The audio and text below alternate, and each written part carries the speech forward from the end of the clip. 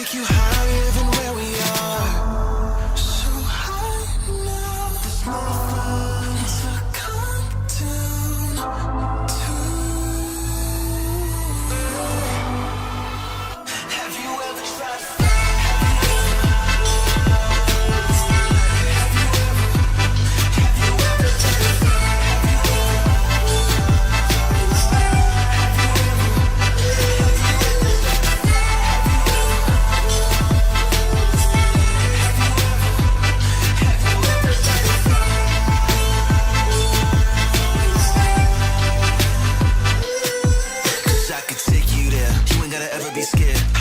let's go to outer space, take you to the stars, you're never gonna feel out of place. Fly with me, need a ride or die, so will you ride for me?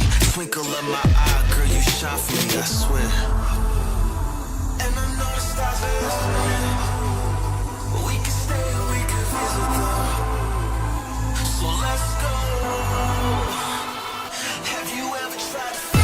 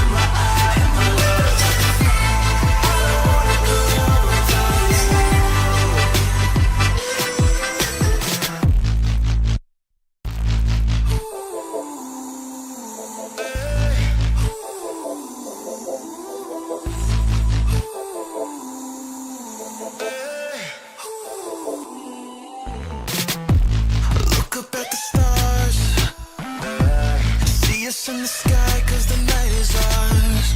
On our way to Mars. Let me take you higher than where we are. So high now, there's nothing to come down to. Have you ever tried to fly?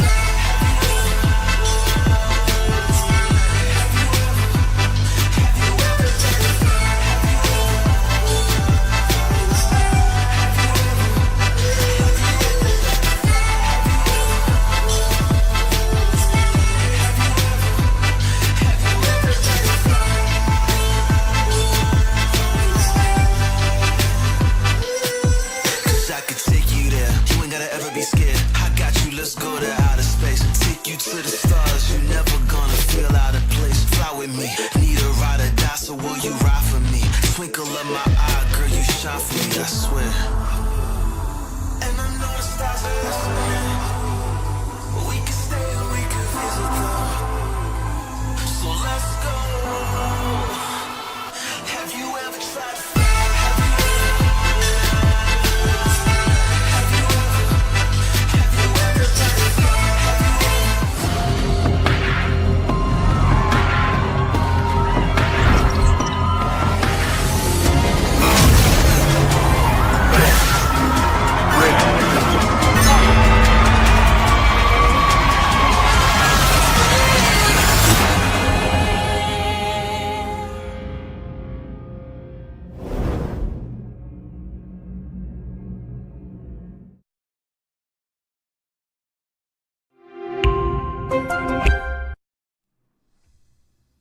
All right, ladies and gentlemen, welcome here to the Predator League 2025 Asia Pacific. I'm FaZe. Alongside with me is going to be Leonard, aka Yodo Lee, and we will be your casters here for today. It's going to be a very nice long day here. We got 6 best of ones lined up and some amazing teams here. It's going to be just full of action, and we might just learn a little bit of something here from these guys. I mean, definitely for sure, FaZe. And honestly, what a way to start out the year of 2025 with a great game of casting with all this phenomenal team here at the Asia Pacific Predator League 2025. FaZe, we're finally back at it again. I think it's been too long for this collaboration, and we're finally back at it again. Yes, sir. I mean, it's been quite a while, since we casted each other. It's been years, so I'm finally actually happy to have you, to be able to work with you again, and of course, to be able to cast a group B here today. Oh yeah. These are some big names. We got Zipto, we got Disguise, TUMT Shark, and Team NKD Academy. So it is going to be insane. Yeah, you can see right here. So there's 4 different groups, guys. There's a lot of different streams going on. All these games are happening together at the same time. Yep. So you guys got to make sure which game do you want to watch. You want to watch DSG. This is perfect. You're at the right stream. You want to watch Boom. Group C is where you're gonna want to have to go head to the C stream. So yeah, you get a lot of different options here for you guys. Yeah, we have really great talents here, like FaZe mentioned as well, for each of this stage. Of course, Group A is going to be at the main stage. It's going to be at the live at Midtech currently here today. If you guys are within the vicinity in Kuala Lumpur, go do check things out, because we got some really great lucky draws that's also happening behind the scenes. You get to see all the players from across the region here in Asia Pacific coming to us to play. Maybe you can get a couple of pictures, get a couple of signatures. Who knows? If you're a big fan, do check them out here. But of course, FaZe, what a great day for us. Yes, like you said, we're handling Group B. Group C and Group D is going to be handling another group of amazing talents as well, which you guys can also check out and try to look out for a couple of their streams. But FaZe, any of this team in our Group B in particular, because that's going to be the group that we're going to be covering the broadcast for today. Ooh, for today, I mean, just looking at our group, we've got TUMT, we've got DSG, NKT, Zipto. All 4 teams, they definitely deserve to be here. They fought through a lot to get here. But right now, on just looking at, it's DSG. I mean, DSG, one of the best teams here in MYSG right now. They actually were able to make their way to Ascension as well. I think it was at 56th place, but still, they've got the experience. They've got the team, the coaching staff, of course. They are definitely here to play. And the thing is, they've got Crazy Guy, ex-Bleed player. Oh, in-game leader as well, right, if I'm not mistaken. Yes, IGL. So he is just insane. He's definitely brought a lot of experience here to the team. But now they actually have a little bit of a new roster. They've also added JA. Oh yeah. Or I'm not sure, is it JA or Ja? Ja. But he's Ja from the Philippines, previously playing for Naus. Yep. And with this team here, with the rest of the squad, of course, already the backbone is just insane. They got a pretty great backbone. I'm wondering to see how Ja will be able to kind of adapt to DSG, or synchronize. It's a new team, so it's definitely going to take some time. And this being his first tournament with the squad, we'll see if there's any sort of issues. I mean, definitely for sure. Team Disguise has been changing a few of their members, not the entire roster, just some of their members over the course of the 2020 last year and 2023 as well, when they first started as well. And yeah, the team that actually gotten them all the way from not only to qualify for the Ascension was actually just both Vera, Styron, Wayne, and Juicy and Grumble, 2 of the members that was previously that's currently been swapped out for both Ja, like you mentioned, and Crazy Guy. Sure, there is some slight concern, of course, when it comes to synergy, especially with the two newly addition members as well to the roster. Yep. But honestly, I'm not too worried, especially since he's this Crazy Guy. He's always been showing some really crazy plays, especially as the initiator or the main Sova player as well. With 3 fantastic players, which we're of course going to be covering a lot later in greater detail when we start broadcasting their game later on, as they will be going up against Team NKT. Another team in particular which has really great spirited players. I think some of them, well, maybe you recognize the team name, but you may not recognize the rosters here. This is be the first time this is all 5 of these players are coming together as a team in Team NKT. However, they have really great backs here. So I could say maybe great history, right? Because some of them were previously same team members in Team Xerxia Academy, or Team Xerxia for particular, if you definitely recognize it over the past few VCT in the other regions. And there's also players like Lorange and Jai Guy Ray here. I'm just gonna call you Ray, my friend. Jai Guy Ray is like a little bit of a mouthful. I'm so sorry, my friend. But So Cool Soda and Jaiga Ray used to be same team as well. So in terms of synergy wise, I'm not too worried about them. They have been previously ex-teammates as well. So pretty much they knew their perks and quirks, and I'm pretty sure they will eventually find a way to play around it with each other. So not to worry about NKT. The one which I'm more interested about is gonna be Zip2 Academy. That's the one I'm looking at, FaZe, because they have a few recognizable members. Riza in particular. Yep. You've been with me from the early phase of Valorant in MYSG for VCT MYSG. Riza, ex-member of Kingsman, and I'm pretty sure anyone from MYSG region would definitely recognize the name, whether it's Riza or Kingsman. They were the team that is often always constantly went toe-to-toe with members of Paper Rex. Yes, they have went toe-to-toe with Paper Rex. This is before they went to bigger leagues here, and that's when Bleed Esports also coming. The rise of Bleed Esports. Oh yeah, they were here from the very beginning all the way to the very end until the disbandment, which is still very sad to a lot of Kingsman fans. But of course they all have their future endeavors, and of course we wish them well. And of course they didn't really stop there. Each of the members went their separate ways. Riza still continued on, and was still sticking around with VCT along with some of the members of Kingsman. So it was really fun to watch. And of course Flaring, this guy, I know a lot of people, right? Until now, FaZe, I'm going to say it right now, I'm still a very big fan of Flaring. If you look at his track record, FaZe, some people could say, oh wait, he's jumping between teams very often within a single year, or every year in this case. Yeah, some people may not see it as a good thing. I see it as a fantastic thing, because let's be honest, that just shows that everyone wants him, everyone values him. He's a pillar of support whichever team he ever goes to. Unfortunately, hasn't really gotten to like leagues like Ascension yet. However, he's making his way up there. There's progression, and each team he goes to, he definitely leaves such a huge impact and mark on them as well. Yeah, definitely. I mean, that's the thing. Like, when you jump these teams, it looks bad on the resume wise, maybe like, why can't this guy come in? But actually, every single team you enter, you learn a little something along the way. And he's been in teams like Bleed, Kizun, he was a stand-in for Alter Ego. He played for Elevate. Yeah, they're not. It's not small organizations or random teams. These are actually names that mean something. He's building up quite the resume here, and now, if I'm not mistaken, he's actually going to be the IGL, the leader of the team. Yeah, he's definitely gotten experience from other teams, and now he's putting it here into this team itself. But every single one of the players here from Zip2 has the experience. They know what they're doing.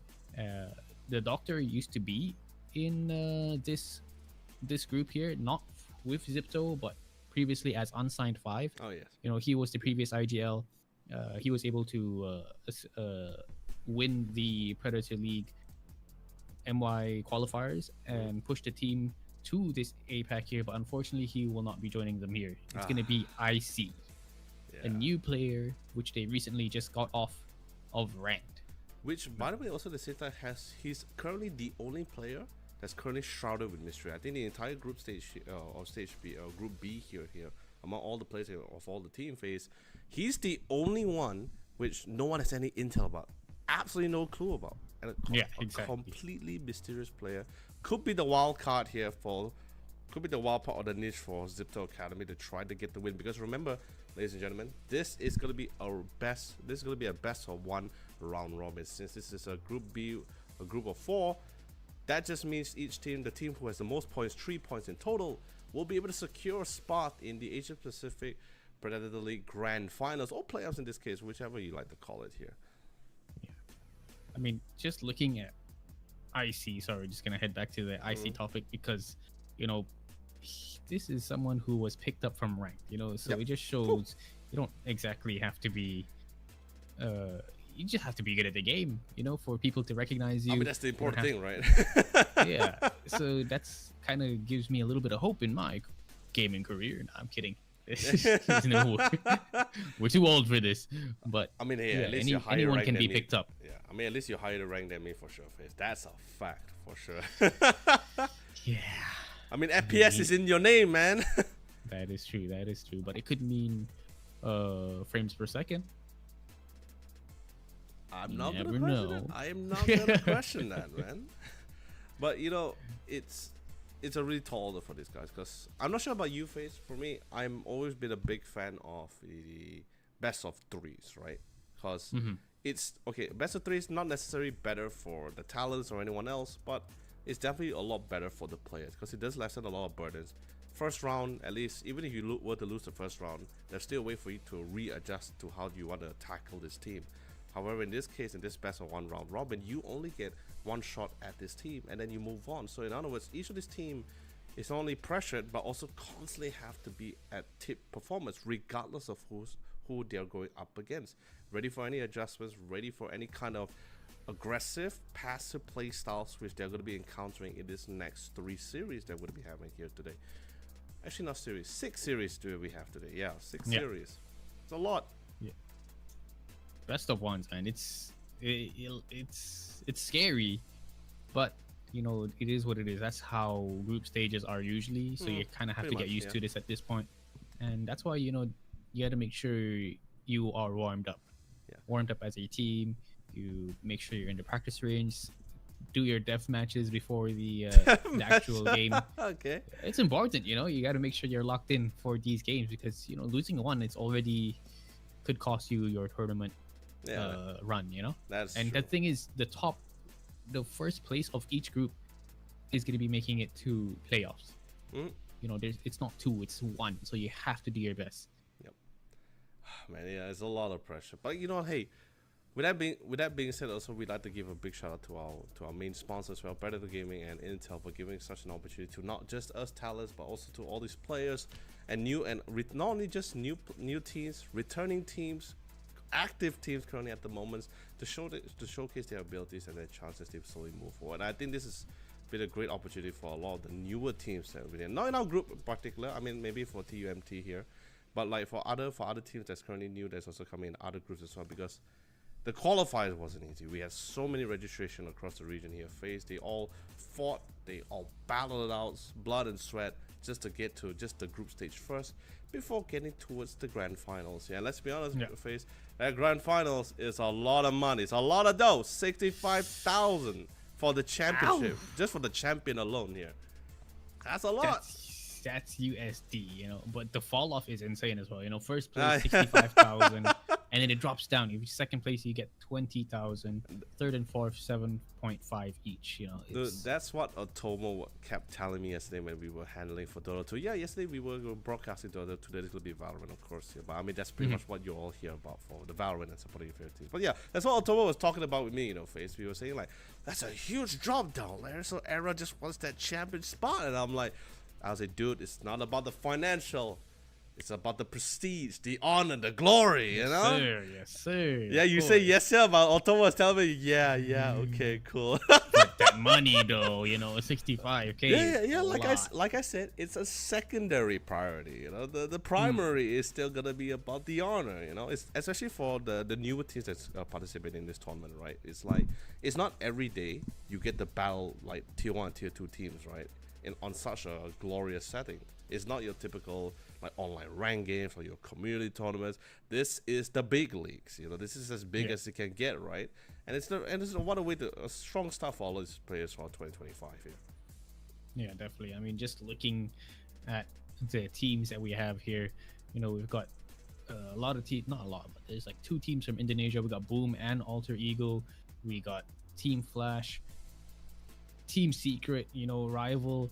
So these guys, these are big names. And you know, if you're a new team that it's your first time, you know, here, such as TUMT Shark in our group, you know, they're relatively more of a newer squad. This is a team that was built from a university, you know, so they don't exactly have a lot of let's say competition. So heading in towards this tournament, this is exactly where they would want to learn and gain experience from.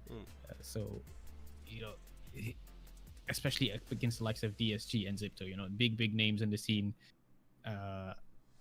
it's just going to be super fun for them, you know? Yeah, it is. And especially it's like for Popoman, especially for TMT Shark, right? It's like Popoman, Ethan, and Shooks, they definitely have played in some of the C tier tournaments as well, which is going to be pretty great for them as well. They also went to some international tournaments, or at least some of the, they even participated in some of their VCT from their regions as well. although not able to get too far. But you know, that's usually how it is, right? You gotta start somewhere. Sure, if you start strong, that's of course fantastic for you. But hey, even if you don't, even you start strong and don't end strong, that's still fine because you're still learning. We still want more new talent. Yeah, you don't learn when you win. You learn when you actually lose here. So, and they're getting better every time and every year. Same goes for members from NKT and Disguise and Team Disguise as well, which we're going to be casting on later on.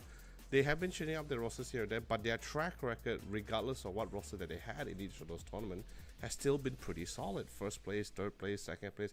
It's been really very consistent positioning until Ascension, of course. That's the only one where, you know, that's super international already. Yeah. I mean, Ascension is, I guess, another level. You know, back then they were known as Unsigned 5, you know, heading into the VCTC. You know, it's not exactly Ascension, but it's still some pretty big names. You know, they were only able to secure 11th to 12th place. You know, now in relegations, so this is the time now with this new team, new couple of members as well. They have to step up and, you know, just pop off here today. But now we're gonna be heading into the agent selection here, guys. DSG against NKT Academy. Towards the left side of the screen, you will see NKT Academy, and on the right side, DSG. The names are a little bit stuffed right now, but we will get production to fix that, of course. I think on cam here is actually NKT. Yeah, NKT is about right. I'm pretty sure we would have recognized like Styron, Vera, or Vayner, or Crazy Guy. This we'll instantly just recognize their PV right off the bat without fail here, honestly. But you know, I'm excited. I'm excited because NKT members, some of them two of them, like Darth and Vicky, used to play with Xerxia, so they have that synergy there. Jagger Guy and Soku Soda has been playing from all the way from 2023. Same members as well. So pretty interesting how they really want to tackle this for Team Disguise. That's the one they need to be really concerned about. This is a team that has went to Ascension. May not be the full 100% of the rosters here. I can say maybe 3 of the members still retain from that. Still the core, you know? Yeah, still maintain its core. You got Styron, who's pretty much like the anchor, right? The anchor of the whole team. He's the sentinel player, the anchor, literally the anchor. The man who ensures like, hey, you know, if the game's on the line, he comes online. It's an absolute threat if he's still sticking around when it comes down to those 1v3s. Right? He's clutch. He's pretty much, people like to tell, especially among his teammates, they like to call him Clutch God. I love Vera ever since, I believe we were there when he first debuted as well, FaZe, in the previous VCT. Vera, he's a guy with a ball of energy. He's very spirited as well.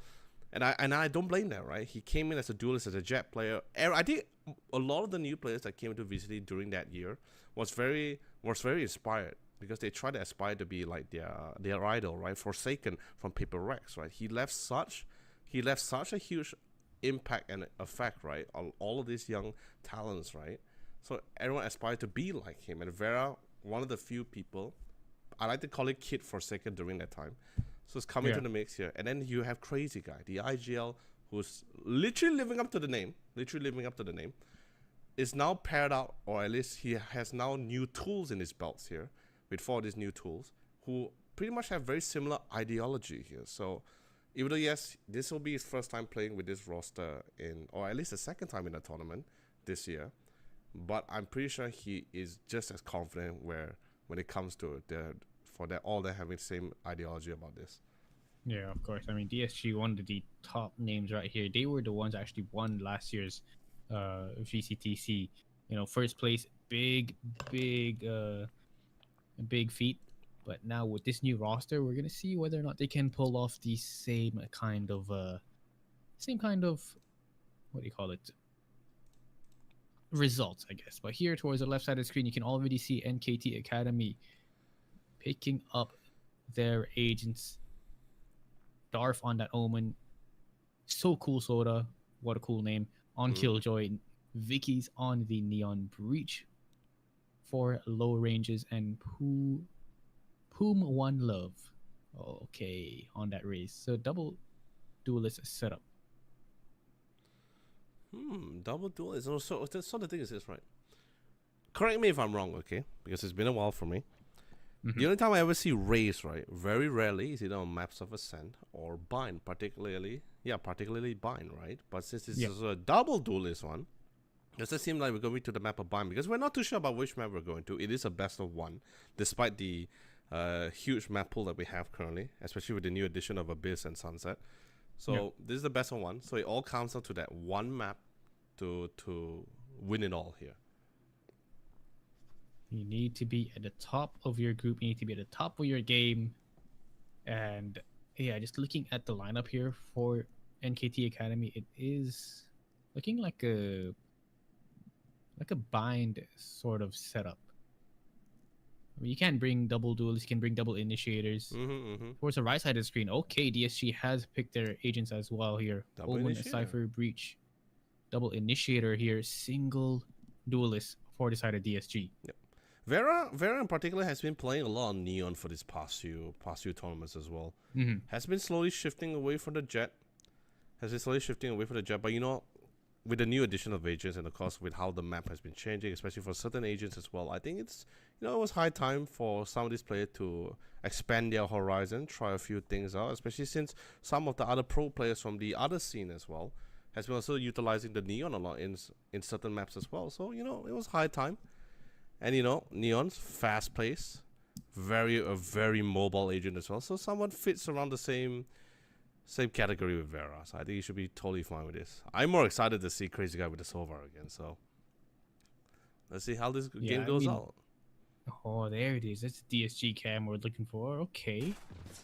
Looks like we're going to be heading into Haven. Hey. Okay. A raise on Haven is not something you see that often. Right. You know, usually it's the Jet. This is going to be my first time in a while, so I'm super excited to see how Poom One Love brings it out. Yeah. This is gonna be really exciting, right, Face? Because like even for like if I were to like differentiate between like both, okay, sure, Jet, you got the Bladestone, definitely you got a lot more high kill potential with such a huge executing ultimate, right? And of course you charge out your ultimate a lot more faster depending on more frags. Like she's just one of those few agents where she's very cost efficient. With her ultimate, since it doesn't take that long to charge it up either. But you know, Neon comes with its own person quirks, right? You get this nice electro wall. You don't have to really worry about being cut off from the corners. Compared to like what Jet usually do is like you throw a smoke, you dive in, or maybe you're dependent on your initiator to flash before you dive into the side as well. So maybe the Neon gives a little bit more security, a little bit more safety, right? Yeah, definitely. I mean, just that speed and aggression paired with the breach is going to be so good. And already DSG making their way in towards the C site. It is just fully empty after taking it down the Killjoy. And look at this, just through these smoke Vickies. Insane. With the retake, they're trying to do what they can. Numbers are slowly dwindling, and it's a 1 versus 3. Boom, One Love, and just tap through the smoke. That is DSG winning out their first round. Wow. Strong start. No hesitation. Just flash. Goes right straight into the side here as well. And I think they also somewhat understand, right? Because this is the map of here. It's like one of the OG maps in Valorant. Like one of the first introduced maps. And at the same time, it was also one of the few maps that somewhat broke the FPS ideology, right? Because it's usually... Every FPS game is usually like just 2 bomb sites. This is going to be also one of the few maps which has 3 here. Which for the defenders, it gets a little bit harder as it diverts out the defenders, right? You only got 5 players. There's only so much 5 players can really do to play around 3 bomb sites, right? Where Sentinel comes into place here, a little bit more of a pivotal role here, as they are able to get a little bit more information from their utilities and abilities, right? Like the Killjoy, for example, with the turret. Yeah, that's why a lot of teams tend to run double initiator here. Get as much information as you can and be able to get the map control. But hold on a second now. Looking towards Sewer. Boom One Love just getting tapped by Crazy Guy. They've taken that A site control. Vera rushing in towards that site. And Vicky's with that Bucky. Good for 1. Nonetheless, it's going to be all down to the solo player here on NKT. Trying to rotate, make his way on towards that A site. Frenzy in his hand. So cool soda. Good for 1. But will get traded out. Now that's what we're trying to look for as well. Although yes, it's at the same time it's pretty cool for NKT to actually drop like 3 members of Team Disguise, right? Like you're forcing them to rebuy the weapons. Ideally, you know, if you can keep as many, if you can actually try to prioritize as many survivability as many members as much as possible. Hey, you know, you're gonna be able to rack up the economy, right, in the bank. You're gonna be able to utilize some. Of course, some will actually drop the Spectres and try to get the rifles out here.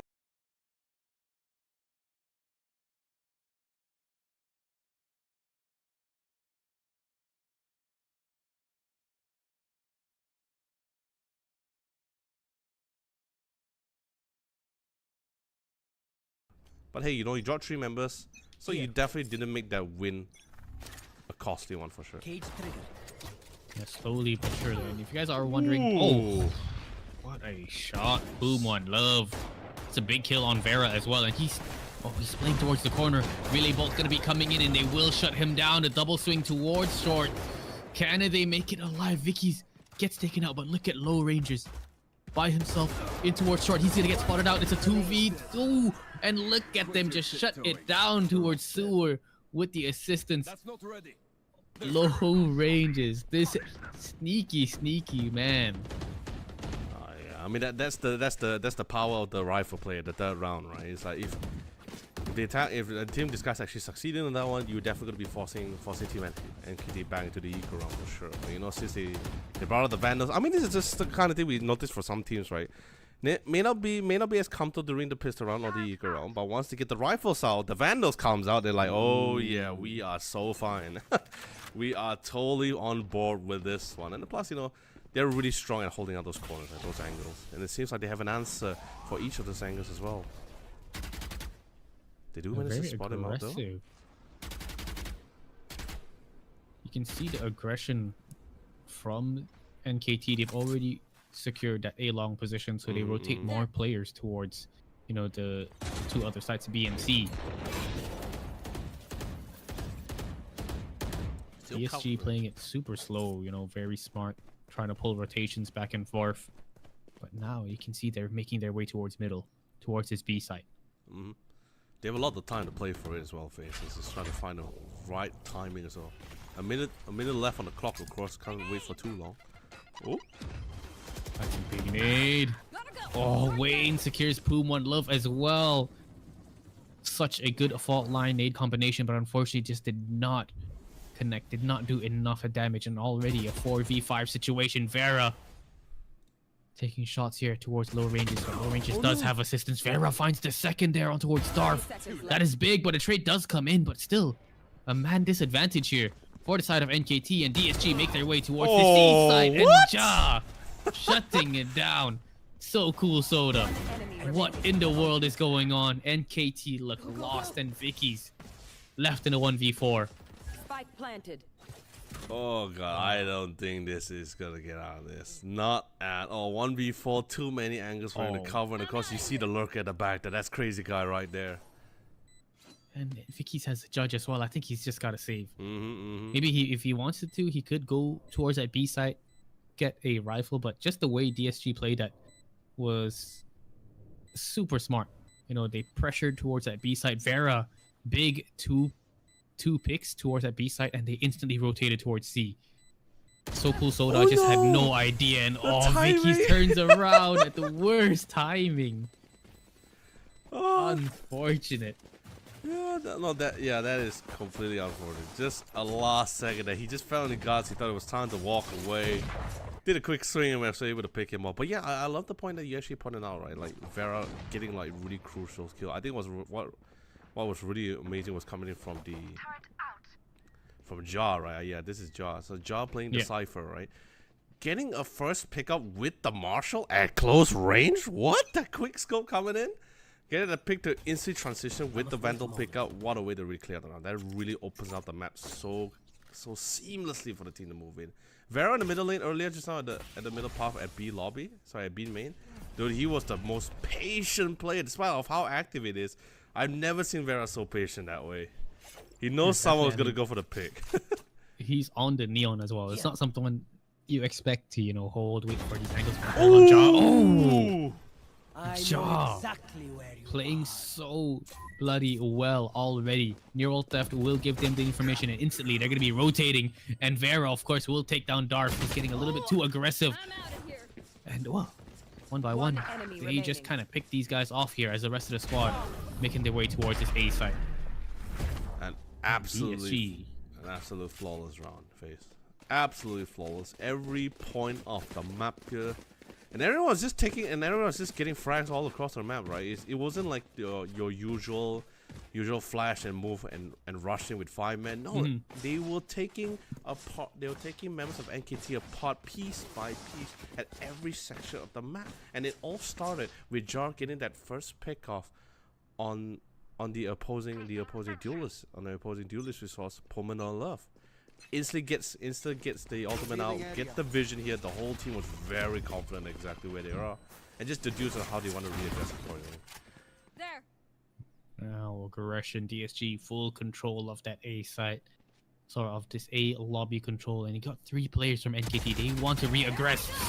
Send a relay bolt. Overdrive comes running in, and Vicky's with the swing, but DSG hold the things down. The double a trade. And they've secured that A site with the Rolling Thunder as well. What can you do at this point? 4 versus 3. Well, it seems doable, you know. It's pretty close matchup for sure. But the angles, though, they need to get the pickoffs. Oh, It's a big kill there from Crazy Guy. Low range is instantly deleted. But 2 versus 4, though, it's gonna be tough. Paranoia is still available, but look at Jaws set up a trip towards heaven. He's got the cam here for anyone trying to run out towards spawn. On towards the site, and you can already tell falling back. These last 2 remaining players from NKT, they do not want anything to do with that retake. A site is one of the hardest sites to retake as well. So I completely understand why they're going for the save. yeah. I mean, this is just one of those few situations, right, where you just can't. Especially when someone run out of utility. I think this is one of the few beauties when you have like double initiatives. You can somewhat expend your one initiative can somewhat expend the utility just to check things out, whereas the rest it can just be used whenever it's necessary. So it's like in that situation, retaking A all came down not just on utilities anymore or abilities. It just came down to that individual skill play. If they got the mark, that's great. They got the pickup, that's also fantastic as well. That just makes this a lot. That definitely lessened the burden on the side here for NKT members, or even for Team Disguise here. But Ja, so far this past 3 round pivotal. Oh my god, so many impact kills. I'm not gonna call it normal kills anymore. At this point, it's gonna be more like impact kills. Ja and Vera is on the job for that. The rest of the team, Crazy Guy just giving out the calls, have so much comfortability when, especially for an in-game leader, right, in the game itself, and playing the role as the solver as well. It's so much more comfortable, especially when your team is already doing exactly what they're supposed to be doing. You're a lot more be able to focus on other smaller things, right? Like, okay, they check out the side, need to check out these angles. So at least that way I can give the appropriate intel and a tactical plan on how to engage each of the sides here. So been pretty great so far. I think Crazy Guy has been pretty happy with this team. Of course, I mean, just looking at the way they control, they kind of control the pace of this game right now. You know, they get aggressive towards A lobby. You saw time and time again, they would just wait, see if NKT go for the re-aggress and always punish them when they try to re-aggress. But this time around, looks like they want to head towards this C site. Already 4 players stacked up. Ja, of course, taking that mid control, and Ja has been playing lights out. I mean, like 7 kills, 2 deaths. He's always lurking there towards middle, and he always hits his shots. Yeah. So it's just gonna be difficult here for NKT to deal with. But I'm also a big fan of the adjustments coming from NKT, right? After experiencing for the past four rounds, right, at least, right? They just somewhat adjust. Okay, probably we need a little bit more people on this side. Probably need to try to check out those angles a little bit more better. And then here comes the bucket hand. Oh my goodness! Thank you very much for the upgrade. He says. And also, do take it to the count phase. The whole members of NKT didn't come in with a full buy. They had only 2 rifles and a bucket. So that was going to be a pretty nice upgrade for sure. Definitely, but there's so much noise being made towards this C side. Already full on rotations Look at Crazy from the side of Guy. NKT. Crazy Guy all the way in towards that on A already, just pulling the rest of the team. Like, guys, let's head towards A. It's completely 30 clear. seconds left. NKT, they've been rotating so fast, you know. So, I think Crazy Guy realizes that, and they just pulled off one of the easiest fakes of their lives. But can he get this out? Okay, yeah, he's definitely in. Spikes down. Ultimate's in. Phase, let's go. The time, the Rolling Thunder is just gonna be swarming. NKT making their way on towards site, and already there's no more time to go for the spike plant. A misplay there by DSG, not realizing the Rolling Thunder is available. Yeah. What a ult there by low ranges to deny the plant. Really well done, especially since like we are talking about an ultimate, a very costly ultimate of 9 charges, right? So there's gonna be like either 9 frags, or you had to actually pick up those ultimate ults as well. So it does take a while, really, to keep track of all this, smaller details. It may not seem significant at one point, but you know, eventually it starts adding up, right? It's like, right, does he have a Rolling Thunder? Does he have not? That was so pivotal. It definitely was, and you can already see the op being picked up by Vicky's, and he is posted up towards short. Not gonna be able to find his mark. He will fall back to a bit more passive angle. Op in his hands, though, very, very dangerous. But Crazy Guy are just so aware. Of course, you've got 2 initiators on your team. You got to make sure you use the drones, you use your recons, clear out this information. But 3 players stacked here. Showstopper available for Puma Love as well. Do they walk in towards this? Vera goes for the shoulder peek, and here we go. Showstopper gonna be popped off, not gonna be connecting at anyone at all. Really well sent out. But can they find their hits? Can they hit their marks? Hunter Suri, fault line gonna be used, and look at Vera just sliding in. The site is under attack, and DSG want control. Boom on Love, good for one. The trade comes in as they flood the A site. Spike will be planted, and well, it's a 2 versus 4. Darth, if he wants to find something, he's got to find it now. He's got to get aggressive. He's got to find the pick. So cool, so Soda, though, does take down Ja towards middle. So this is a little bit more doable from NKT. But they decide not to go for it. Yeah, it was too Just low. falling back, going for the save as well. Yeah, that was a little bit too low. He definitely does have the blind and the smoke for it, but there's just too many angles. The corners is a little bit too tight. Maybe it's a little bit. There could be an opportunity if we had so cool Soda actually was able to clear out A main side, but sadly he just wasn't really there in time. So that could have been a really nice pincer move. But since they weren't really in the most ideal situation or the ideal scenario, once you go for the saves, you bring the rifle to the next round, have a better luck next time. Because it's not to say that they have been forced back to eco. They did win a round before this, so they do have a little bit of an economy here for the full buy. Quick readjustment phase. They still manage to. Vicky still have enough economy to get out the operator out once again. Wow. But you know, from the last round phase, what I think was so amazing is that comms, right? Styron already was giving the intel, you know, the operator, everyone's focusing on him, right? Pretty sure he just had to make the assumption they're gonna be focusing down at that corner box, allowing Vera to just absolutely just slide in on high gear, and they were able to make that. They were able to pull off that game. Yeah, I mean, just seeing Vera slide across your screen and take you out has got to be a big kick to the stomach. But now Op is still available here. The smoke has faded, so he may have an opportunity. The scan does come in to play right long, but Vicky's misses a shot once again.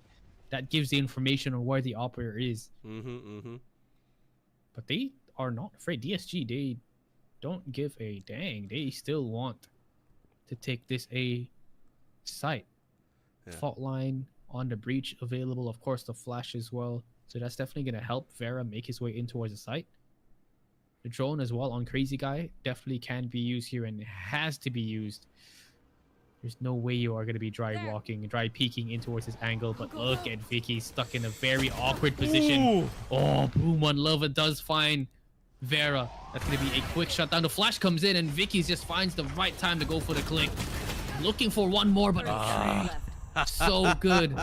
Gets scanned, and oh man, Ja trying his best to hold it down towards that A site. And Boom, one love. It just shuts it down with a massive multi-frag. A very excellent hold. Don't get me wrong. It was also a great entry here. Was able to force already somewhat understand on how the movement was going to be like for Vicky, especially after using the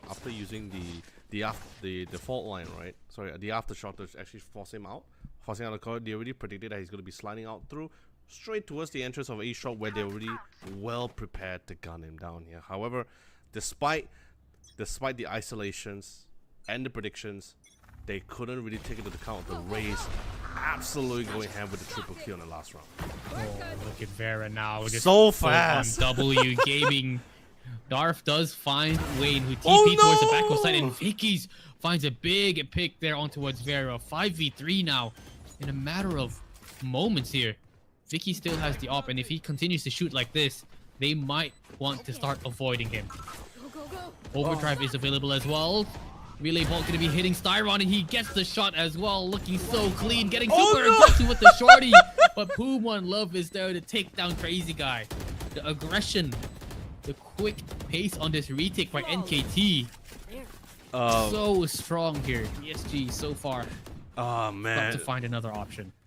Dude, Vicky was like, hey Vera, whatever you can do, I can do as well. But still, everyone was just pulling their absolute weight in this.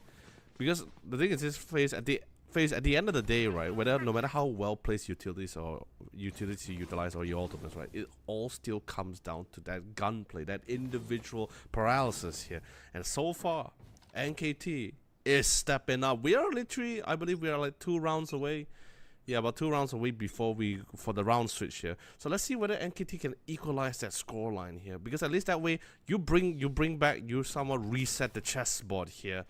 Unless Team Disguise, DSG, has something else to say about this.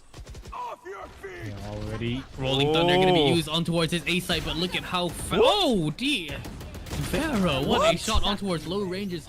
Bit of an overheat there. He will get spammed through the smoke, but man, lockdown already invested. All 4 players from the side of NKT now have come in here, have regrouped towards the outside of this A side. Paranoia coming in, but at a nice fault line to delay. But look at the aggression towards the top of that default position. You can already see this flood, this retake from the side of NKT, but Ja holds it down with a 3K. Oh my goodness.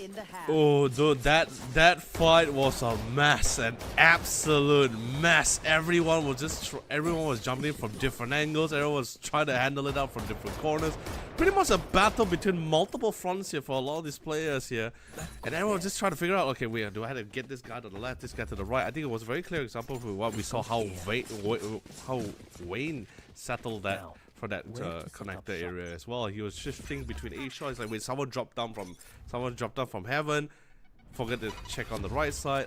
Dude, it's a mess. Yeah, full on chaos. And now Vicky? once again hitting this C side. Overdrive has been popped by the side of Vicky's, hits Vera, takes him down, and looking for one more, but Crazy Guy will be able to tap him down with a Guardian. Swaps up, but now look at the positioning Ja has on towards that A site. So deep in towards A. The trip has been set, so they've given away the sound cue.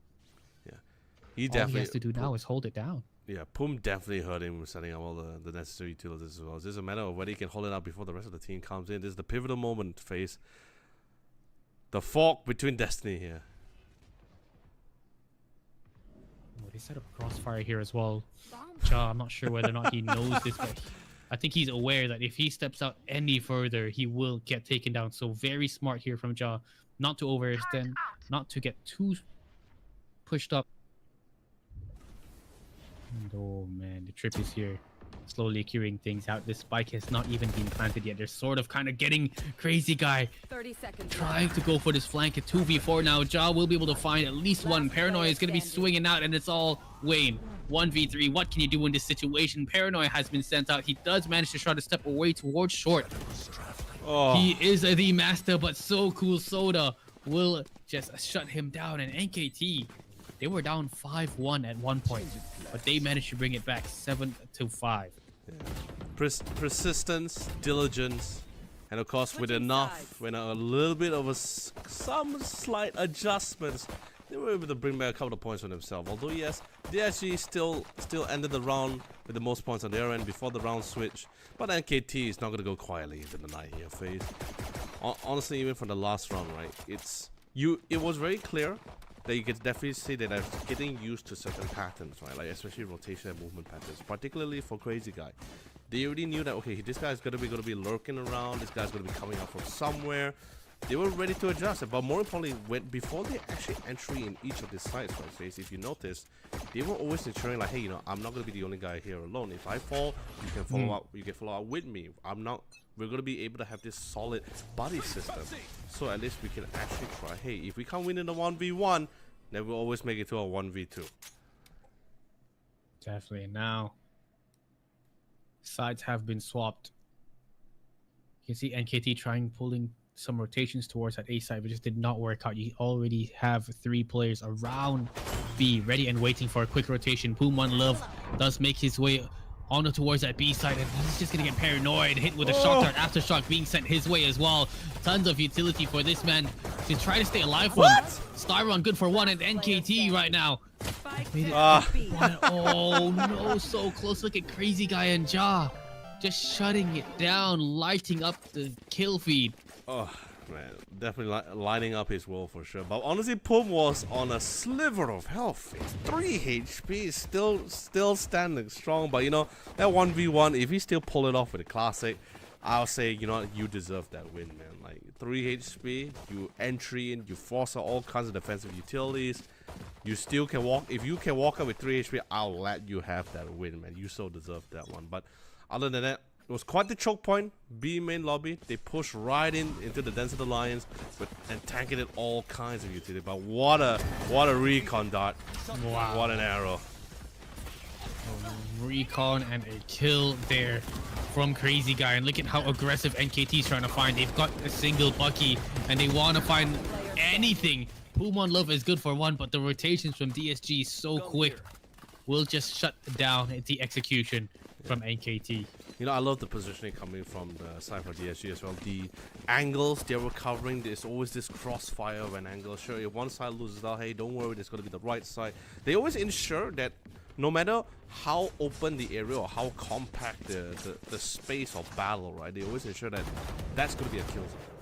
We're just going to keep cornering them. We're always going to make sure we're going to be able to just get those pickups, to get those really great trades. And what's even amazing that DSG was able to retain majority of their members. 4 members were still sticking around from the last round. So that's a lot of money saved from the last bank here.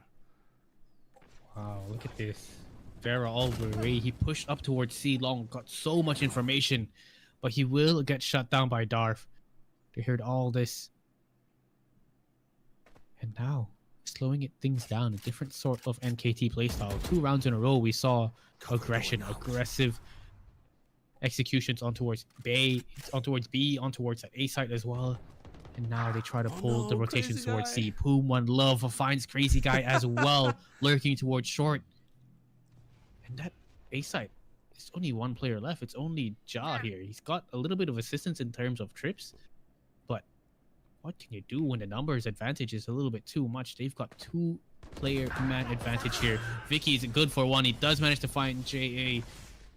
And well, 5 versus 2. I think this might just be a retake. Can they find 1? Wayne good for 1 indeed. And well, it's all down to Styron. Down in the dumps. Taken out in 6-9. PSG will not win out that bonus round. Yeah, that's unfortunate. I mean, it did seem definitely a little bit slow since now the rifles are all right. Because they just want to respect that. They saw it from they experienced it for the last round as well. You know, all right. We're definitely gonna be taking this nice and slow. I saw Crazy Guy definitely tried to make a play for sure. Felt a little bit too quiet. Felt a little bit confident. No, not felt. He know he was confident. He should try to go for the pick up. So he just pushes forward. Unfortunately, the pick battle went in the hands of Pum. I think if Pum actually fell, then Crazy Guy's gonna have so much control for that side at least. Doing that A long. Oh, fast lane. Very, very quick on towards C, and NKT they play it fast, they play it slow, and all of a sudden they change it back towards a super fast place execution on towards C. So DSG is just not not ready for this type of thing, but super smart play from Ja. He just falls back, plays full on 5v5 retake with the team, and now they use the utility to try go for this retake. Flashpoint still available. Can they find an answer? That is the question. Vicky's a very aggressive positioning here towards the top of default. Will fall down, and look at these players. Ja good for one. Instantly traded towards Garage, and Vera just full back and forth trades here towards spawn. Who won love? We do from this position. It is a double player, a 1v1 now, and look at Wayne with 5 HP, and So Cool Soda will shut him down. Oh yeah. Although costly win though, very costly, but not as costly for DSG as well. Now this is gonna be forcing it back into the ecos here. Coming in with 3 sheriffs and 2 classics, yeah. Vic is still gonna be sticking with the martial hand, but he's pretty confident with the quick scoping. The outlaw there in the hands of Vicky's. Oh yeah, sorry, the outlaw, yeah. Yeah, it's definitely going to be a strong weapon, you know. 1 tag to the body is going to be 140 damage done. And most of these players don't even have armor here on their bodies. Taken out. Information being given here. Ja by himself on towards his C site. Can he find a pick though? And yes, he does. Boom, one love with the opening pick on towards that C site. Oh man, the guy was just like, you know what, I'm not gonna go through you, I'm gonna go over you. What a way to pick him off. I mean, you can't exactly see through the Cypher's cage, but you can see above it, you know, and that's exactly what he's gonna take advantage of. What can you do, man? Rubber DSG buying up basically upgraded pistols, that's about it. So if they want to find picks, gotta wait for some exit frags. He just died to the spike. Really, Bolt does come in, and Vera does find Darf. That's gonna be a good start here. What? Oh, finds the second as well. Oh my goodness. Gotta go. Oh, Vera, you gotta stop this, man. You can't do this. 2 kills? Yeah. He's 1 away from ult. Oh man, like he did not want to allow them. No, the only one who was going to be farming ultimates here was Vera. He's not going to allow NKT to get an easy one there. Totally uncalled for. I think this is definitely what they didn't really expect. Such movements from him, right? He thought it was out for the clear. They thought he was going to go for the peak here, but Vera just like, hey Vicky, this is how we do Neon, man.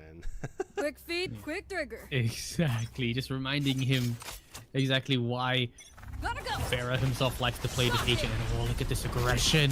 Fault line towards this A main position. Hunter Fury going to be used as well from the defensive side. And oh, Crazy Guy does not miss those at all. That's going to be a good pick on towards Vicky's, but towards the other side of the map, on towards C side, NKT. They've taken this C control. Such a firm understanding coming from Crazy Guy. Like the route that the Neon was going to take as he was falling back, absolutely priceless. If you notice, right, how well he was fixing it, it felt like he could literally just see him through the walls, like absolutely no problem at all. Where is it? Clearing out.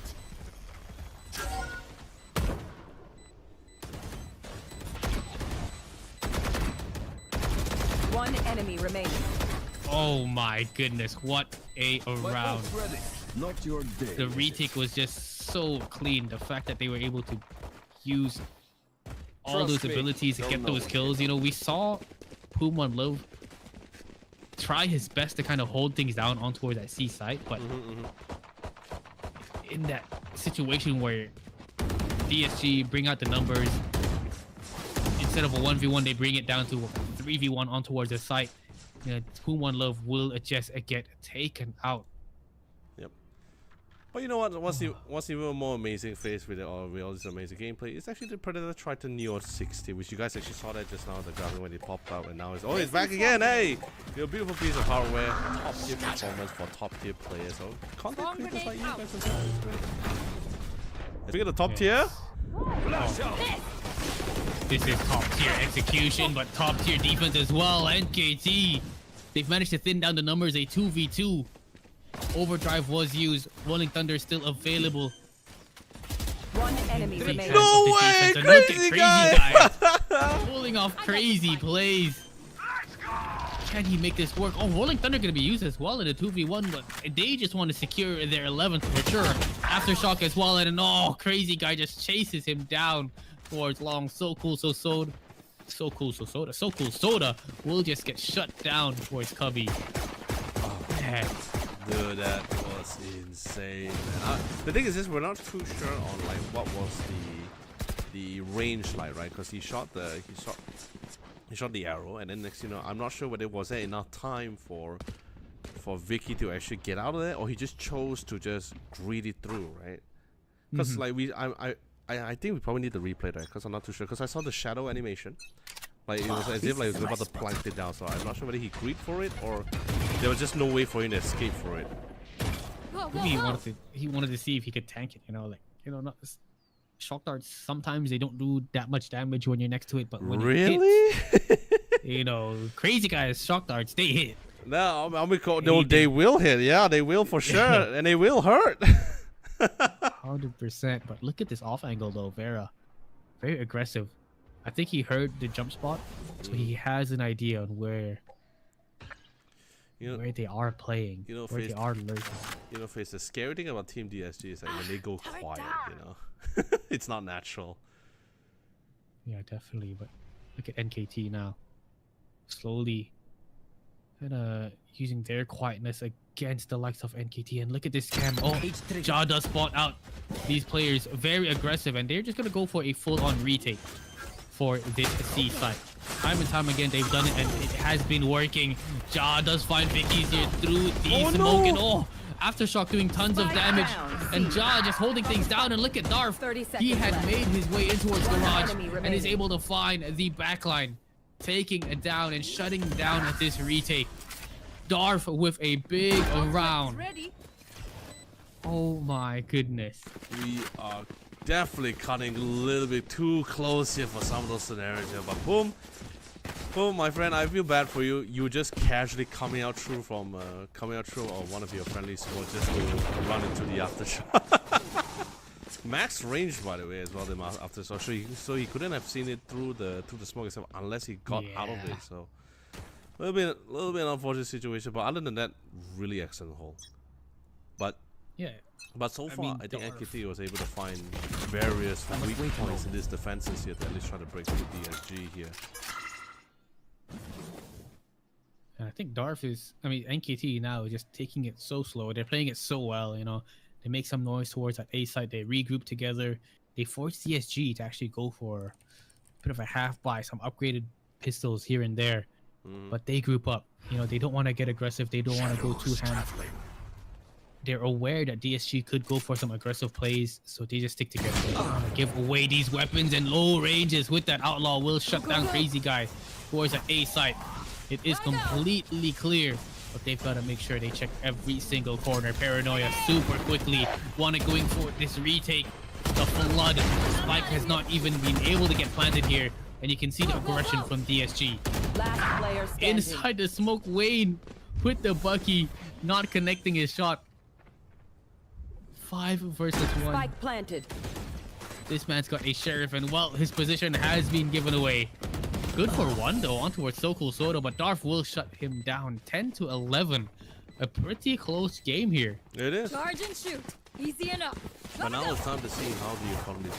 The last round they went for the saves here. They should be having enough to get the rifles here. They're not able. If DSG is not able to break this lead that NKT has, then most likely they're going to be able to equalize the scoreline here, and probably 1 point closer to that match point here. Oh, dude, economy-wise for DSG, this is pretty much like if we do the math right. So, you go straight to eco round, and it's match point round. You do not want to go eco on a match point round. You should Not, run. but they've got a pretty decent setup here. Killjoy lockdown going to be used, and look at Wayne, so aggressive, pushing C long, dropping the spike. DSG have it in their possession, but the thing is, there's no one can help Wayne. Sight. Ja is already being contested by So Cool Soda, and Ja will shut down So Cool Soda. he will be able to have a little bit of a Last player leeway standing. towards that C-long position. And they just get shut down across the map. A flawless round here for DSG. Oh, they brought it back. Match They brought it point. back, and now it's match points, ladies and gentlemen. This is the one, like I said, it's a best of one round robin here. This is going to be the last time that Team NKT and DSG is going to be able to play against each other as well. The team that secures this win will be able to earn the first point in this group stage here. Possibly one step closer to going to that grand finals here. But you know, FaZe, finally one last tactical pause, I believe. Potentially, this could be our last tactical pause for this round. Taking into account of all the ultimates that's available, but there is the neural theft here. Long range, if he's able to get to that ultimate up, either on that C long or that A side, right? He would have the Rolling Thunder, or he could actually get the pickup. Same go for Darth. I mean, Darth, pretty great with the global teleport into the shadows. It'll be pretty great if you get the spike. The You know, Rolling of course. Thunder, though. Yeah, Rolling Thunder is pretty. I mean, it depends, right? We have been seeing a lot of different kind of players, right? Especially with the Omen, your whole team just like diverts the entire shot or pulls the whole enemy team onto one side, and then you have this Omen going to be TPing on the opposite side of the map, right? Especially on Haven, it hurts a little bit more since it feels a lot more longer, and you know it's 3 bomb sites as well. Already you can see NKT. But look at the positioning coming in from them, FaZe. Oh, they leave Lost- the C site completely open, huh? Yeah, They just want to go for a retake. 4-man mid round down the lane. Trying to get aggressive here. Maybe to get a quick mid rotation in towards the garage entrance. And I don't know if NKT will expect this at all. The trip set up here for Ja, Okay, they know. not gonna be hitting its mark, My but man, ult's ready. what can you do? Rolling Thunder already secured by low ranges as he gets this spike planted, and look at this flank. Vera is here. They make the noise. They force Puma Love to fall back on towards the site, but they've got 3 different angles to work with. While this is all happening, you can see NKT, they want to take control of spawn. Ja is just here, being able to shut them down. Can they pull off this retake? 3 versus 2 now. 2v1, 1v2. that's crazy, guys. Can Vicky's find some signs of life? My ult's ready. Oh, overdrive gonna be popped off as well. If there's anyone to do it, it's gonna be crazy guy, but NKT win it out. A clutch from Vicky's. Such a back and forth pull. Oh, it was such a difficult 1v1 as well, FaZe. 10 HP on crazy guy, and the overdrive still active here. He just had to zap him, just like any part of the body, any part of his character's hitbox, and he would probably just die there. Oh man, but still, what an execution, what a defense as well. Yeah, NKT, you saw them push as soon as they let go of C long. You can see NKT instantly getting aggressive towards CT, but now, hold on, a very aggressive play here from NKT on towards this C side. Crazy guy will get taken out. And look at the flank from DSG already. 3 players trying their best to make their way in towards A main. Presence will be given away, but do they find a player towards short though? That is the question. Darth does take down DSG Wayne. So Cool Soda shuts down Ja. One enemy remaining. 5v2 retake, and NKT just looking so strong as they pull OT here for the first best of 1 of Group B. Switching Oh, sides. dang. Overtime. Really amazing. Now we're heading to overtime, ladies and gentlemen here. Our first overtime. I'm not sure about the other groups though, please. I'm not sure about the other groups series because all our games are happening concurrently, ladies and gentlemen. But our first overtime here. Vicky walking in with 24 Ja alongside with it as well. Super aggressive. I mean, It is. we saw aggression from Vera once he was on the attacking side. You know how aggressive he was able to get straight up in your face, but Vicky's is just doing it even better. 24 kills is insane. And now the C stack here from NKT. They've decided to put 4 players on towards that C site.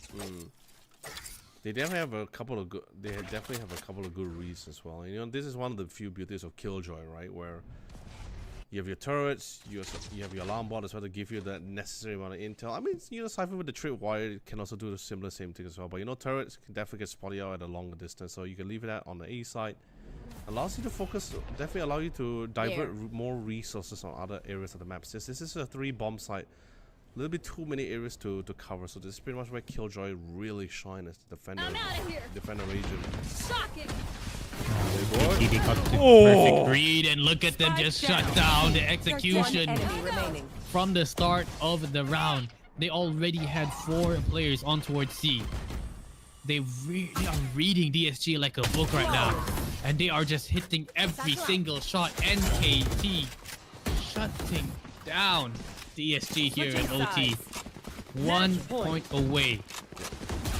It was such a fantastic read as well. And the best part about it, they had everyone at each angle. They just came down to that individual. I think it probably would have been a different storyline if Darth actually did secure that kill from the side instead.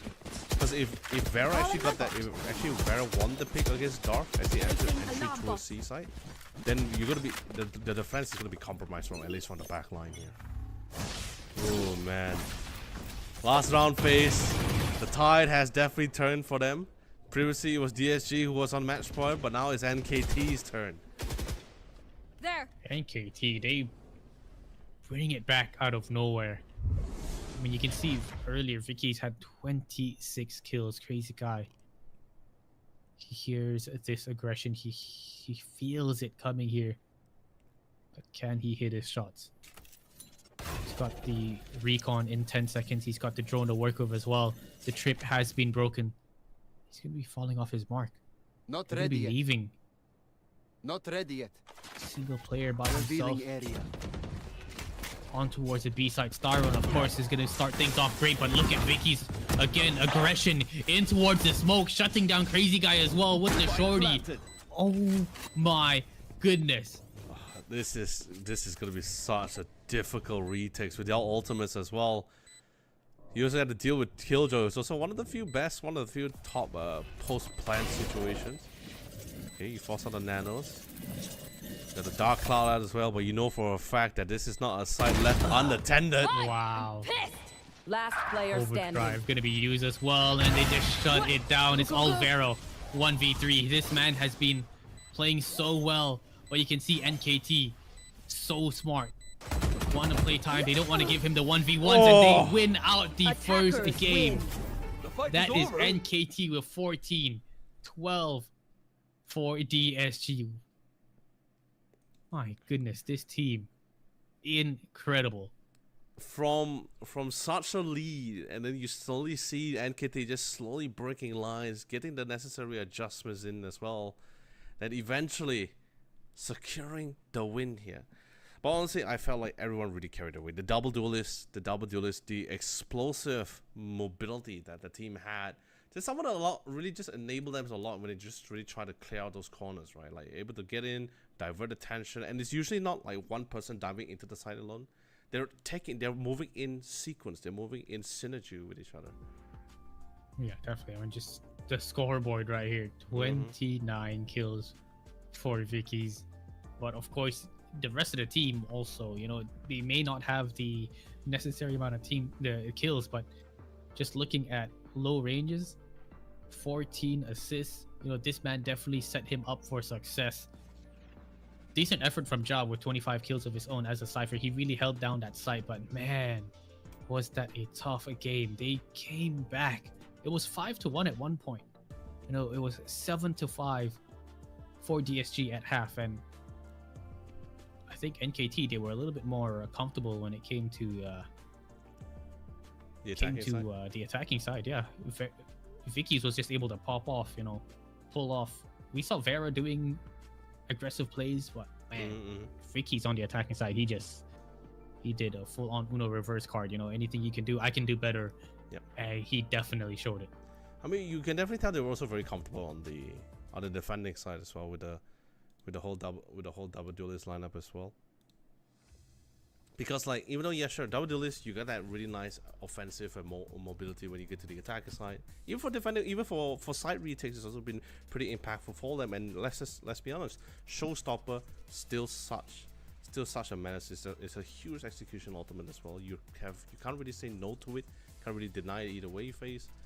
And the amazing thing about it is just the Killjoy. I feel Killjoy played a very big role in that map of Haven here in particular here, because it just allows the team to really adjust on how they position. You notice on the defending side, right? The Killjoy positions his utilities and he literally covers 2 bomb sites at once. He literally covers 2 bomb sites, alarm bot, turrets. That allows the team to have like a 4-man stack on one side if they wish to go for it. And the tactic worked. It really did work. Yeah, Because in but like like a blink of an eye, 3 players from DSG just instantly got deleted. You know, yeah, just good read. crazy. Yeah, amazing read. NKT. You know, throughout the whole game, they were looking a little bit shaky, but at the later stages, when it really mattered, they read them like a Harry Potter book, man.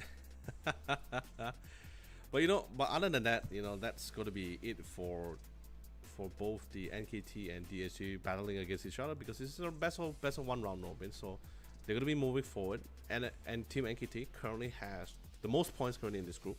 We still have 5 more series to go here, so maybe if DSG still wants to make it to the grand finals, they can try to win the rest of the game and try to hope for a tiebreaker, or try to see if maybe the other team is able to steal a game away from Team NKT. I mean, this is just pretty much how it goes. So it wasn't like Dota 2 yesterday where we only had 3 teams in these groups here, which made things a lot more difficult to hope for tiebreakers. Now we have 4 teams here for Valorant. So there might be an opportunity for the other team to try to steal a win from the NKT, because we still have very prominent teams that's still here in this group stage alone. We still haven't seen Sipto Academy. We still haven't seen how TUMT Shark is going to be playing in this group as well here. So, but other than that, we have a really close game. What a strong start that we have here for our first Valorant game here for today. I'm very this makes me more keen and more excited to see what potentials that we have to see from the other teams as well. Yeah, definitely agreed. I mean, after this is going to be Zipto against TUMT. It is going to be insane. But yeah, just looking at the standings here, guys, already towards Group A, CCGZ, a team from Acer Japan office winning it out 1-0 against NXG from the Acer Australia office. Of course, towards our group in Group B, NKT from Acer Thailand office winning it out against Acer Singapore office DSG 0-1. I mean, we saw it here. It went all the way OT.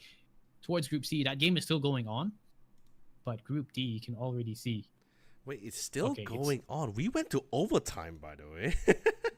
Yeah, exactly. I mean, I was just looking at it while we were in OT. There was actually like 10-4 for one of the teams. I couldn't actually put my finger on it, but yeah, these games are going on. In Group D, you can see CA.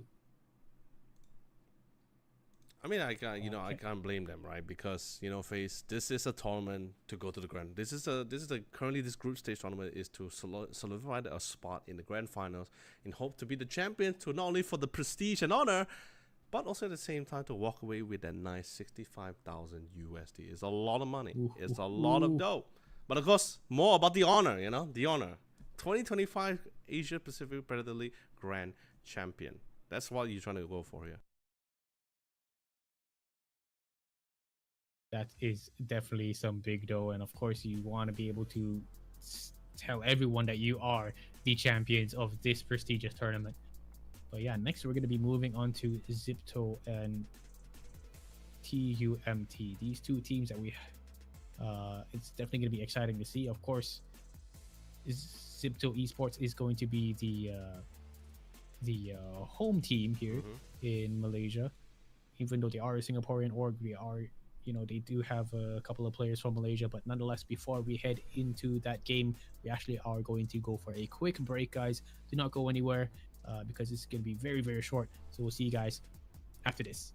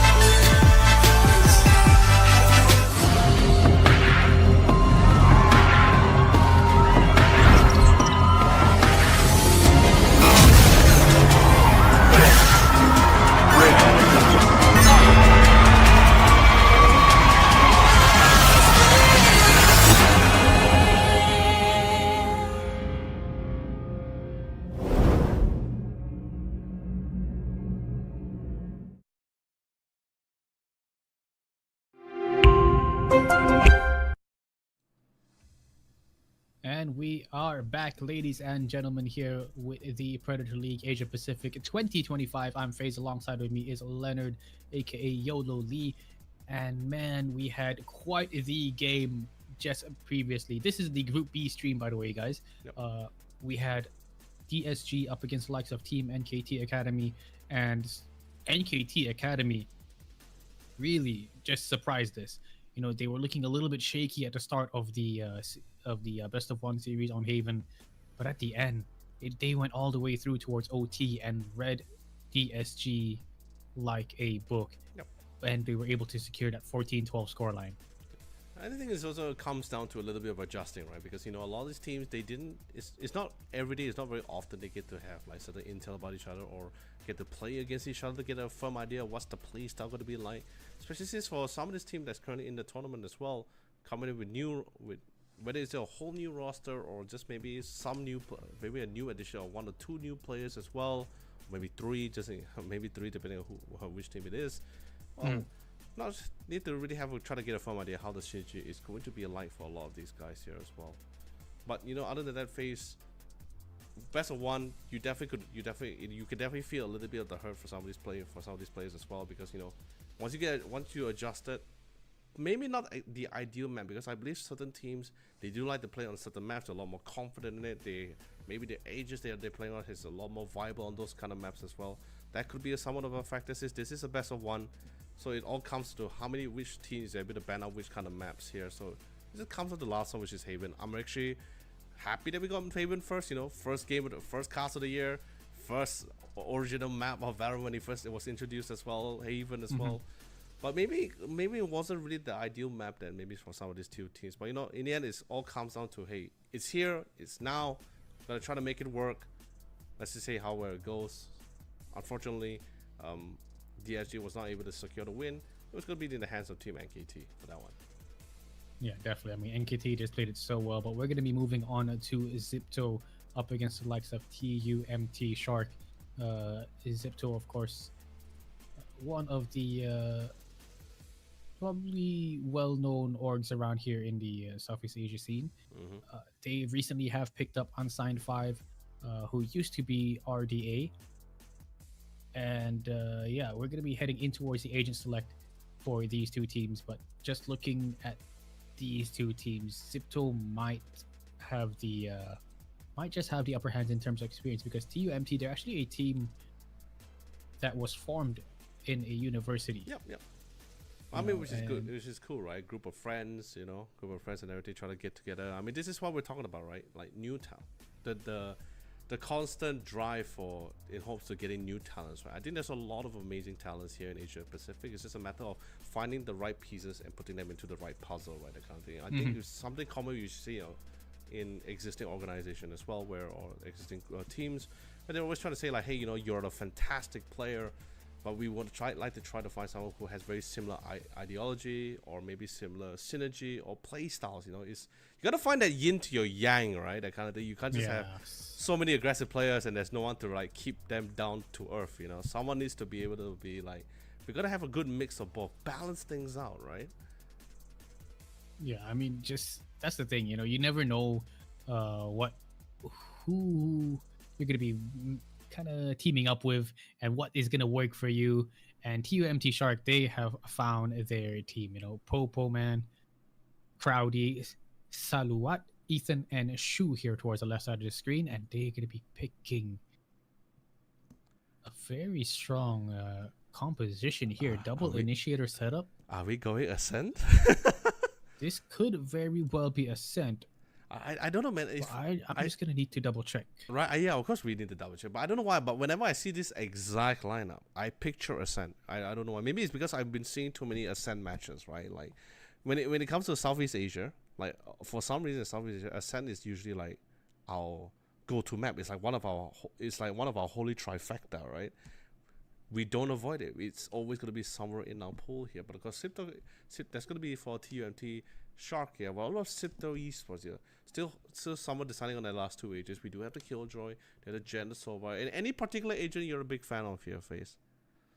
I am a Jet player. You know, I love my Jet.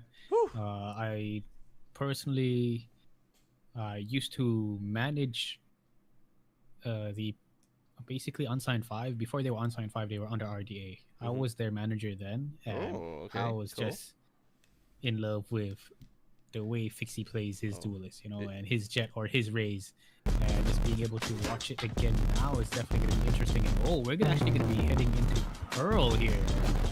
And that explains the Astra pick. I'll tell you this, I love Pearl. Hands down, one of the few maps that I wouldn't mind losing on, winning or losing on.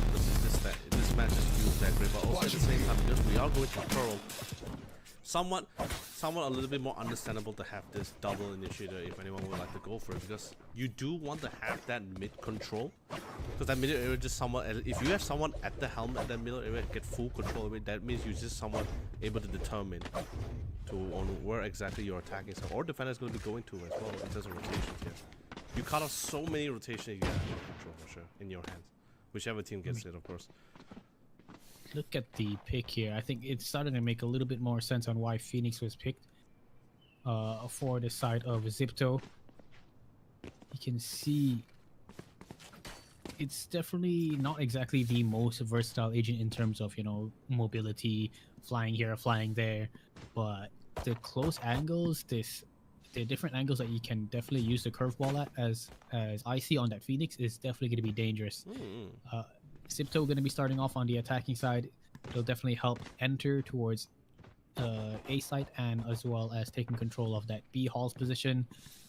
We're just going to have to see how these guys play it out, but nonetheless, of course. You know, FaZe, like, the thing is this, right? Like, it's, you know, I know Phoenix have undergone some changes, so we started seeing Phoenix slowly coming back to the line. Because you do recall last time doing our past VZT, I always compile this list, right, on or accumulation of how many which agent was used the most and which agent wasn't used the most, that kind of thing. Phoenix was always rock bottom. It was literally rock bottom. No one ever touched it back in 2023. Yeah, no one wanted it. You know, like, no, we have better agents.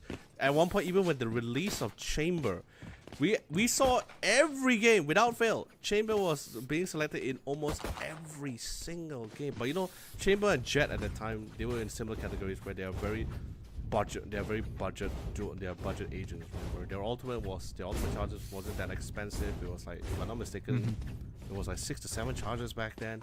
It was so easy for you to just instantly get your ultimate by round 2 or round 3. If especially when you're getting a lot of friends. I think we saw a lot in the NA EU side as well. EU in particular, because they're all like, they're very aggressive players there. You see a lot of aggressive jet players who's very on point with their individual skill play as well.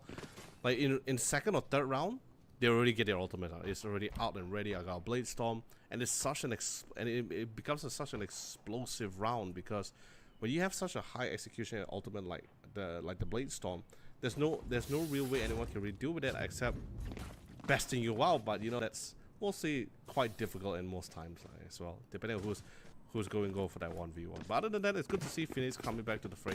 A few agents coming back to the lineup. I'm hoping to see if Chamber can also come back to the mix. A lot of few agents as well. And speaking of agents, we also have some new one that's going to be coming soon. Tijo, that's going to be one of the new initiatives as well. I saw Vice. I'm going to be honest, FaZe, I do want your opinion about this agent, about Vice, because I see her. Vice is strong, man. I saw her design. I see it's ominous. I see her abilities. It's also just as ominous. I'm terrified of her. Really terrified. I mean, if the enemy team has a Vice, you know, just knowing that there's a flash already standing by, there's some razor wires on the other side of on the basically the side you're trying to hit. There's a wall that can come up and separate you from you and your team. Isolation, you know, yeah, it's just very, very scary to go up against, and a good Vice player can definitely change things around. We haven't seen that many Vices, but maybe in maps like Abyss, there's definitely a possibility of that coming up. But we'll just have to see whether or not anyone decides to go for this pick. Yep. But nonetheless, now we are going to be heading in towards the first round between Zipto and a TUMT Shark. Let's see how they make this work. Interestingly, okay, so there goes the KO. I was surprised no one was going to be around the area to check through double doors here, but looks like they're going to be rotating back in, and looks like on the attacking side, Zipto is going to be leading the helms here alongside with Fixie. Do have the curveball already at the hand. But looks like the turret's his going to be able to position. spot out IC though, Face. Definitely, but just having that full control of connector is just so big. They're just able to split up these sites. There goes the wall to secure this positioning. They want to get aggressive. They want to find picks towards spawn, and they find one. They get the second as well. Ethan was holding it down towards pit. One enemy Good for one, but remaining. instant trade. And look at Mark L shutting it down. 2 headshots in a row here, and Zipto in a 4 versus 1. Man, what a round already. Starting it off hot, taking mid control. Popo does manage to find one. Can he find more? That's the question. He's got the sheriff in his hands. Yes, he does. He takes down Mark L as well. 2 versus Standing ahead. 1.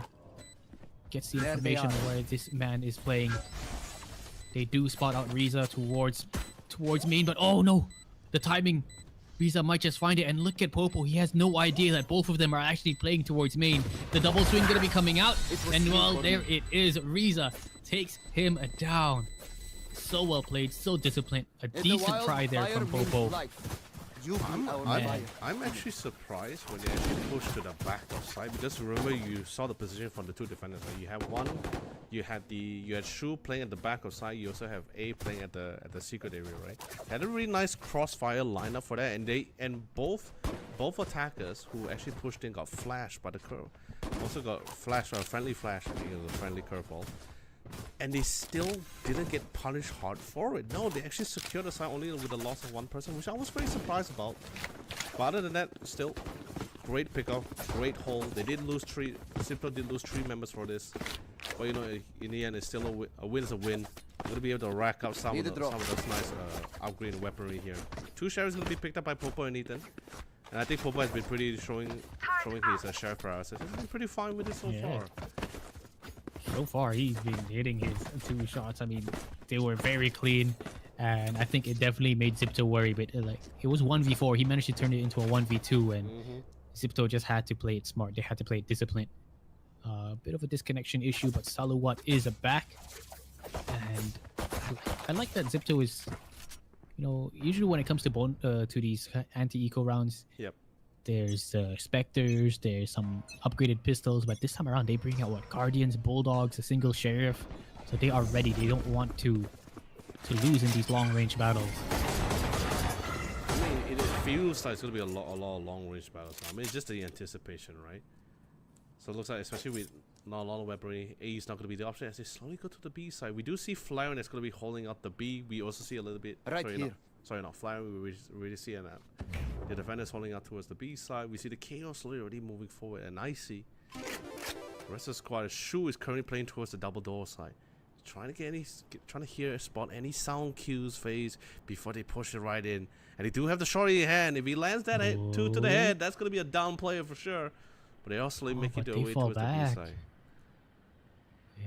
Yeah, but they have to read though. Look, they've already stacked 4 players. 2 empty shark. They have an idea of what's going on, and of course the person's going to be made towards this B site. 40 seconds left. They're still thinking of where they want to hit, and it has to be this B site. They've got the weapons for this. You know, you've brought out Bulldogs, Vandal, left. Guardians for this long range situations. The numbers, Steve. It's not gonna be long range for long face. That's a good start there. Mark L, Fixie as well. The scoreboard, the kill feed, just lighting up Zipto. Spike will be planted as well, and they have to make sure they keep these members alive. You know, you don't want to lose a Bulldog. You don't want to lose a Guardian. And oh, hold on a second. Ethan, good for 1. He's got the assist on Saluwat from the heavens. They've got the sheriffs out, and it's all down to Saluwat. He will just get wrapped up by Fixie. Sorry, by IC. And it's 2-0. Very clean. Very clean. Great place on utilities. Understand. Another thing is this, right? When you understand the map well enough, you just somewhat know exactly where potentially where your opposing defenders will be coming out from as well. It's just a matter of whether you will be able to clear out the fight, whether you win out those close battles, those close corners. Every angle covered, every win allows your team to at least get a more better defensive position as you slowly move forward to the back side. This is pretty much what Sifter was doing. Right? Clear one section. All right, we cleared the B main. The B long, so you move to the back side. Back side, let's slowly move to the side towards their spawn area. And in the end, by then, there's probably most likely just going to be like a 1v4 scenario, to like exactly what we witnessed just now. By the way, next fresh round, the KO wasn't this time. We did see Shu playing around the double door, so it was in the middle area. So again, Sipto will have full control about this. Rifles in hand, of course. This is the third round. But TUMT will have the Vandals in hand here. We'll have the financial. But the timing, Popo was just about to go for the swing for that too. Barely spot Fixie as he moves towards the B-side phase. And now they already set up the stars here. Can't use blocking. That's going to be an absolute show. Yeah, it's all Ethan by himself. He's got a little bit of a late assistance by Crowdy, but can he pull it off? No, it's going to be scanned and going to be cleared out by Fixie. Full on Hall's control. And well, it's going to be tough because they've got light armors, they've got the Vandals, but if they get hit by a single hit, you know, it's just going to do so much damage. Shoot, that's going to be a good start. Running back going to be used from the side of Icy, and this counter Molly trying to stop Icy from getting aggressive, and he does hit his mark. Oh, Shu popping off 3 versus 2, a beautiful flash as well, but Icy is just ready and aware. 1v3, Popo by himself will get taken out by Markel and the Sheriff. But man, oh man, Markel, big round from him. He brought out the Outlaw. He was able to find 2 picks with that Outlaw and closing it out with the Sheriff with just that last kill. Incredible stuff. No, it's really great to see. It's really good to see Markel back in action as well, because I think a lot of people was pretty curious like where Markel was going to go to as well. He's quite the seasoned player. I think maybe some people recognize him from his performance in his previous team, which was in Ref Drift Arena. I believe that was during the last VCT as well that he was participating in as well. So pretty cool to see him. A really nice addition here. He's a pretty flex player. He plays between both the Sentinel controller and initiator. So something great about being a flex player is that it allows your IG or at least your team to have a very flexible place of team agent composition, right? When you go into different kinds of maps here. Nothing too focused. My ult is ready. Deploying drone. Just a full-on A stack. We are on a bit of an eco here from the side of TUMT. Went for that full-on A stack. Just I think Zip2 realized this and they just full-on went for that B hit. Markel, of course, with the Outlaw once again, shutting it down. Ethan, it feels bad to be him and Saluwat. Ooh, finds flaring. Picks up a Vandal. This could change a little the tide of the game here. Saluwat finds a second as well. A 3v3. Can he find another? Riza standing in the middle of the open. 3 kills so far here. But Icy, curveball coming in. Fixie as well, taking 2 kills of his own. Time is of the essence. I think Saluwat has to just get out of here. Oh, he makes it out alive, but he does secure a Vandal and does tons of damage to the economy of Zipto. He did. He really did. Made it hurt. Almost an ace though. About 4 frags. That's it's literally 1 point away from his Blink Storm as well, ultimate as well. We're able to cut some people down the side, but of course we do have the lockdown available alongside with the Sova ultimate. Really great from forcing people back, and also really great for post-plan situation if required here. But I think with how the game is going, I think Zipto is feeling really good in the position they are in currently. I don't think we might see the Hunter Fury anytime soon. His aggression towards his A side. I stand corrected. He's using it to force them out. All right. Definitely put them in a bit of a tough spot. They even get the man advantage. There are 3 players around this A side. You can see Saluwat sort of holding off this A-link position, holding off Art and Zipto. They just slow things down. They get the pick and they just cut noise. They want to keep TUMT guessing. They want to make sure they get the right timing to enter. But of course, this lockdown will give away the position. But it will force back the defenders of TUMT. As they enter, they are in. Spike will be planted. TUMT going for this regroup, trying to spam through the pit, but not hitting the mark at all. Without blocking vision. Flaring does find one. Scan will be coming in, and Crowdy puts himself in a weird position. One enemy. This is not looking good at all. Icy just runs them down, but Ethan takes 2 of his own. 2 free kills here for him, and he will get traded out eventually there by Riza. Just a nice, quick execution. Waited for the lockdown to gain the space, enter the site, and use the numbers against TUMT Shark. Do you see that from the last round? I love, especially close towards the end. Going So to I love it. Astro, They're all swinging Guardian out together. things I do. They're all trying to pick them all together. Even for Crowley, pretty sure it's just a surprise. He thought he was gonna be trying to go for a big battle between someone coming from short side, but no, he did. He definitely expected someone. He expected possibly a potential two people. What he didn't expect is probably 3 people swinging out at once. Like you said, very awkward spot for sure. But of course, very confident swing coming from Ethan here. They know for the fact, they have nothing to lose, no rifles in hand. There's a couple of share assists. Trying to see if they can try and make a quick play here. Well, we do see Salute with the blaze storm. Dives in, but before he could ever have the chance, Icy picked up the sound cue and instantly denied it. So well played. You can see Zipto super aware of the aggression towards middle. Riza clean 2K. Oh man. TUMT getting picked apart. It's all down to Popo. He's giving away his position. The rest of the team is just gonna run towards that B site. He could pick up a Vandal, but the fact that he's got 45 HP, no armor at all, it's gonna be tough here for this retake. So it's either he saves, finds some exit frags. Regardless, it's still a very nice upgrade. It did take a while for him to pick him out though, FaZe, but you can't be too careful. Gotta clear out those corners. Gotta make sure before you go. It could be a trap, you gotta make sure it's not a trap, not a bait. Pick out the weapon. Once he feels safe, get the nice upgrade. Slowly fall back. Don't think he's gonna go for the active frag. I think it's totally fine for him to go for the saves here. It's still a very expensive weapon here. I mean, it's not as expensive for operator, of course, but definitely something nice to have. At least someone is gonna be able to save in terms of the economy of the bank here. Yeah, definitely. I mean, just bringing that, he saves already a full price of a Vandal. Doesn't have to bring it in towards the next round, and maybe the round after that he can drop someone else. That's just how the economy works. Playing it smart. And that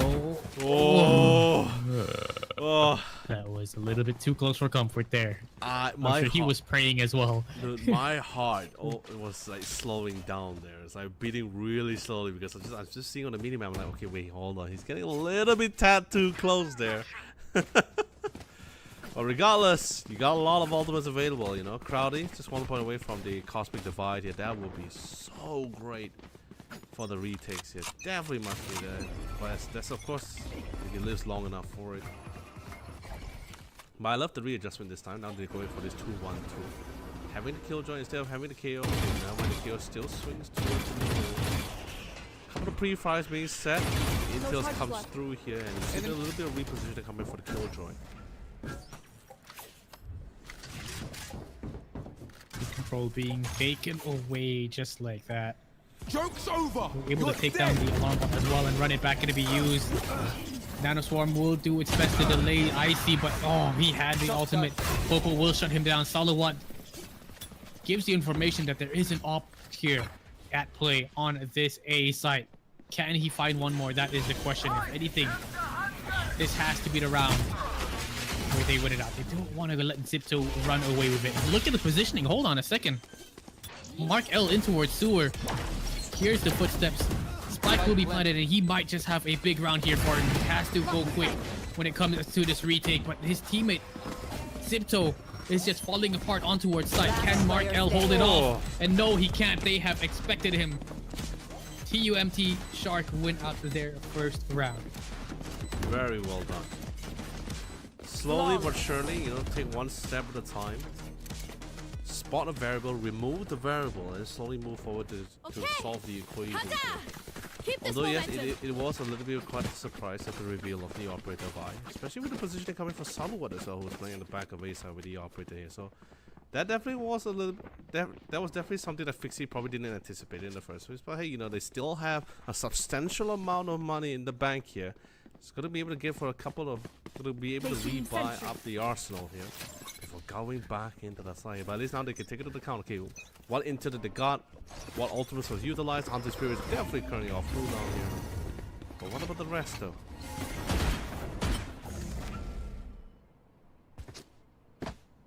That is the question indeed. 6-2-1. Going to be used here on tour. A side dash gonna be dropped by Fixie. Tons of damage here done towards him. He will clear out a link. But look at the positioning. 2 players from TUMT. They've got to stay alive. They have the Killjoy lockdown. They've got the Cosmic Divide, and that's going to be a good start from Ethan. Staying alive, taking down 2. Flash comes in. He picks up the 3rd. Fixie just fully blind here towards Link. Last 2 remaining players at the same position, and Crowdy will spray them down. The ultimate coming from the KO definitely threw a wrench in their plans for sure. It all came down, literally just came down to the individual grabs, but it just constantly got swarmed down. But still, other than that, well done coming from Ethan here. Calm, collected, was not really phased at all. He just walked right into the side, pretty confident that he was going to be able to get those necessary amount of frags here. Especially with the KO, especially with Shu's ultimate active as well. It made things a lot more easier for Ethan to just be more prioritized in this. I like how Ethan was able to hold it down, you know, like he had one of the most important ults for a retake. He was able to take down 2, take down 3. It's just insane, and the fact that he didn't have to use the lockdown, or Crowdy didn't have to use the Cosmic Divide for any sort of retakes is big. You can definitely use it here in the future. But now, B-Long control trying to be taken away by the side of Zipto, and Salawat, of course, finds one more towards middle. They will get the trade eventually, but Popo now trying to let a bit of a hand, and Fixie so quick with the shots. Takes down Popo already. They want to enter this B site, but is he aware of who is in front of him? And he is. He hears the steps.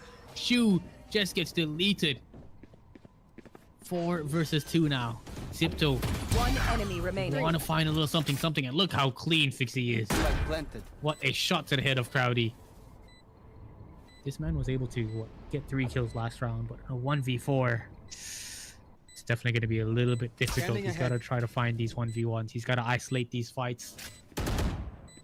1. Looks like I was stronger. Good for 1, though. 4 frags in the bang. That was fantastic. Yeah, but interesting enough, Salua when mid double doors with the operator. That was actually a really interesting thing. So far, he's been shifting in between side A and side B here. Went pretty close to the double doors here. If we got the pickup, of course, it'll be a different story. If we got the pickup of Markel, that'll be a different story for sure. But the problem is he didn't. So that left with the operator down. Then you start seeing a little bit more life came into the limelight for Fixie here. That allows him to just dive into the side. It's like, all right, no operator here, no other jet player here, anyone else I can deal with here. So really panned out quite well for Zipto again. I think Fixie has definitely brought out the op here on the attacking side. Not something you see very often, but on a map like Pearl, it can definitely work. Atlas Gauntlet space. Oh yes, sir.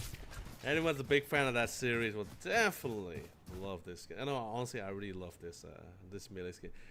You know, I'm waiting for the day where, you know, certain melee weapons, you have a lot of melee skin weapons, right, in Valorant at the moment. Can you imagine if they have like some secret effect, you know? That would be Get out of cool. my way!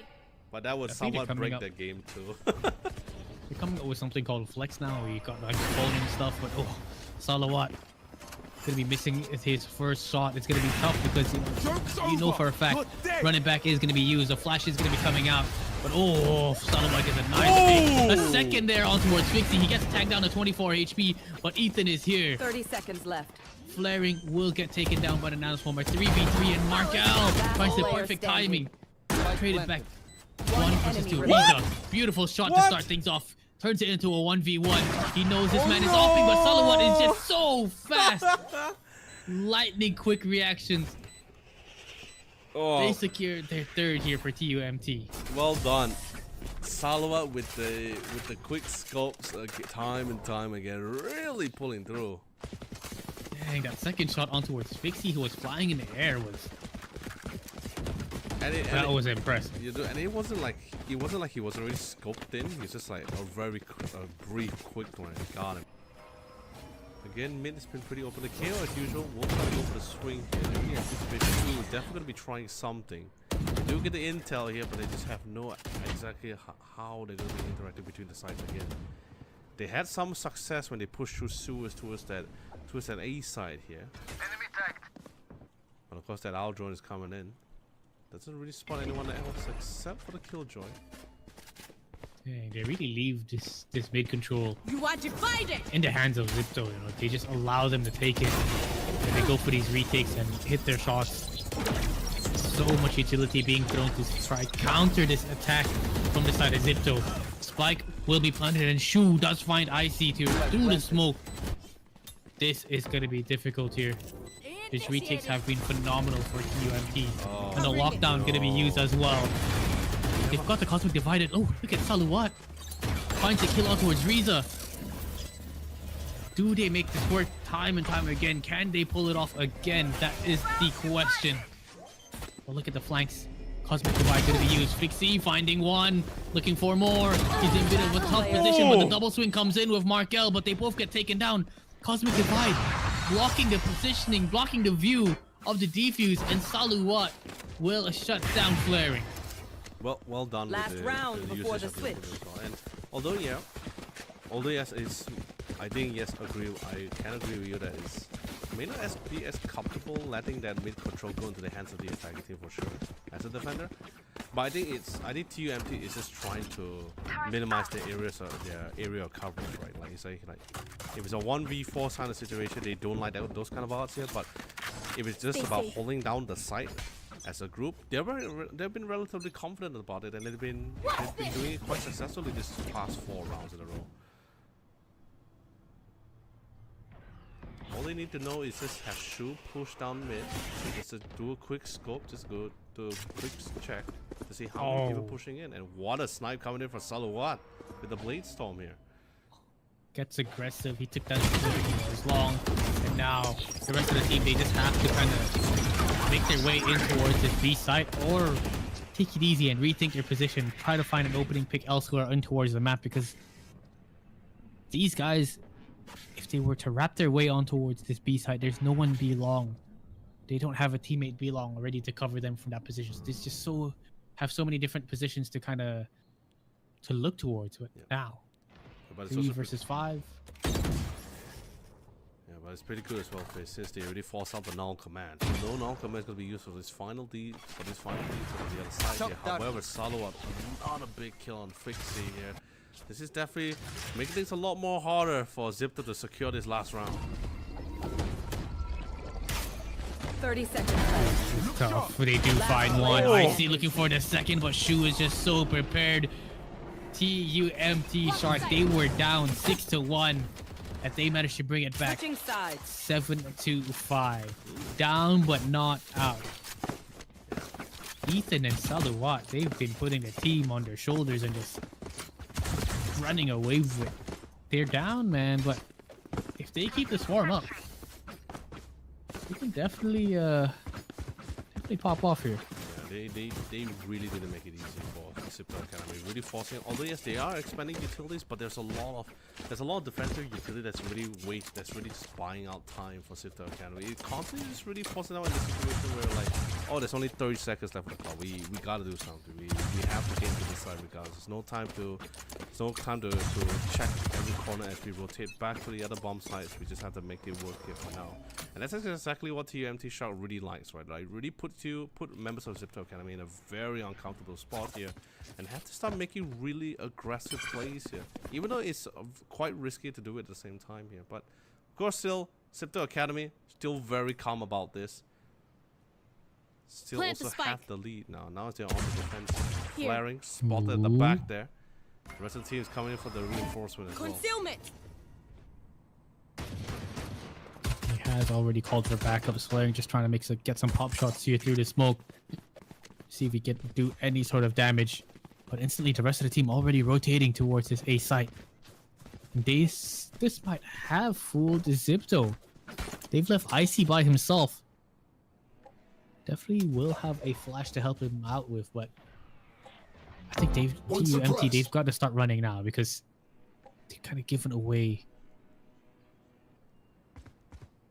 their positioning with that knife. And here it is, execution on towards his A site. Icy, what can you do here? He's got the frenzy in his hands. Saluwat getting super aggressive, and they will shut down this offense. Can they keep this rolling? 4 versus 2. Curveball comes out. Beautiful flash from Icy, and that spray transfer just so clean.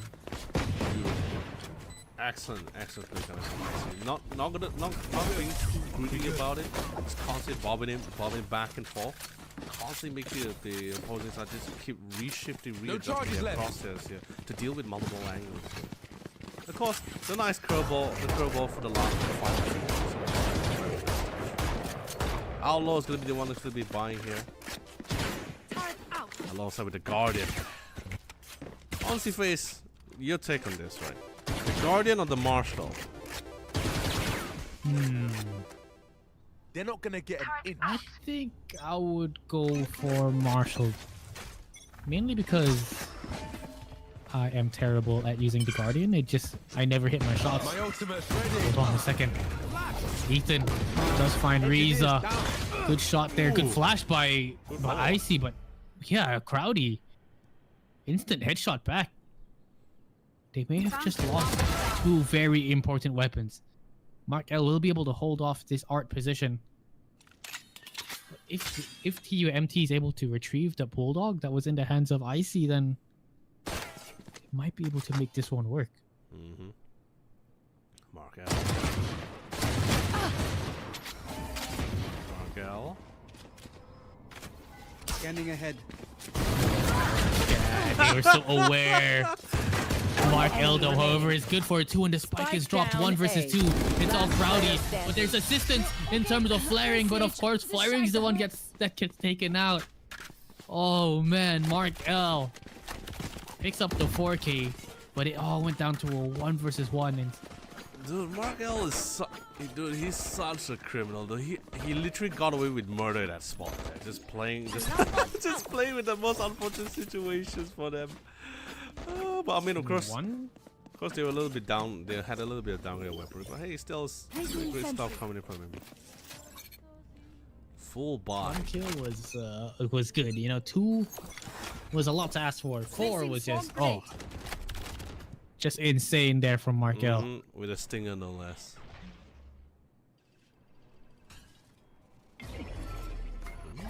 Looks like Citadel Academy try to see if they can try to get a read from the A side. Not much interactions here. No one really trying to take the pictures yet. The Aljo comes in, turret goes down, so they know for the fact, okay, the double doors has been besieged already. And also, and I love the readjustments as well. Trying to see repositioning the sound, trying to get any sound cues, trying to spot anyone trying to pick those, try to go for those dry picks as well. You know, it's usually the calm before the storm phase, before anything. Like now. Wow. What a shot there by Ethan. He is starting to heat up.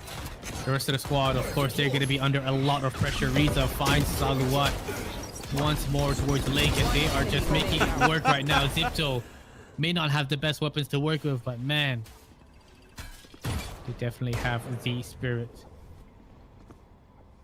Looking to secure double digits. 30 seconds left. Rowdy. Sally. He's gonna get the full attention of Citadel Academy at the main side as well. Alright, last. We're finally hitting the double scoreline 5-10. Ultimate wise, we see Crowley still 1 point away from PSL crossing the divide. That's definitely could be providing quite the aid for them. Yeah, IC does have to run it back. He's been pretty aggressive even without the ultimate, so I'm not too surprised if he can try to get a couple of reads, a couple of intel, maybe a couple of kills while he's pushing on that mid. But hey, anyone with the Atlas Gauntlet is definitely gonna be able to make some magic happen for sure. Flash! Oh. Could be a good pick. I see every time, you know, he goes for these flashes and it just always hits its mark. It always gets the perfect timing. But look at TUMT. They want to execute this A side. Flash goes through the smoke. I see fighting 3, 4, looking to pick up the ace. Another flash comes out, fully blinded. Shorty comes out and he picks it up. And this is the ranked player. He wiped it out. Oh my goodness. Oh, his debut is good. It is so good. Didn't even need to use the rounded back either as well. Taking out shots, being aggressive, exactly. I mean, I think this is just one of the few beautiful things about initiatives, right? When you have that flash, you have full control on how you really want to enter the site, and also when you know the map long enough, you know exactly which angle you're gonna hold. Which is why Let's Phoenix as a duelist with a flash, ooh, that is insane. It's a curve. That is definitely insane. I mean, still not using the run it back. That's 11 points here for Zipto. Saw the Watt taken down to 32 HP already. Fixie will fly in Opal. He will get taken out though. That's going to be a big nade from the side of Shu. Ethan finds the perfect timing to take down Icy as well. And oh, hold on a second. This B side is under siege. But Riza is trying his best to hold it down. 1v2, Markel. Right there. Alright, last man standing phase. 1v2. Spike 73 planted. doesn't really have the armor for it, but I think it's still pretty doable. Just gonna push and clear the back side though. I think Crowley was already anticipating it. They would go for the read. Goes for the swing. No one Cleans up the I side. am the trouble. That sounds good. 6-11. Not match point. Not really out of the clear yet though, FaZe. We're like 1 point away from match point for this one. Slowly but surely, you know? Yeah, slowly but surely. You know, it's the turtle that I wins should the probably race. play You know? some stars in the astral plane. I should do. You know, but of course, the turtle better have like, you know, faster shoes. Man. If not, Sipto's gonna be taking the win for this one. I think this is going well here. 3 I am with ultimates you. is We available. are I'm strong. very curious to see how many are they willing to expand here on this side. If they can get the initial frags, I think they'll be totally fine. However, it's a different story if they get shut down here. They got the momentum though, FaZe. Now slowly being forced by flaring, the pillar of support for his squad. Going back to defeat, but you see Salo already diving headfirst into the fight. Yeah, ultimate from KO can be used as well to secure at least a path in towards his B site. It's a 5v5 retake, and remember, run it back still available in the hands of Icy. Lockdown and Cosmic Divide is available for TUMT. How will they make this work? He will get spotted out by the drone. Oh, Crowdy doing his thing. He's good for 1. Riza is there to assist, and oh, Icy will take down Crowdy with the molly. Curveball comes out. He takes down the lockdown as well, and flaring on the other side, taking down 2. That is match point here for TUMT. Like I said, man, it's the pillar of support for the squad. If the squad needs to look up to someone, it's gonna be flaring other than flaring, man. The man knows how to plant his feet firmly into the No ground. charges left. And now it's match points, ladies and gentlemen. 1 point away to see Zipto Academy to earn that 1 point out of the 3 necessary to go to that grand finals here. But This is tough. But then again, FaZe, you think about it as well, looking for the scoreboard as well. We will have the lockdown shortly coming from Markel. And Fixie, just one same goes for Fixie from the Blade Storm. I mean, look at the money on TUMT. It's just, Get out of it's my not way. great. Yeah, it's not the best economy, but we do have the Blade Storm, and that makes up so much for the lack of firepower. He's just gotta be able to hit the shot so close. Trying to find Riza. Ethan will find Mark L towards Art, and they've got this There A goes the site lockdown. completely open. There goes the lockdown. Mark My L ult is ready. was just 1 point away from the lockdown. He's completely removed from the round. Definitely Hunter Fury will try to find his mark. And look at how close these guys are. Trying to go for this retake. They get the trade. Flaring does find... He got the information that there are more players lurking towards that A link. 3v4. It's going to be tough, but Icy has to force it out. He has to go aggressive. Hunter Fury going to be used. Does manage to do a little bit of damage here, but not going to be able to get the kill. Oh no! Salawat, 1v1. Riza up against the likes of Popo, but Popo gets him through the smoke. So close, yet so far. Well, TUMT, they stay alive. well done. Really well done. Despite the disparity, though. Really well done. I was concerned. Although, yes, it was definitely a costly win. For both sides, actually. For both sides, yeah. If TUMT play their cards right, they're gonna be able to force Zipto back to economy. At least 3 of the members, at least. The thing is, like, that was a bit of a scrappy buy from TUMT. They managed to win it out. I mean, of course, the Blade Storm helped them out. The Hunter's Fury as well, doing tons of damage to assist. Now, this time around, TUMT droning out to be long. Want to get information. The trip Film it. Trip the shock dart. Does do a little bit of damage, and you can see Mark L playing in his smoke. Oh, drops Spike down down, two. B. They go for a B split, and Mark L Player standing. out of nowhere inside the smoke just shut down the defense. Yeah. Oh man, and the flash, of course, so well placed. It's all Ethan. That is GG. Defenders win. 7-13. That is really well done. Really well played coming from Markel as well. Didn't really make his position very clear most of the time. He's just constantly just shifting and adjusting, and of course being very cheeky, playing within the smoke itself, and to react accordingly. Oh, they did not expect it to be in that smoke at all.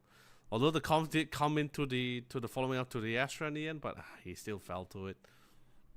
But other than that, well done coming in from Symptom Academy. I'm very impressed with the new addition from IC and IC, right? Fixie. Yeah, pretty great. He has just been so on form with the flashes, with his shots, of course. I mean, look at him at the top of the scoreboard with 22 kills and 3 first bloods. Riza, Mark L, Fixie, Flaring, of course. You don't see Flaring doing much, but he's got 9 deaths. You know, out of all those rounds, he's only died 9 times. He's assisted a number 17 times with his utility, with a bull, concussor, and the smokes, of course. But man, I see Riza and Mark L. When it comes to those frags, they are just hitting their shots. 13-7, pretty one-sided scoreline. I mean, usually it depends on the kind of map too, right, FaZe, right? You know, certain maps, you start seeing the duelists really popping off, and maps like, you know, Pearl or Ascent, for example, this is where your Sentinel is usually going to be or Sentinel controller is going to be racking out or Initiator is going to be racking up all these kills here. I think that's pretty much why we see certain maps will be like, oh man, we see Ascent, everyone instantly knew, okay, it's a Chaos map. The Chaos is going to have an absolute field day about this. He's going to absolutely enjoy this. And I think I'll really love Ascent, but you know, at the same time, just as how some people love Ascent, there's also some people who really hate Ascent here, and how they really want to play off at the same time. Yeah, definitely. I mean, that's already that's 2 games already done here from our 4 more to go. Yeah, our 4 more to go.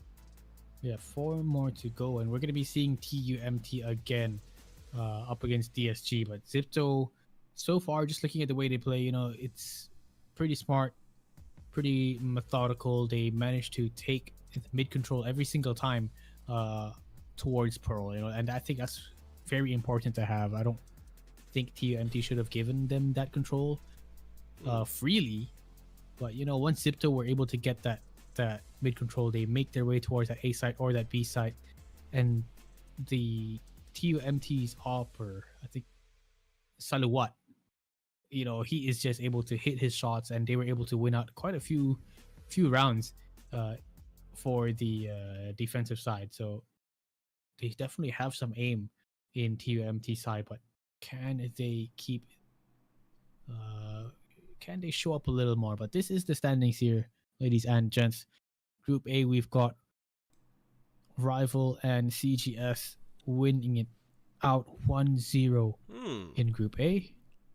That is very interesting. I thought Team Secret from Acer Philippines office would have had a better time there, but True. I mean, it could be, you know, it's like how we were talking about initially, right? It's just like whether they got the map, did they actually fancy it? Because there will still be teams which doesn't really like certain kind of maps, are not really the strongest or most comfortable in. So that could also be a factor. Or maybe the players have already been stepped up. It's 2025, new year, new me. Things happen all the time.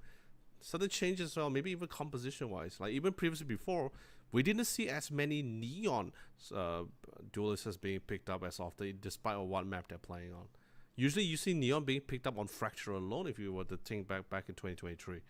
But now, Neon has been some of the few go-to pick on various maps as well at this current moment of time. Sure, some still fall back to the classics like the Jet, and of course, some stick with the Astra as well, despite certain nerfs. But other than that, you know, I'm happy that things are slowly changing things up, because I feel if things stays the same for too long, it becomes a little bit more obvious, a little bit more readable. Things can, I guess you could say, even the composition of the game can feel a little bit stale for their playstyles. So a quick change up maybe might feel a little bit better for the squad. yeah, definitely. I mean, this is just the start. You can already see towards Group C as well earlier. Boom being able to pick up their first game of the day, but we're gonna have to see how the rest of the teams make it work. But we're gonna go for a quick break before we head into the next game, which is gonna be TUMT Shark up against the likes of Disguised. We'll see you guys after this.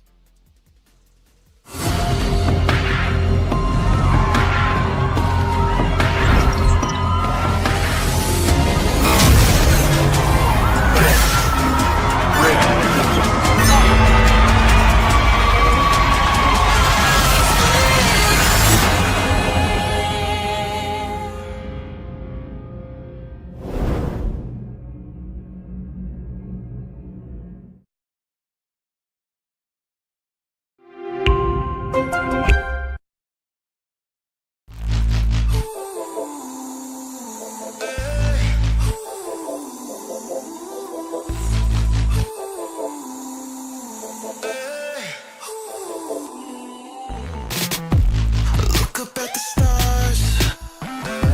See us in the sky, cause the night is ours. On our way to Mars. Let me take you higher than where we are. So high now, there's no fun to come down to. Have you ever tried to fly?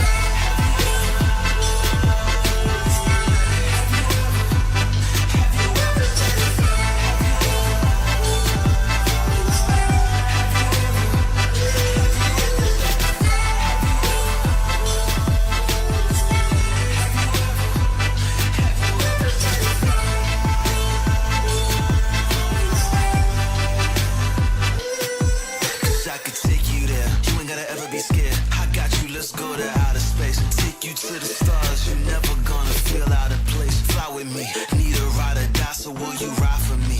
Twinkle of my eye, girl, you shine for me, I swear. And I know the stars are listening. We can stay or we can visit them. So let's go. Have you ever tried to fly?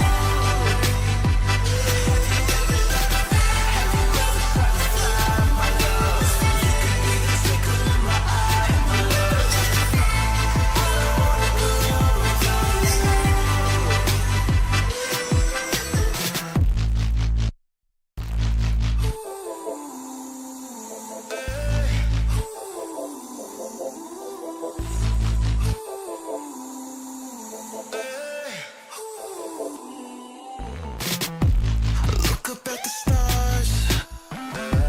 See us in the sky, cause the night is ours. On our way to Mars. Let me take you higher than where we are. So high now, there's no fun to come down to. Have you ever tried to fly?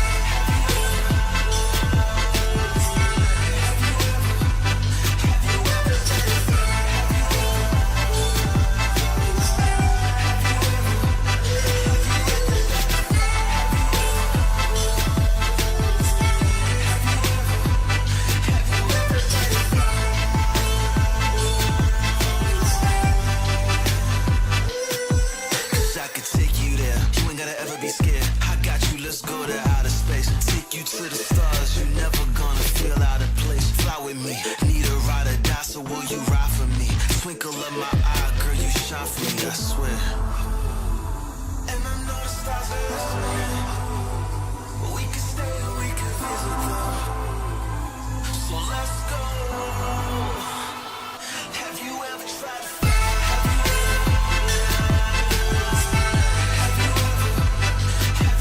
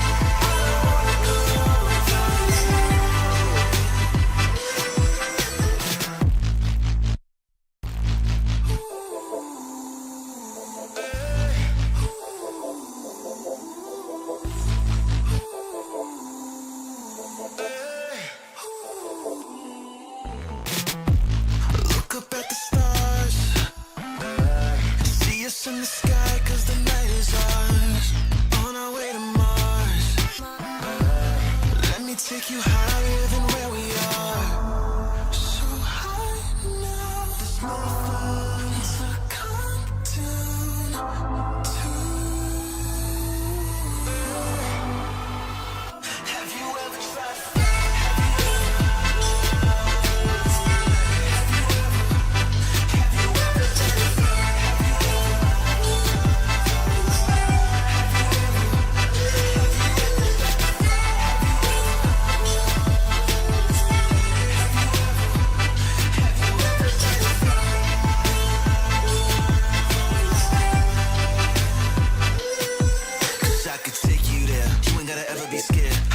let's go to outer space, take you to the stars. You're never gonna feel out of place. Fly with me, need a ride or die, so will you ride for me?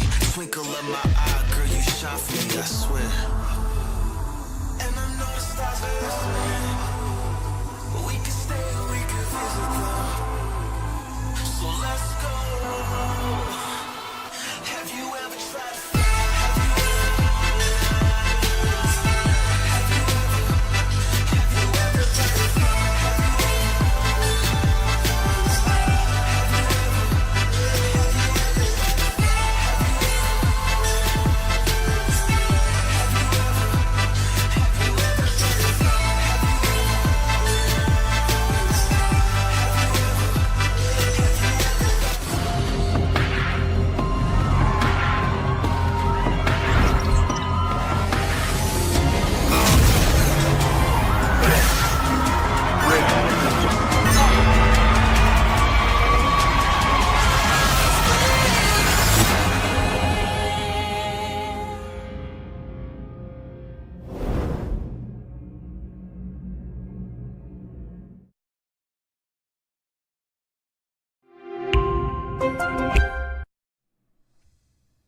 And we are back, ladies and gents. It's FaZe and Leonard, aka YOLO Lee, here for the Predator League 2025 Asia Pacific Group B games. Here earlier, we had a fairly convincing match between TUMT and Zipto. Zipto was able to win it 13-7. Right now, leading I think Group B in terms of round difference. Oh yeah. So they are at the top of the groups right now. Team NKT Academy down below, but you know that's just because of the round difference. It is still 1-0-1-0, but later on they will be able to battle each other out and really get the ball rolling. But we've got Disguised right now. Disguised, they lost to Team NKT Academy 12-14. Yep. OT, not something we expected at all, but that's just the name of the game. You know, best of ones, you have to be able to perform no matter what. Yeah, they were like leading as well, right? The first half, it was 5-1. They eventually bring out the scoreline to 7-1. That was the storyline, right, for this guys. 7-5. When you got to the second half, that's when you start seeing the explosiveness coming up from the double duelist composition as well. The defending side was pretty great for Team NKT when they had it felt like they were very comfortable with the Killjoy addition to the line. And not to say that it was somewhat superior to the Cypher. I believe this is something that's constantly up for debate, right? Some prefer Cypher, some prefer the Killjoy here as well. And you know, Killjoy, Cypher, you have that lurk potential, right? Whether it's on the defending or the attacking side. The Killjoy, your utilities doesn't really aid you as a lurker when you're on the attacking side, but you are somewhat great as a post plan situation. You know, you drop your nanostorm, you drop your alarm bot. The lockdown is always fantastic for retakes, sorry, not for retakes, for post plans. So yeah, you know, there's the pros and cons. It's just a matter of whether the team would like to have this kind of composition, and I believe they know exactly what they're getting into the game with the composition, with the agent composition they have somewhat selected for themselves here. But you know, FaZe, I think you can agree with me. Certain maps, there will be a constant debate on whether is it ideal to have a double initiators, double controllers, double duelists, double sentinels. I think the only time we ever see double sentinels, correct me if I'm wrong, or maybe just add on to it as well.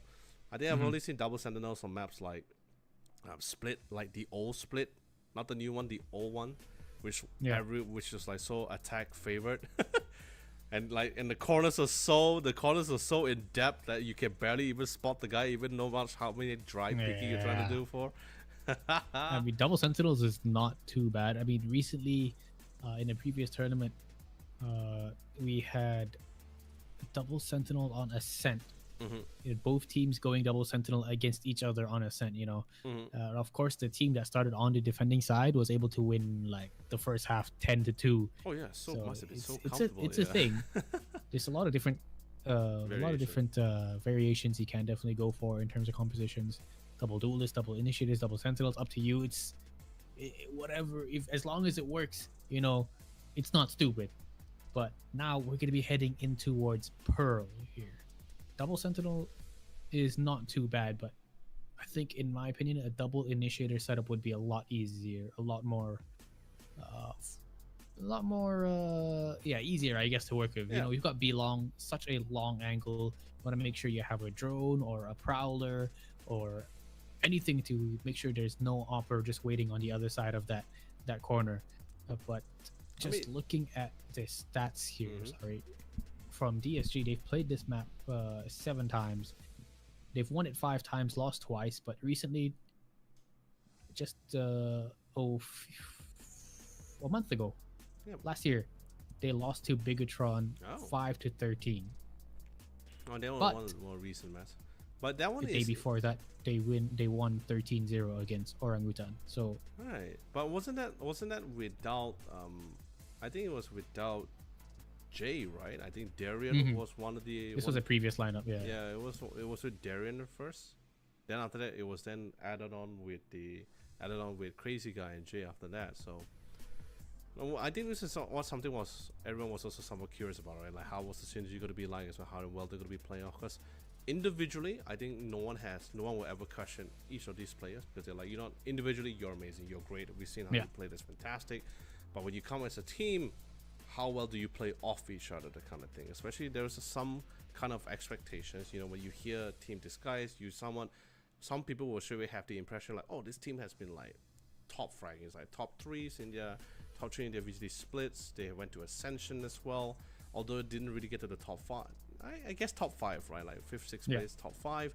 But it's that kind of thing where you feel like, okay, they're great. They went to the big leagues with this roster, but with 2 new members, how well they're going to be going for it. So far for me, best 1 round really isn't enough to determine like how great they are. I feel they can be even better, because it's a lot. There's not a lot of intel you can get out from just one game or one map alone. Valorant has so many maps, by the way. Although yes, we are on a map rotation as well, so there will be seasons or certain times where we don't have all the maps. It's just been shifting in between just to spice things up as well, especially as well.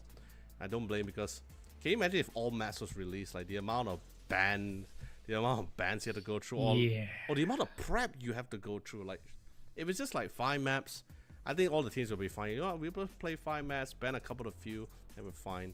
But if you release all like 8-9 maps into the pool, it's just like, that's a lot to prep for. It's gonna be tough. Yeah, it's a lot to prep for. And you know how the pick and ban phase is usually like, right? It's that kind of thing where your team is great on Haven, for example, but at the same time, your opponent is even better or probably just as good as you at Haven. So the IG is always going to be put in that spot where like, we're great, but so are they. Do we want to gamble this out? Are we confident enough? But some people just end up banning out, even though I think there's so many times you casted VCT with me last time, or with Tash and everyone else. You see, you do the stats research, you'll be like, they're great on this map. Why did they ban this map?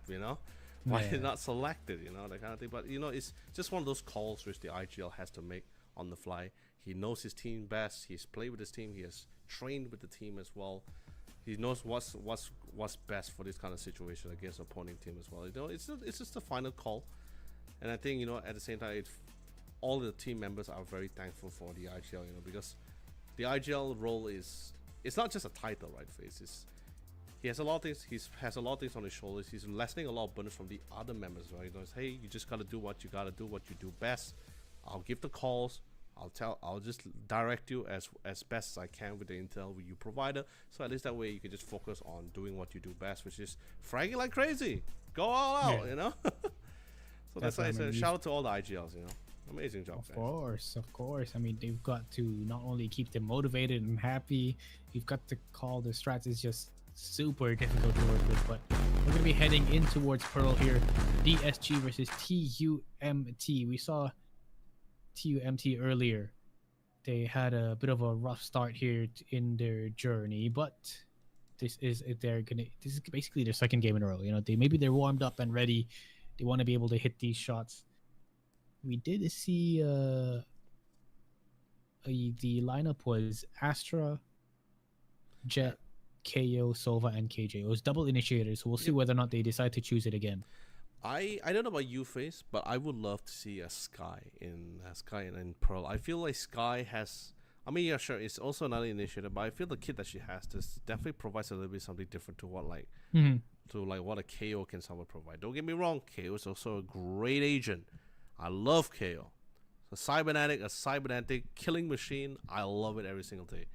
Not really Skynet nonsense, but I still love it. Everyone loves a killer robot, but Sky does provide something a lot more different. It feels like you can cover a lot of those corners a lot more better. And of course, the intel you can gather out of it is just absolutely insane. Your guiding light is a flash, so intel provider. So great.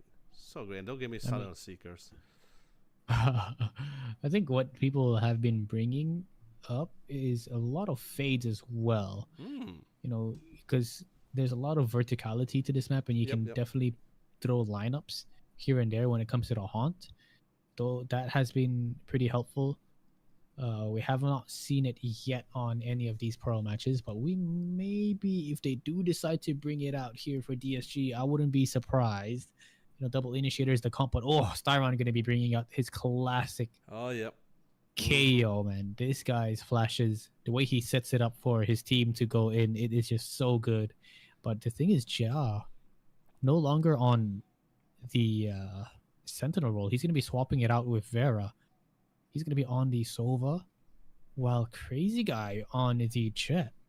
This is actually very interesting as well, because so far Crazy Guy, I think for his past few matches, not to say that he never played Jet in the past, but he has always been the dedicated Sova player, the dedicated initiator as well. So I think a little bit of a switch up, because do remember Ja was also one of the few newer additions to the side here for Team DSG, and it's always great to have a flex player in your lineup, right? So in that case, if the situation requires it, you can always have another player to swap out the roles, or you can even have two similar roles to pair into this kind of competition as well. So something great to have a flex player upon, but of course at the same time, the amount of practices you need to have to be a flex player, right? Because to be a flex player, you need to excel in every operator, in every agent, right? And it's not easy to get those lineup, especially with Sova. So especially since we're on the topic on verticality, Sova is also one of the few who has one of the craziest verticalities when it comes to those recon dots. Yeah, that's the thing. Like the play style and the positioning, I think, is also important. Positioning as a Jet, compared to what a Sova would normally do, that's something you have to take into account as well. So being able to flex different angels, being able to flex different roles is definitely great, and it also helps you with the. Okay, I was just looking at the. So the graphics. Yeah, the graphics was definitely wrong. Crazy Guy gonna go undistrusted. Yep, definitely. Sova. This makes a lot more sense, you know. Hey, but don't get me wrong, Crazy Guy, if you're ever watching this, I had faith. Surprise, Face and I, we were surprised, but I had faith, okay? In both everyone like swapped roles all of a sudden. I was like, Ja gonna be Sova? Okay, this is weird, but okay, we take those. If they're confident, then why not? Now, aggression towards this B site. TUMT, they want to get aggressive, and Saluwat, good for one, takes down Vera. A little bit more help here with his team. Can he hit these shots? Oh, but Crazy Guy with a classic from downtown, from long range. But do they expect the KO to be here in this corner? Shu, good for one. The trades are just back and forth, and Saluwat with a second. This man single-handedly holding off the offense of TUMT.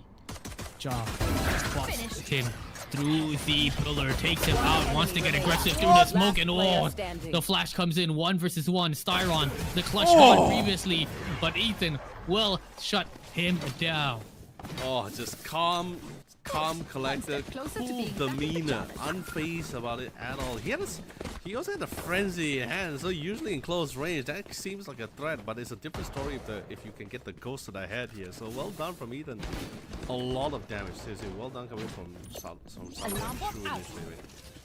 substantial amount of damage before the attack team was able to get into the site itself. It was really just a matter of cleaning things up here. So really well done in succeeding in the individual firepower here.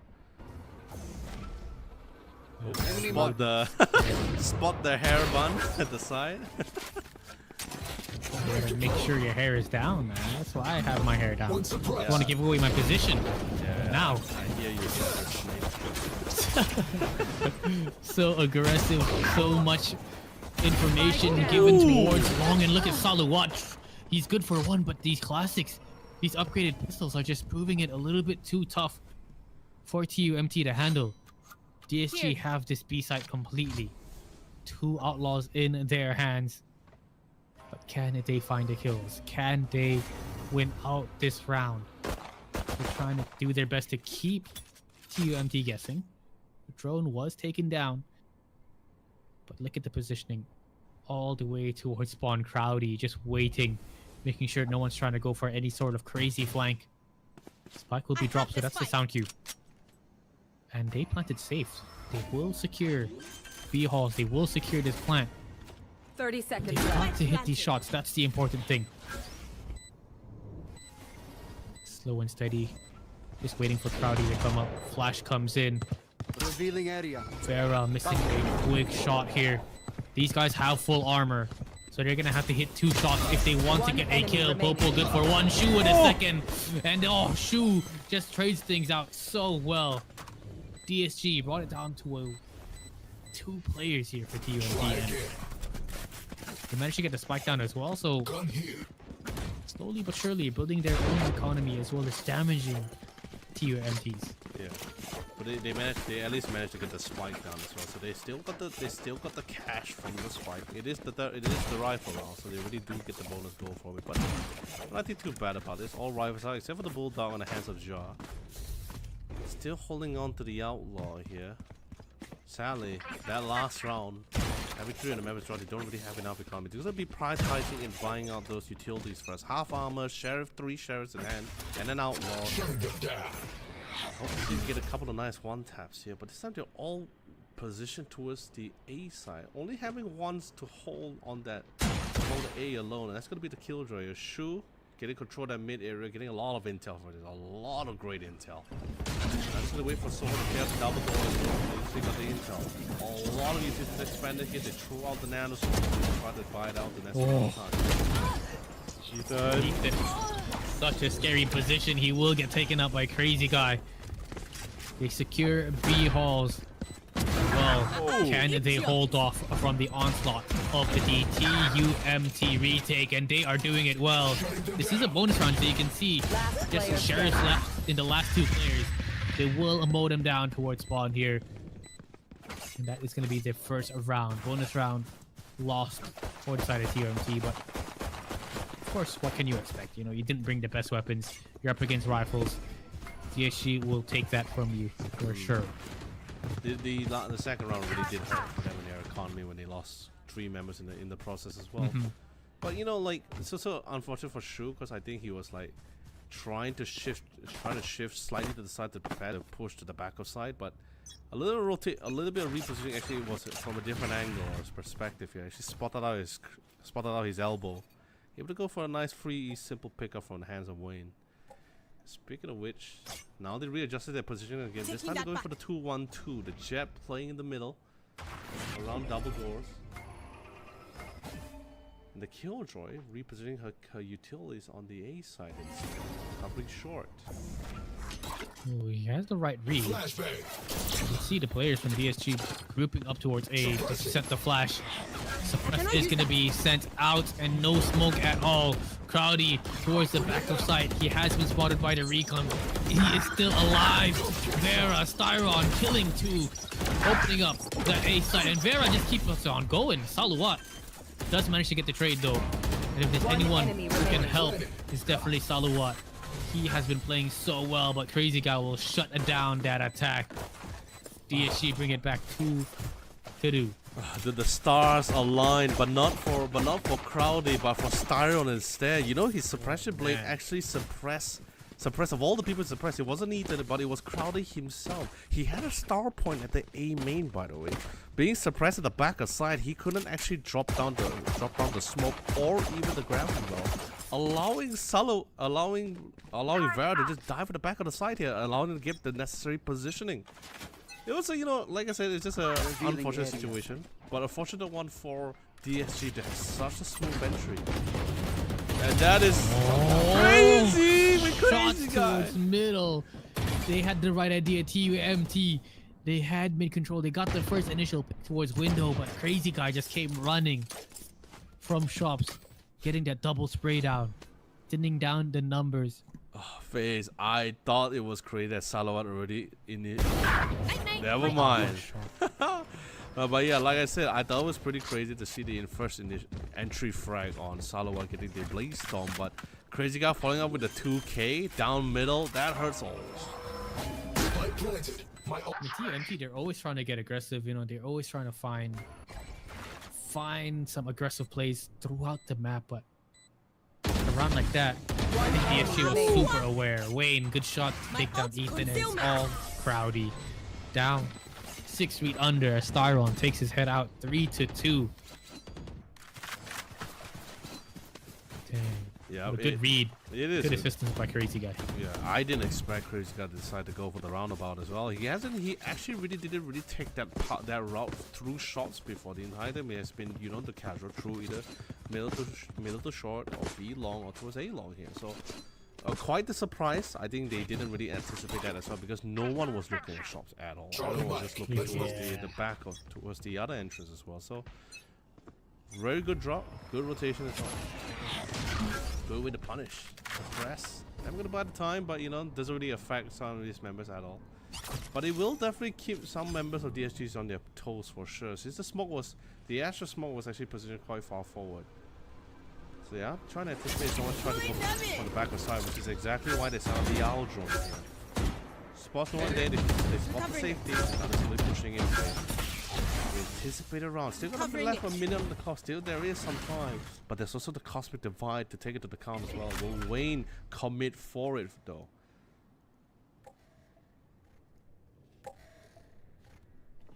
They slow it down though. I like how they keep them guessing. The suppress from K are not going to catch anyone at all, so they send players towards that B side, and now of course the ultimate going to be used. It will pull the rest of the team here. Cosmic Divide going to be coming in as well. Molly towards it, and that's just going to force them to allow that plant. DSG will get the spike down. Can they hold this?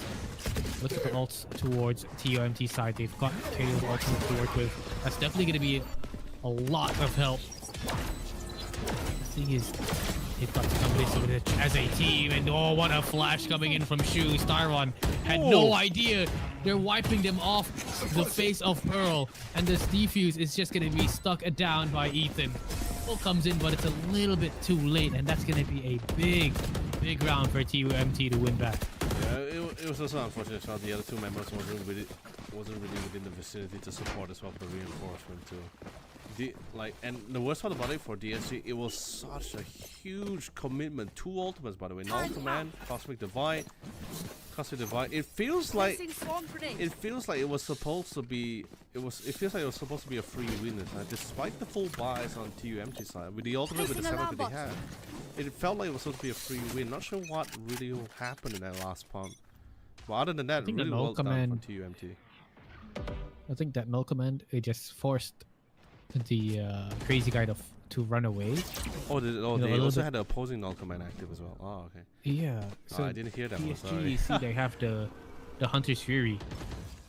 So I think he wanted to use that. The back of side, yeah, okay. Yeah, but the null command from TUMT was just a little bit too strong. You know, of course, it's gonna take away your ability to use your abilities, and now just trades back and forth. Nice little lurk there from JA, but he will get traded out eventually. The rest of the squad here from DSG making their way towards his B side, but is TUMT going to be ready for this?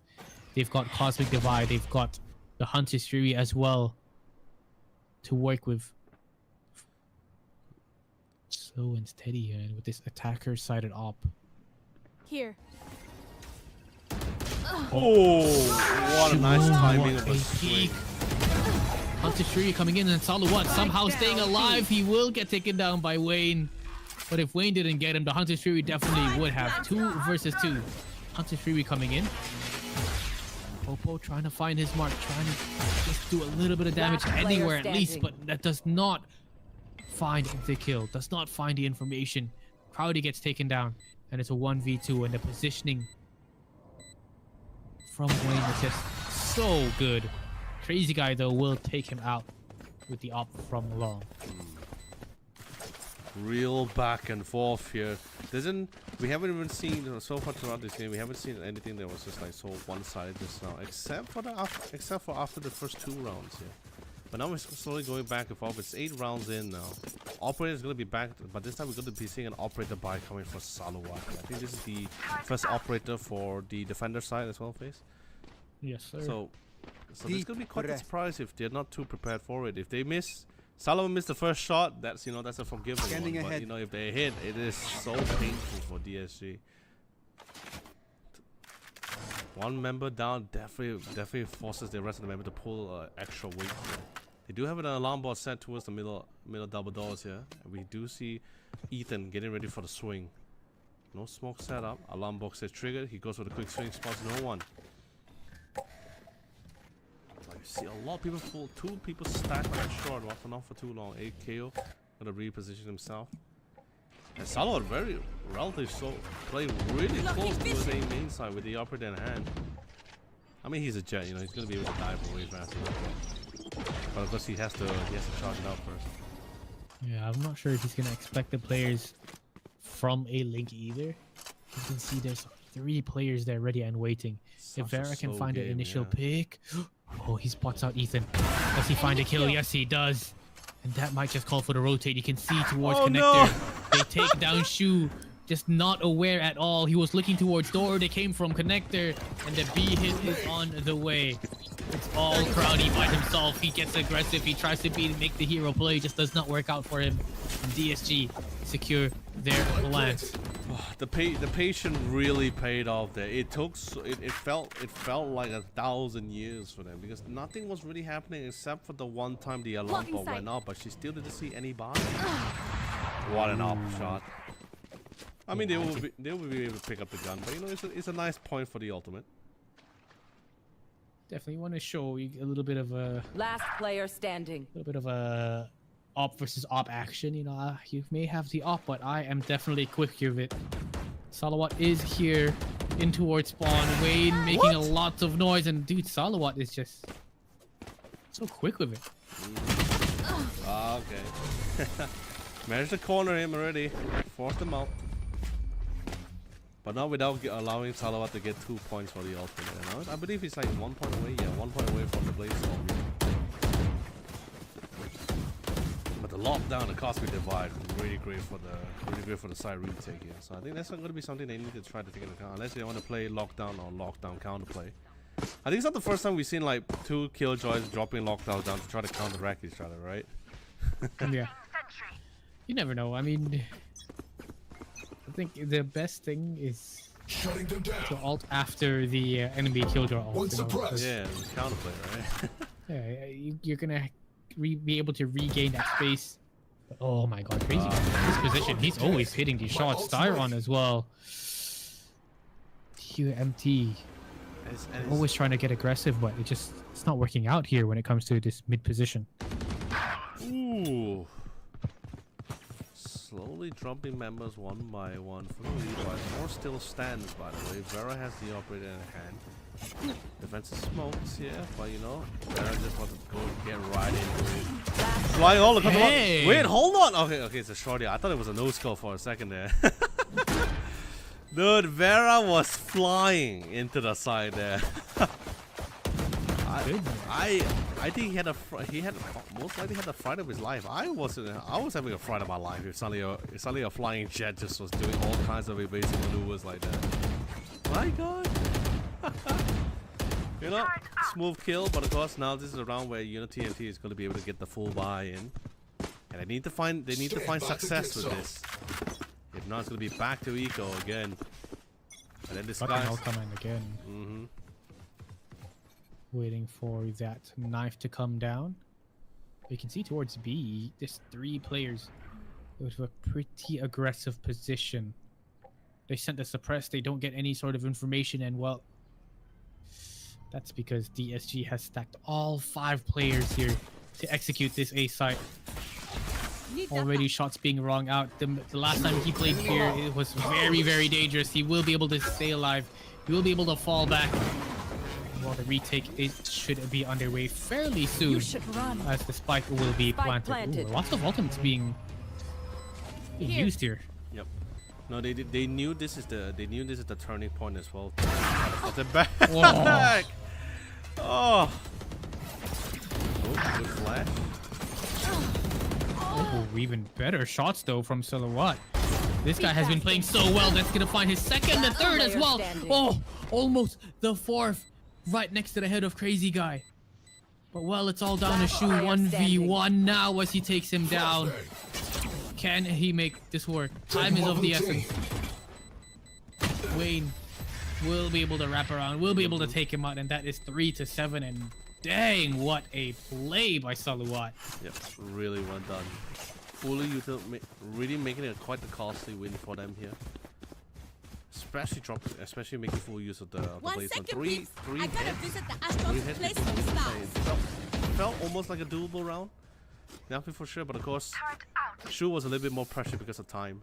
Definitely was not really taking the slow walk into side there. That allowed Wayne to just able to deduce exactly where he was going to be before that backside. Well done. 7-3. They will TMT will force out the buys here. They managed to get like 4 Vandals and an Operator in hand. I mean, of course, Salwa with three people with 3 kills, of course. More than enough financial to buy it up. But I think what's important is the fact that how aggressively positioned coming in from Salawat. Because at least gives a good faint idea of like, hey, you know, they're not a what a trade entry. Oh my goodness, Vera. Oh! Off. Saluat, last round, you know, he was able to pick up 3 or 4 kills with the Blade Storm. This time around, it's Vera hitting every single shot who wants to find the ace. Last man standing is going to be Popo, but he will get shut down. I think, yeah, that's just a full-on save here. Someone's got to get it up. Someone's got to pick it up. But you know, of course, SL, safety comes first. Gotta check the corners before they picked it up. Seems pretty clear. What a shot, though, by Vera. It is. The entry was just so clean. It was. Really barely. He just saw a little bit of a displacement of a pixel, and he instantly knew, like, okay, this guy is not supposed to be there. I scoped in. Gotta see if we'll be able to find the Killjoy. Does find the Killjoy. And gets it as well. Is it gonna be kill on Jaw? I'm gonna force him to go for revive. I can't deny the Operator, unfortunately. But hey, it's last round before the half here. Be nice if they're gonna be able to take a couple of points back here, but you know, it's the last round. You gotta force it out here. It's not gonna be the most perfect buy. You see a couple of Guardians here, 1 Sheriff in hand. Need a drop. I mean, Popo has to commit the rest of the financial for the utilities at least. That one's a little bit more important here. They need all the Let us intel. hunt.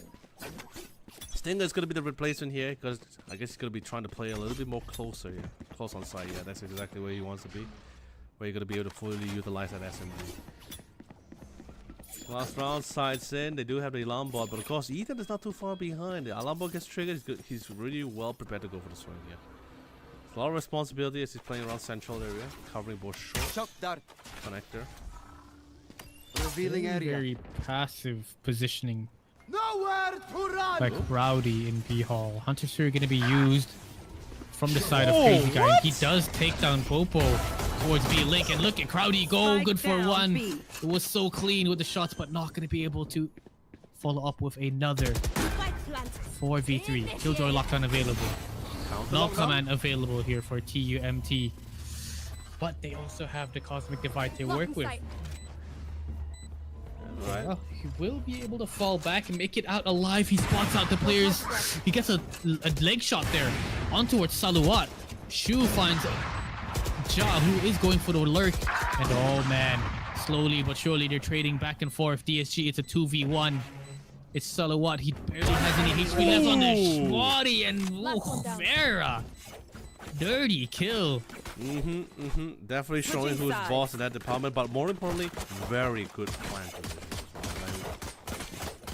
Could have been anywhere, but he chose the planner there. I'm pretty sure they were keeping track on the ultimate that's currently available, because Ethan has been holding on to that lockdown for a relatively long time. They really didn't see the Ethan dropping on the lockdown. Really nice. Even though the lockdown came down, they had a really open placement of the spike.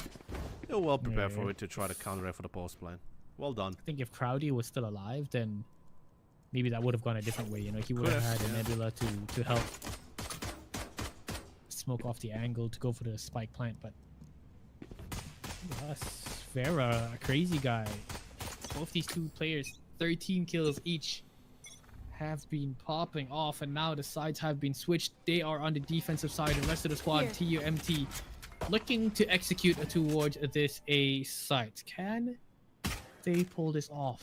They were looking so strong in the first 2 rounds. They won the pistol, they won the anti-eco. But that is something that they've got to go up against now. It's like the mental barrier, you know? You see that the score is down 3-9, you tend to want to give up, but got to stay strong. And it's the mind games, right? The mental game, the mind games here. Trying to see if is there anyone going to be able to get a potential read here. Saluat, however, at the B long side, I don't really spot anyone coming through. They do spot the owl drone, so they know exactly, most likely where at least some of the members are going to be. But will this be the main area of engagement? Though he is charging up the. They spot up very nice time with the flash and the recon. Now they will fall back. Dang. That is just a quick execution. All the utilities coming out. They are just holding things down now. And look at these hold.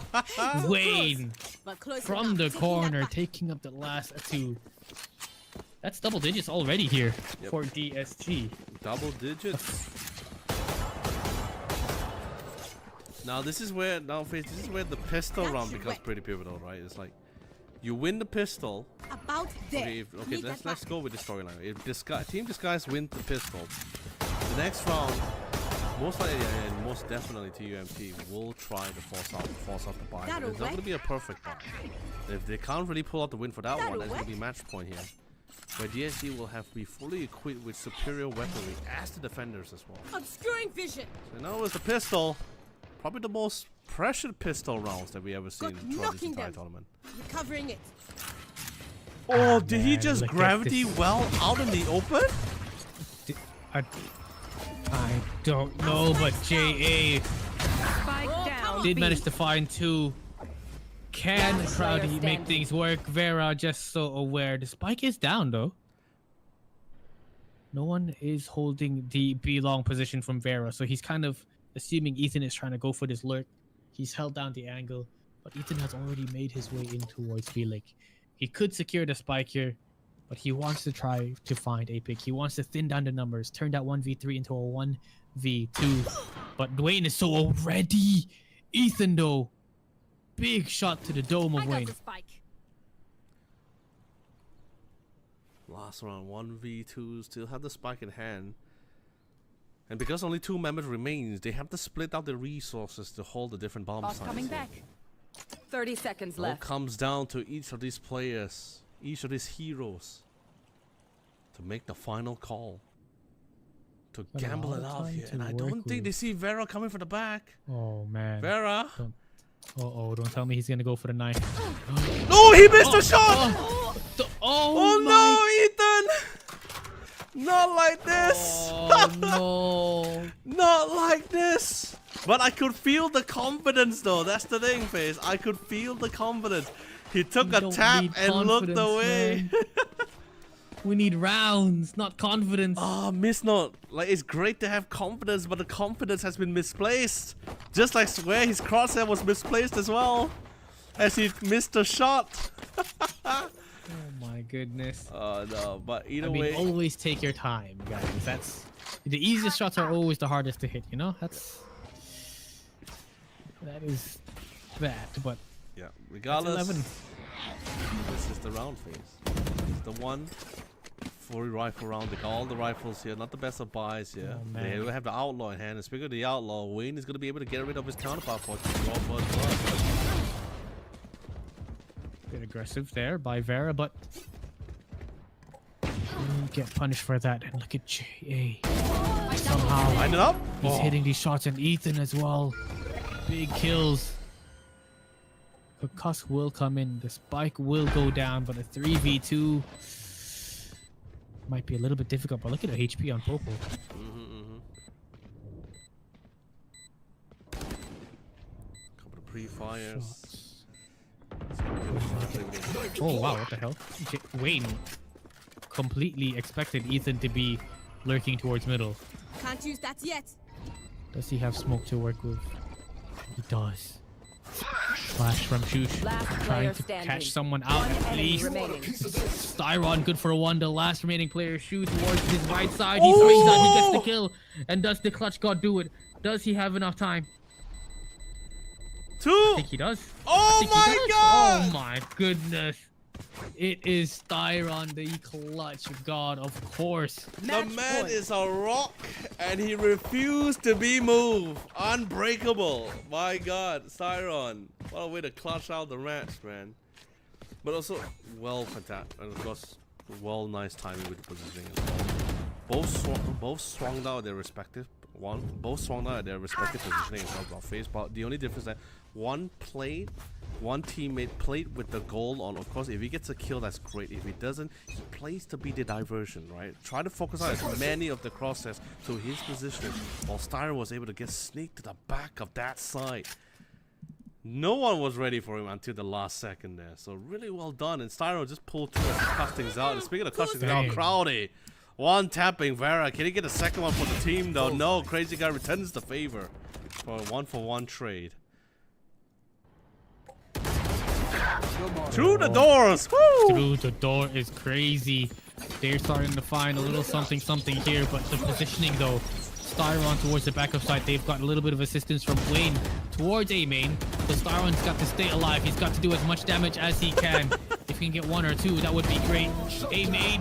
Oh, Wayne with assistance, but they shut it down. 1v2. It's Crazy Guy. Can Crazy Guy pull this off? Drone available, scan available, shock darts as well. And look at the amount of HP Shu has. Just hiding in towards the pit. Might have an idea.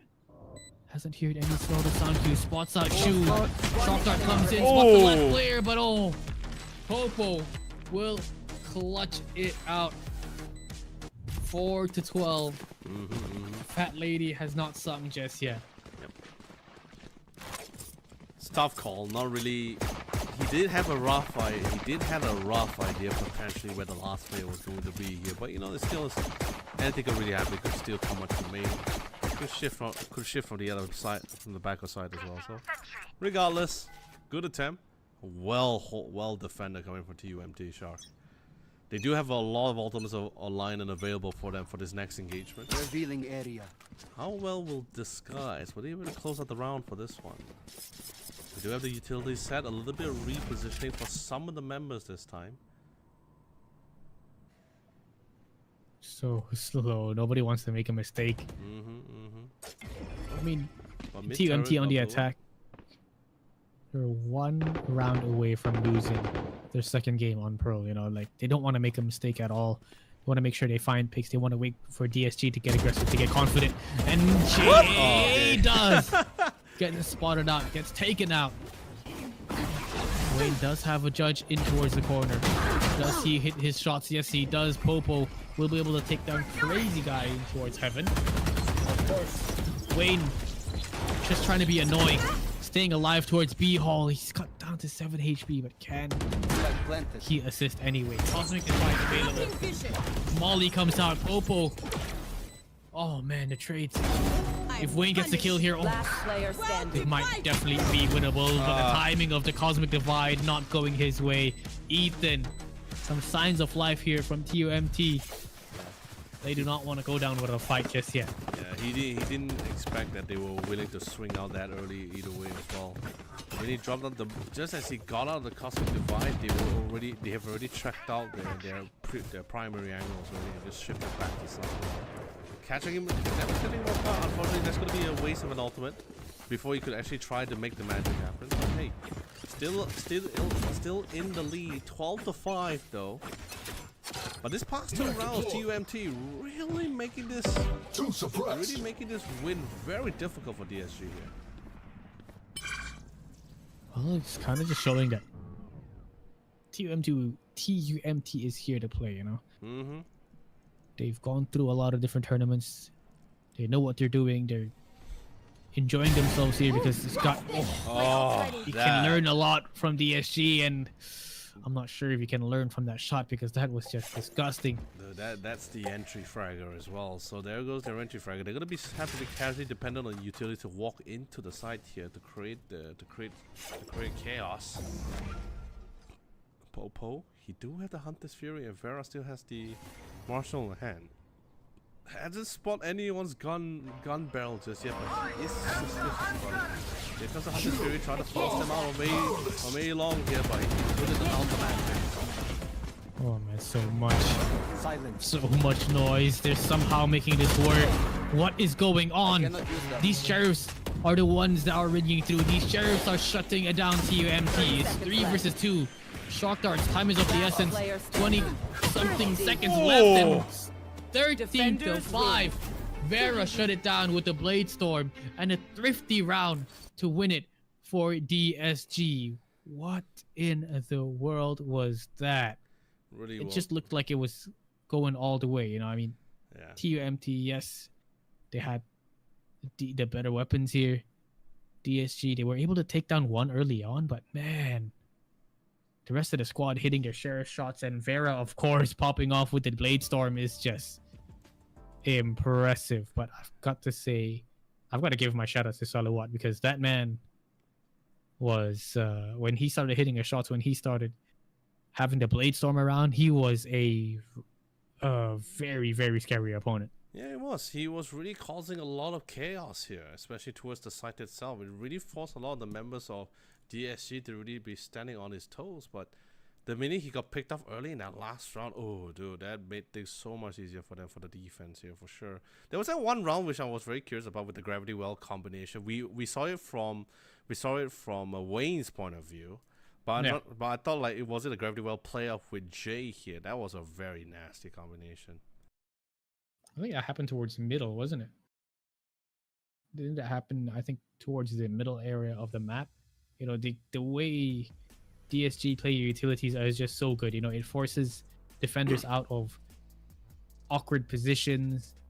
If they want to take down B Hall, for example, they're not just going to send one player to fight one angle. It's going to be 2 players to fight 2 different angles to make sure that B Hall's position is out of from the defensive side. So we'll play DSG, of course. TUMT, there was some signs of life. Yep. You know, we saw especially the first 2 rounds how Tembawat was able to get some kills towards B Long. He falls back. They were looking so sharp in terms of aim, but I think just the chemistry and the strats was just not there. I think DSG read it so well. Yeah, I mean there was definitely a couple of highlights for some of the players here as well, especially like the utility combination that we witnessed towards the mid. So I mean, we didn't really see it. We can somewhat guessed it, right? Because we saw the POV from Vayne. He drops down the gravity well on top of the staggers as well, and that's where you saw Jay getting that double at middle area. So it's safe to assume that they had the comms really going exceptionally on point. The strategy, the tactics was great. Everyone else was doing exactly what they need to do, especially for Ethan as the sentinel. Really know how to plant his feet in the ground when it comes to holding down the side, especially when it's post utility, right? Post utility usage already.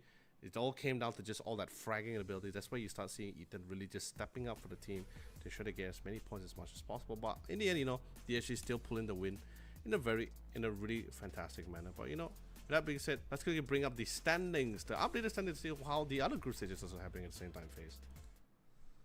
Right. Let's see, what is this so far. Group A, you can see from Acer Japan office, CGZ, Crest Gaming Zest, they've won their game. Rival from from the India Acer office, winning one as well.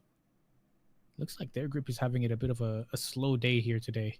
They're having their game as well currently right now, but you can see towards Group B, NKT, Zipto, DSG 101, and TUMT currently 0 and 2 here in the groups. Group C, you got Boom Esports from Acer Indonesia office currently at the top. I mean, that is Boom. You know, I think Boom got second place in Ascension.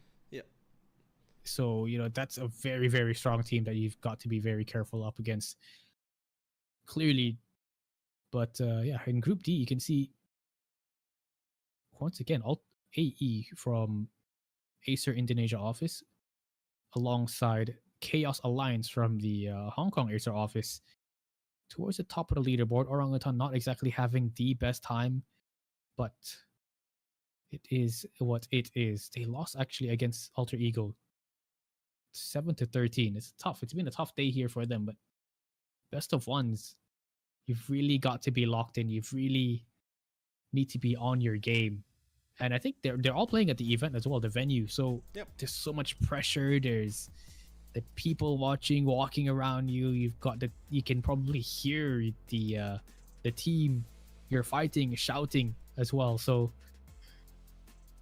a lot of what do you call it?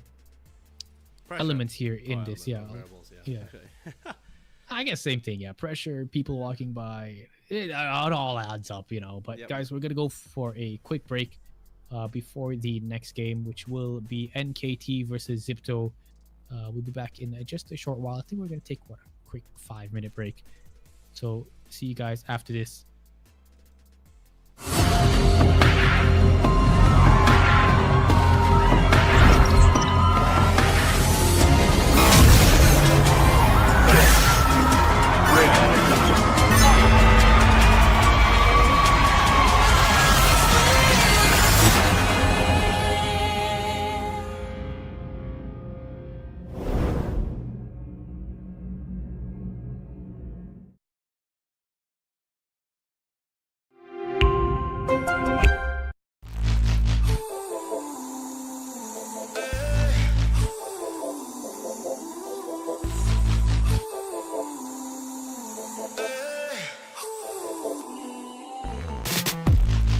Look up at the stars. See us in the sky, 'cause the night is ours. On our way to Mars. Let me take you higher than where we are. So high now. There's nothing to come to.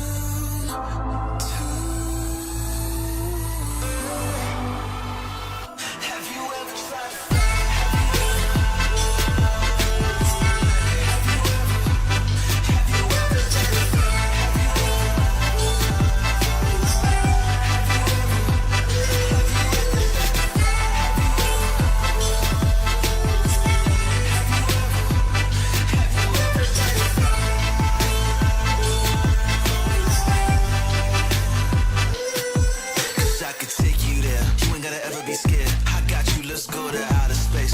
To the stars, you're never gonna feel out of place. Fly with me, need a ride or die, so will you ride for me? Twinkle of my eye, girl, you shine for me, I swear. And I know the stars are listening. We can stay or we can visit them. So let's go. Have you ever tried to fly? Have you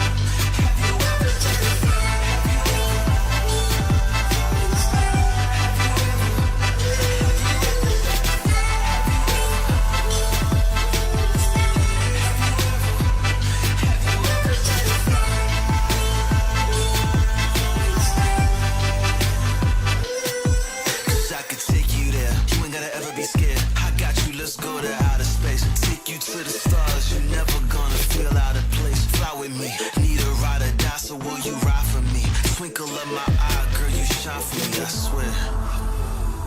And I know the stars are listening. We can stay or we can visit them. So let's go. Have you ever tried to fly? Have you ever tried to fly?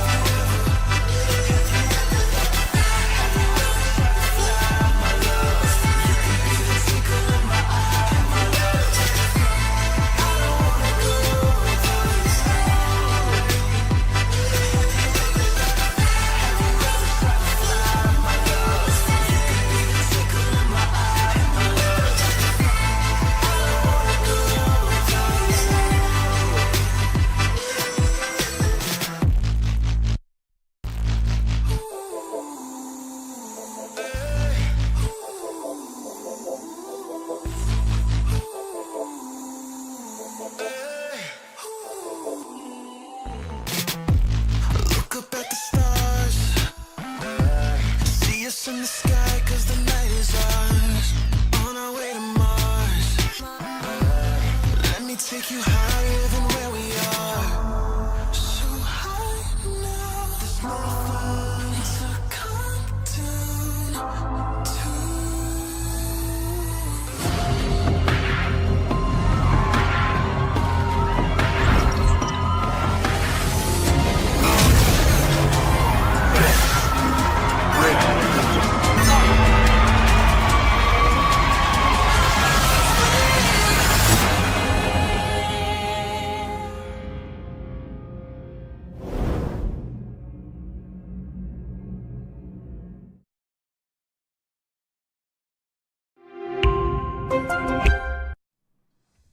All right, this is it right here to determine who's going to be at the top of the Group B. This is the Predator League Asia Pacific 2025. I'm FaZe. Alongside of me is going to be Leonard, aka YOLO Lee.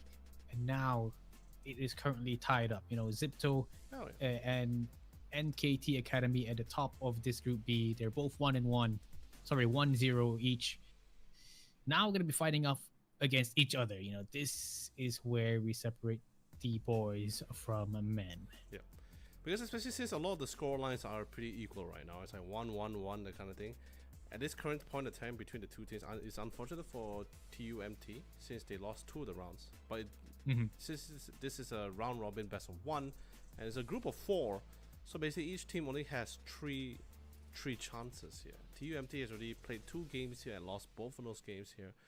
So unfortunately, even if they were to win in the next one, it's going to be taking them a while to act. I don't think they're going to be able to move up the ladder here with a 1-2 score line here, unfortunately here. So, however, for the other teams here, NKT, MTK, Sipto, and also for Disguise, they still have an opportunity to try to rack up some points before we actually can get right into it as well. And I believe we also got the call. We are going to go into the map of Abyss. And one of the newer maps here into the map pool. Super fun. You've got the ability to fly off the map if you wanted to as a jet player. And just looking at the stats here for both these two teams. Abyss, for the side of Team NKT Academy, they've played it twice. And it hasn't been looking too good for the side of NKT, but you know that was that was what in the month of October. So they've had 2 months, at least 2-3 months to practice, and they might just be able to pop off this time around. But for the side of Zipto, it's a little bit of a different story. They've played this map a few times. I think it's about. Okay, well, not under Zipto. It's definitely going to be under Unsigned 5 here. They did play it against the likes of 0-7, and they won it out 13-9. This was back in November here last year, so they definitely have a little bit of experience. They kind of know what they're doing here on this map, and in total they've played it 3 times. So it's, I think I would say, I think it's going to be pretty evenly matched. Yeah, that's what I'm saying. Sometimes it's very difficult to go by facts, right? Like, Yeah, it's like what we talked about before, where by stat wise, they've been having a good run on a specific map, or in this case the Abyss map, for example. But at the same time, but we haven't seen them playing against this particular team on the map of Abyss, so the storyline could be a lot more different, or the stats could change, can somewhat vary, because I think all the stats that we see so far on when doing our research, right? Yes, it tells them they win the most on this map, but that not necessarily mean like they're most comfortable on the map, that kind of thing at times, unless they chose the map. Unless you tell me the stat wise they always pick this map majority out of the rest of the map, then yeah, sure. Then I could literally confidently say, yeah, they're very comfortable with it since they pick this majority of the time. But if you tell me that they win most of the time, is it because of map selection? Did they choose it off the bat, or was it just like like in this situation, is this best of one where after all the map banning, this is like the best they can get out of this kind of situation, where both NKT and Sipto can get out of it. But regardless, this is the Abyss. I think this is gonna be my first time casting Abyss here, and at the same time, we see the return of Yoru alongside the team here. I mean, Yoru definitely. And oh wow, ISO? And ISO, the double duelist from NKT Academy. Not sure if they've locked this in just yet, but yeah, still, maybe still holding it on. Yeah, and I mean, Gecko. that is just Okay, cool. insane. Yeah, all right, interesting. Yeah, towards Zipto esports, so the double initiator composition, fairly normal. You got flaring on the Omen.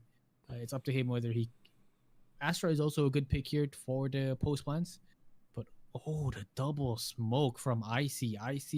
We saw him previously on the Phoenix.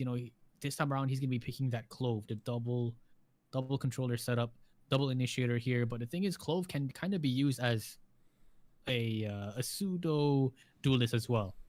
You can get aggressive.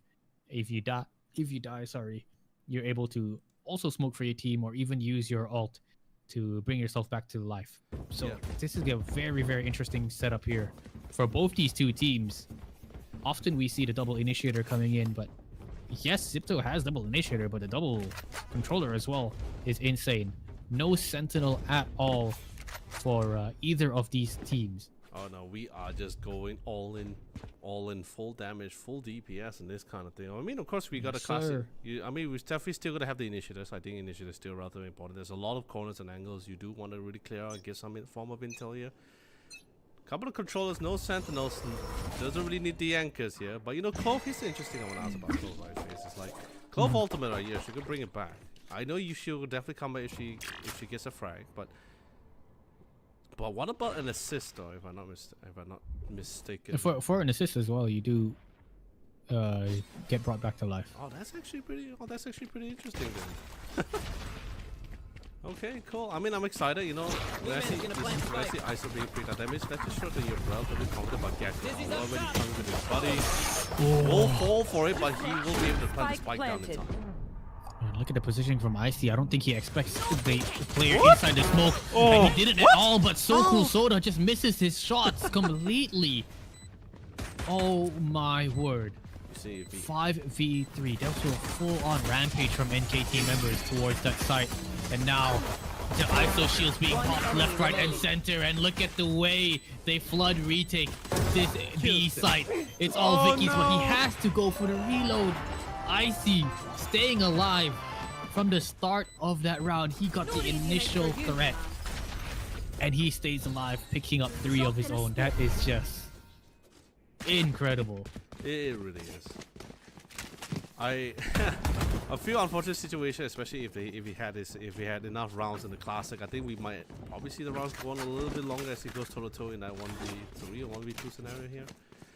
Though the one I was a bit surprised was the what So Cool Soda was going through here with that whole. Yeah. Actually, wait, hold on. Going by his name, right? I'm so sorry. Is it So Cool Oda or So Cool Soda? He had a cap. He had a cap 0, cap O or a 0 there. So. I don't know, So Cool Soda sounds so cool though, you know. So Yeah. I'm gonna say that. I mean, but he could be a One Piece fan. Shot my wingman. Oh. But, you know, we'll just leave it for now. We just apologize. Spike planted. What a blind spray! Overhealed. This man is overheating, and yes, he does actually overheat. Whipped out the classic, but nonetheless, Mark L is here. Fixie is here. This was a 2v2. The last two remaining players, they don't actually have the best weapons to work with. Fixie does find one. Sheriff in the hands of Fixie, but Mark L will peek through that smoke and take down Vicky's. Tons of damage done from NKT though. Oh yeah. Mark L. I believe initially before this he was playing the controller role, right? Before switching up to Breach the Initiator. Just tell me where they are, so He's like the flex player. Yeah, he's the group. flex player, right? Yeah, so I'm just saying, like, in the last round he was playing the controller, right? Or the Sentinel, I forgot already. I think he was Sentinel. He was Sentinel. Alright, so Playing the KJ. now him coming in with the Breach, just as great. Does definitely aid the team a lot here. But yeah, the Clove overheal thing, right? I always picture it something very similar to how Reyna's overheal, that kind of thing, right? Similar, it's just that you're not invulnerable. Oh yeah. Like, hold on a second now. Oh, sorry, the overheal from Reyna, actually you don't go invulnerable unless you ult. Yeah, it's that kind of thing where you just become like the. I mean, that's pretty much why people like to play Reyna, like. Oh, good one. That. But yeah, with the Reyna and the pistol, right? Because you become like this, like the most tankiest player in the whole game, right?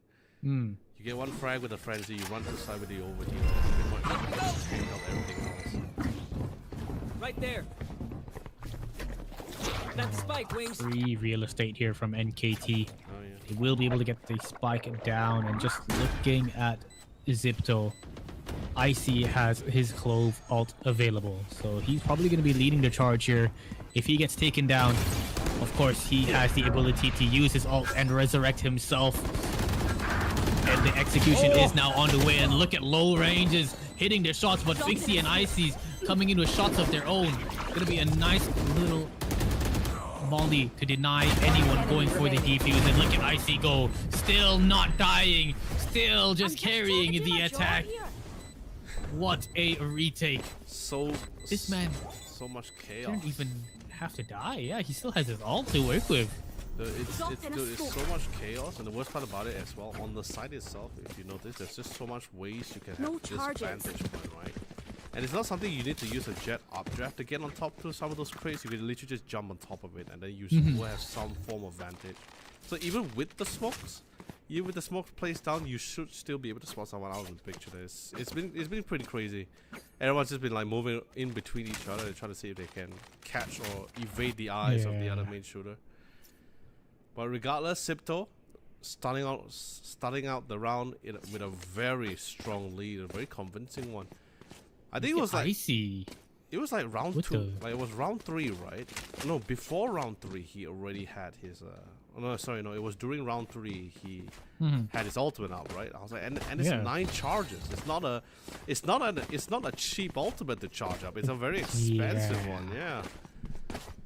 Definitely not. I mean, I think he was able to gather a few defuses, some ultimate orbs, got the kills as well, but now he's already got 9 kills, 1 death. This man is currently on a rampage, winning out their bonus round as well. But that's definitely gonna help with their Zipto's economy. Fixie picking up that outlaw. He wants to find these kills. You know for a fact that NKT is not gonna have the best economy, so they're gonna go for like half shields. They're gonna go for maybe upgraded pistols here and there. Dang, so far Zipto looking pretty dominant here in this map. I think it's because of Icy. The way he's moving around the map, the way he's heated up, fired up. You know, you can tell he's like excited. He wants to kill. He's and making that's use of definitely helping the team. He's definitely making use of the opportunity that within the midst of the chaos as well, right? Just like all the smokes just popping in, and now he has his own respective utilities as well. Pretty comfortable with all the corners here. He knows exactly where to hit, where it hurts, especially against NKT. But now since the round has been somewhat reset for NKT side, they're gonna be suffering as they go toe to toe with just the rifle in hand. I see beautiful opening as he draw first blood with the rifle in hand. And FaZe, is it going to be a lot different on those anti-eco rounds, right? When you're going against SMGs and bulldogs, you're going to be up with vandals, rifles. It's going to be tough. It is. What? Oh, dude, what a... Yeah, Did good he push positioning. I forward, think or there was did a he gap. red for it? Yeah, or was there a gap? Yeah. Yeah. Was there a I gap? think there was a small gap. Definitely. Fixie finding not NKT, here, So Cool Soda towards B as well. They're just getting picked off. They had the right idea, you know, they want to go for this mid play. They brought up a single Guardian to try at least Last to punish player standing. anyone towards middle. I love But the rest of the squad just getting picked off. I love the double tap function. It's so great if you're fast enough. If you're fast enough to get that bonus shield to block for one instance of damage, any instance of damage, right? I don't think they changed that, right? It's still the same. Yeah. It blocks everything Yeah. for that one time. Oh yeah, man. Yeah. It's so satisfying as well, you know, getting the kill and being able to pop the double tap. Yeah. Oh. Especially if you can make that kind of play where you pop the double tap just as your jet like right clicks you with the blade storm and he just blocks that instance of damage. Oh, it feels so great for sure. Yeah. Scanning Thank ahead. you. Aggression though, look at this. Zipto getting for this, expecting to be hit. Clone. And they read it correctly, but oh, such a good counter flash from both these two teams. Oh my word, it is just a back and forth Last trades, player and now a 1v1 flaring Oh. inside the ultimate. Not gonna work out. Low ranges will take him out. And well, it's all down to Icy. This man, he has the ult available. He's trying to get the kill so he can stay alive, but low ranges does not want to give it to him at all. Oh, so well played. And NKT win out their Now first we're talking. round. Don't jinx it though. Stay humble. Gonna revive, unfortunately. It's gonna be a very expensive. I think that was the first. Yeah, that was his first all uses as well. So unfortunate for that one. But hey, you know what? NKT able to bring back the round. It's gonna be have one judge in there. Oh, Vicky with the judge. Just how I believe they were preemptive with the strike, right? I think they actually popped off the fake coming in from the Yoru before they actually they were very aggressive about it. Right there. I think that was the flash that stopped Zipto Yeah, stop from everyone, going yeah. any further. Oh, Dimensional drift gonna be used. Vicky good for one. He will get traded out by Vicky's, yeah. and Vicky's. This was the man that popped off against DSG. Can he do it again? Monster on the loose. Thrash gonna be used, and Vicky finds the third, looking for the ace. If this Thrash can hit, he can definitely find one more. Icy is good for one. Does he expect the second player to be in the Raptor smoke? Last player No. standing. He doesn't expect at all. Darf is just right next to him, and he didn't even check. What a lurking play from Darf. man, it's such a horrifying map to play on, right? Someone could be on the vantage point, someone could be within the side, someone could be hiding within the boxes, within the crate. Oh, dude, it's especially when you don't have enough teammates to cover those angles. It just gets a lot more rough. It feels a lot more different when you play on maps like Ascent or Haven in the site itself, right? When you're trying to go for the retakes or defending, because at least you know for a fact, okay, he's definitely gonna be either coming out from these two entrances. But suddenly now when you go on the side, it's like, wait, he can be on top of me, he can be below me, he can be in front of me, but on top of a box. Yeah, it's Cover going out. so many things we really need to take into account for. You know, lots of different angles, and now NKT, they go rinse and repeat. 3 rounds in a row, they hit Oh, this buddy. B side. Wingman just Love sent out the the little guy. You gotta love the wing, man. Spike planted. Jeff, of course, 100%. Fixie though finds one. That's gonna be a good start. Rolling Thunder gonna be used as well. Fixie looking for more. No dash available. That he does spot one love. No. Does he stay alive? I don't think so. Oh no, he falls off the map. No! Pixie floating like down this. to the abyss, literally. Oh man. But it's still, Icy is still available. The Guardian is popping off. Takes down 3. It's a 1v4, and So Cool Soda finds one. Riza will pick it up as Flaring goes for the defuse. Oh my goodness. What a chaotic round was that?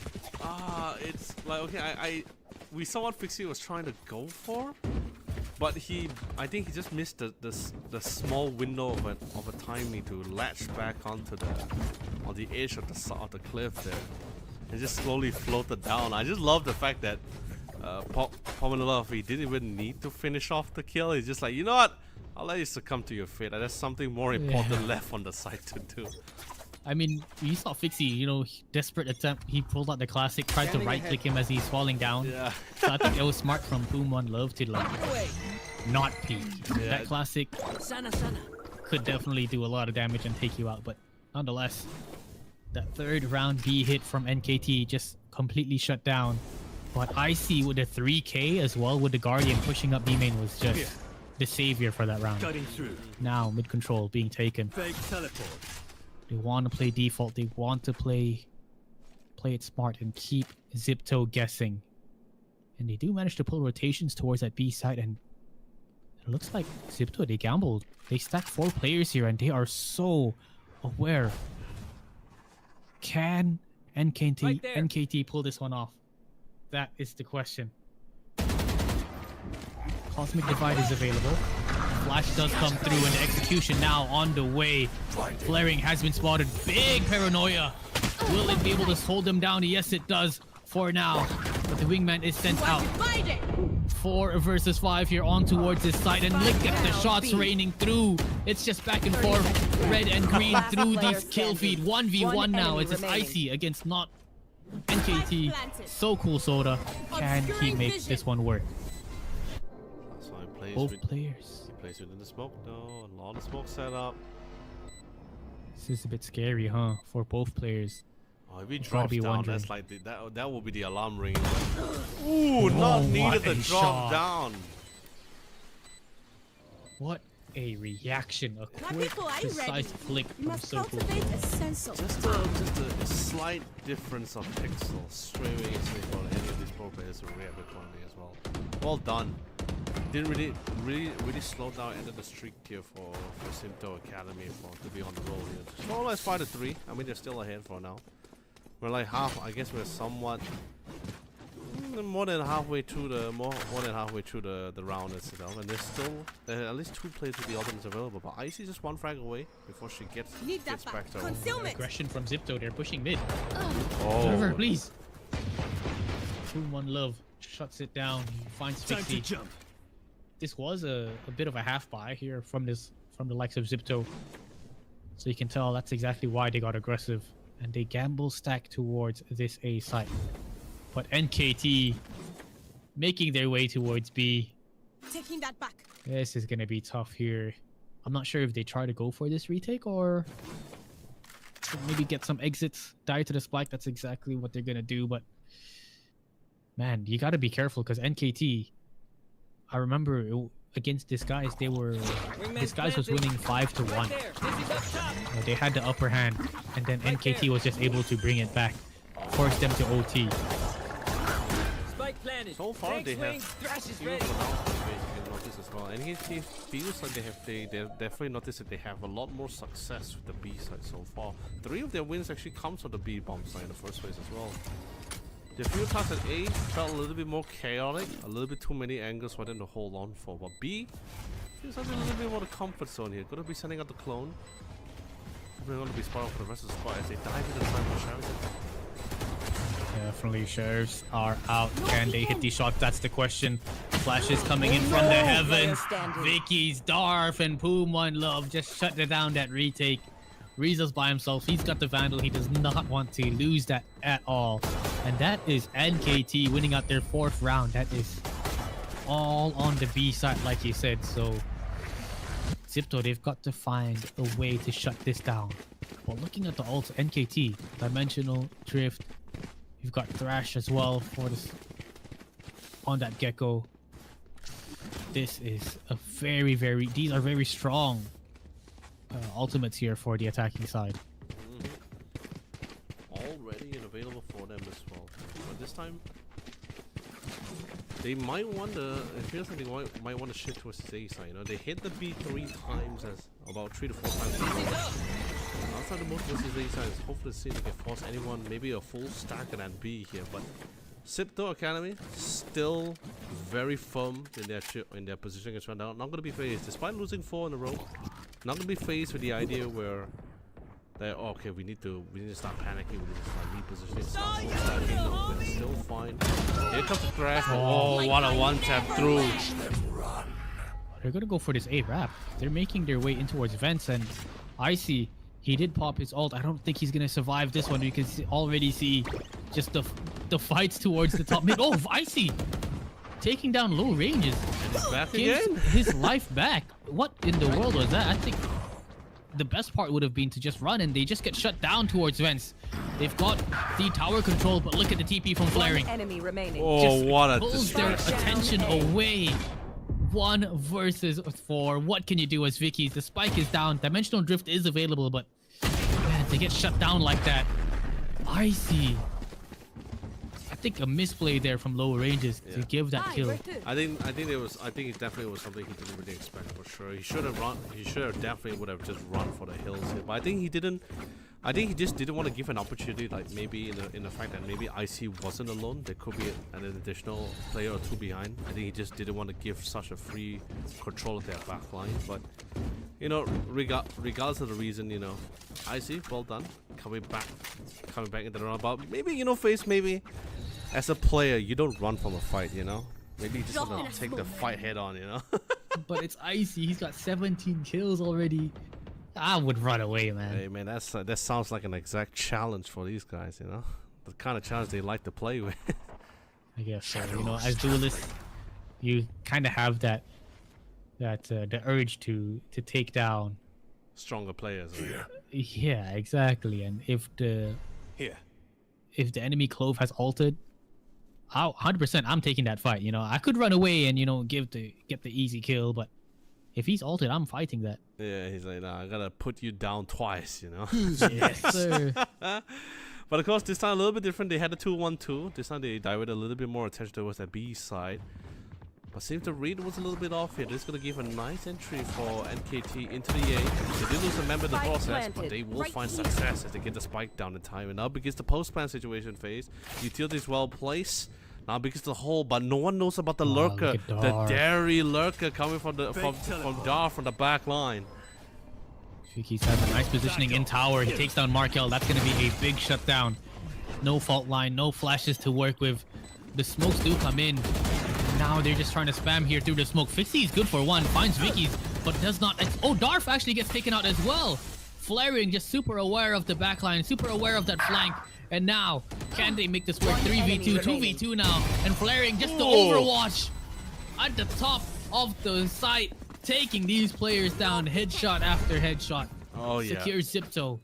The 7th round. When you need a hero, when you need that pillar of support, that cornerstone for the team, you just look up to Flaring. And by the way, he's also really tall as well. So yeah, I can totally understandable that people look up to him, not just in game as a player, but also literally looking up to him. But still, what a man, the anchor for the squad here. I love that he was playing that overhead watch as well, that overwatch position. Just constantly just poking around, yeah. Just do your thing, I got you. Yeah. I'll cover you.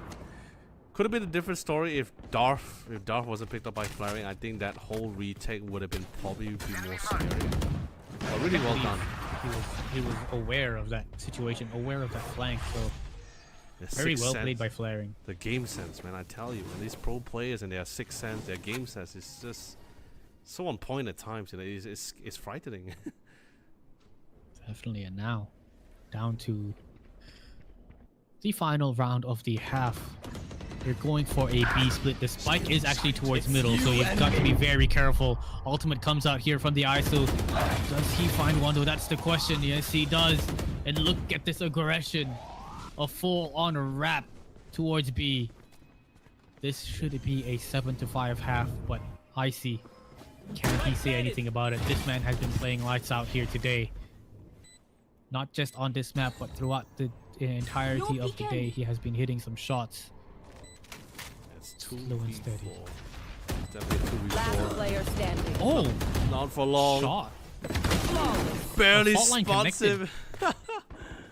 That is just sad. Oh. Fault line connected to Vicky. Switching But of sides. course, Yep. the cosmetic stun from Breach. It is what it is. It is. But You're bound to get headshot. true. But at the same time, it feels a little bit play deja some stars vu. in this here. NKT reality? was in this spot before with a 75 score line, of course. Will history repeat here? Of course, with a different map and against a different team. But will history repeat where NKT brings back the round here? But then again, not a lot of entry fragments here. They will be walking straight to the side here, alongside with Vicky. But they have a lot of flashes, a lot of utilities to play with here. They're gonna leave B for the open, but they're not too far from the B side here. That's Simple right. rotation of choice, definitely viable for them. But I can definitely feel the aggression coming from NKT. Ooh, mid being taken from the side of Zipto. Observer, please change towards mid. Thank you very much. Fixie and the rest of the squad. There's 4 players from Zipto just ready and waiting, ready to fight. But Vicky's has a very cheeky corner here. No TP setup, so this is a bit of a one and done position. I mean, hey, you know, high risk, high reward. He's confident he could get those right click with those classics, man. I mean, I think this was something we talked about years ago, right? Where we're like saying like, oh, the right click on the classic is just too powerful, man. It's too strong. It's too good. But you know, of course, everyone prefers the mid-range one tap with the ghost. Swings for the corners. There goes the classic. Couldn't get the second one, but we'll get an even trade here. Good trade indeed, and It's an that's entry definitely fragger gonna. too, yeah. That's gonna be. Look at the positioning here from NKT, clearing out this B site. So as soon as B main is clear, they can definitely go for this flank. They can pull rotations towards that A site. Low ranges by himself. He's just gonna play a full-on retake. I wait for the rest of the squad to 30 flank seconds left. from A main, and that's gonna be a big issue here for Zipto to deal with as well if that were to happen. All he has to do now is stay alive here for low ranges and wait for that flank. Oh yeah, they're definitely trying. No crazy movement so far until now. They jump to the smoke. We see the side was able to see the first kill. But he took it straight up back here, FaZe. Now comes out to 3v3. Last player They're standing. holding it down from tower though. Why word? They knew for a fact A main had the potential of being wrapped. Flaring was there. He's good for one. Instantly traded. But as soon as he got taken out, you know, they were able to reposition in towards tower to watch out for only what 2 different angles. One towards A main, one towards site, maybe even towards the spawn side of the tower. But what a round there. Very slow paced pistol round coming in, taking mid control from Zipto, falling back, heading towards that A site, and just playing the numbers game to their advantage. 8-5 now. Yeah, it is. 8-5. Round begins, and they're currently ready to rock and ready to roll as they make their way through. Checks out mid, getting ready the fault line to clear out the corner if they wish to go for it as well. Still charging things up. Icy. Are they going with the comms here? What's gonna be the real plan, buddy? Fault line still gonna be keeping back at home. Gonna be decrypt the ability first. See if any aggression. There's still time. 1 minute and 15 seconds to play around here. No sudden movement here, but it's a 3-man stack by NKT on this A side here. They try to go for the read, and I think this read might be successful as well. Although not the most craziest of weaponry, but if low range you can able to line up these shots with the sheriffs and get those heads, might be a little bit of a different storyline here. Pulls through, gets one, trader for the next as well to get the 2K here. They still have the weapon upgrade and get it ready to roll in right after the recon dot. Now begins the setup phase. Yeah, it's a 2v2 trade. That's pretty big here for NKT. Definitely winnable as long as they hit their shots, as long as they group together. They've got Sherry's to work with, but Flaring is going to shut down at least one. Boom, one look. Down and out. One more towards spawn, and there it is. Flaring with the second with the assistance of Markel. Keeping 3 alive, not too bad at all. Heading now into the bonus round. At least they were able to at least pick up the sheriffs. I think Fixie could pick that up definitely. Yep. But man, that that looked very dangerous from NKT. No, it was dangerous. I got concerned, especially when they all started lining up for the sheriff shot as well. I was thinking, oh dude, if he landed, this could have been a double right there and then, man. That's just how horrifying it is. They didn't really check that corner until the last minute when the jet fell.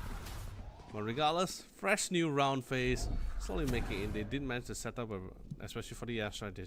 She did set up the defensive star point at the A main side. But a very aggressive push begins. A little bit too aggressive for my liking there. NKT, there's no sort of assistance, no paranoia, no flash from Gecko. He just went for that wide swing, and well, they will get punished for that. 4v4 retake. Spike is down. They have the smoke available here on Icy, but Icy just takes down 2. The spray, so good. Overhealed, and he will be able to pick up the 3rd. 1 versus 2. Regen shield has been regenerated. Dude, such a tight angle. But what's even cool was the fact that even though yes they did sacrifice one of the core members here, but they ensured that at least one of them will have the benefit of taking down as many frags as much as possible with the crossfire swing here. So cool, Soda. I am sorry, buddy. That's a little bit too difficult to take back here. Falls backs, gotta save that Vandal. It's a great call, it's a safe call. But then again, now Sipto, double-digit scoreline. They're currently 2 rounds away from match point here. Gun here. They can A feel bow and it arrow here. is old-fashioned. And the best part about it, Face, ways I'm are not best. concerned that it's gonna get to their hits. They are very like, despite you know how aggressive they are, how spirited they are as well. They really know how to center themselves as well. Really be down to earth. Yeah, definitely. I mean, they're down, definitely not out just yet. This will force them into a bit of a half buy. You can see a single Vandal, a single Judge in the hands of So Cool Soda and Vicky's. But these are dangerous weapons in their hands, and they can definitely make things work. But 5 players now of Zipto. They've given away the sound cue. Fixie does find one. He's got to be careful. There's a Judge just around the corner. Does he spot the player? Yes, he does. Gets the shot here. The wall bang headshot on towards Vicky's.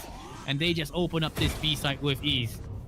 Yeah. I want to get Spike more. planted. Sadly, it wasn't a really deep corner, so they didn't really. Last player standing. But good speak through, unfortunately. He did have the challenge, but he just straight up a flowering.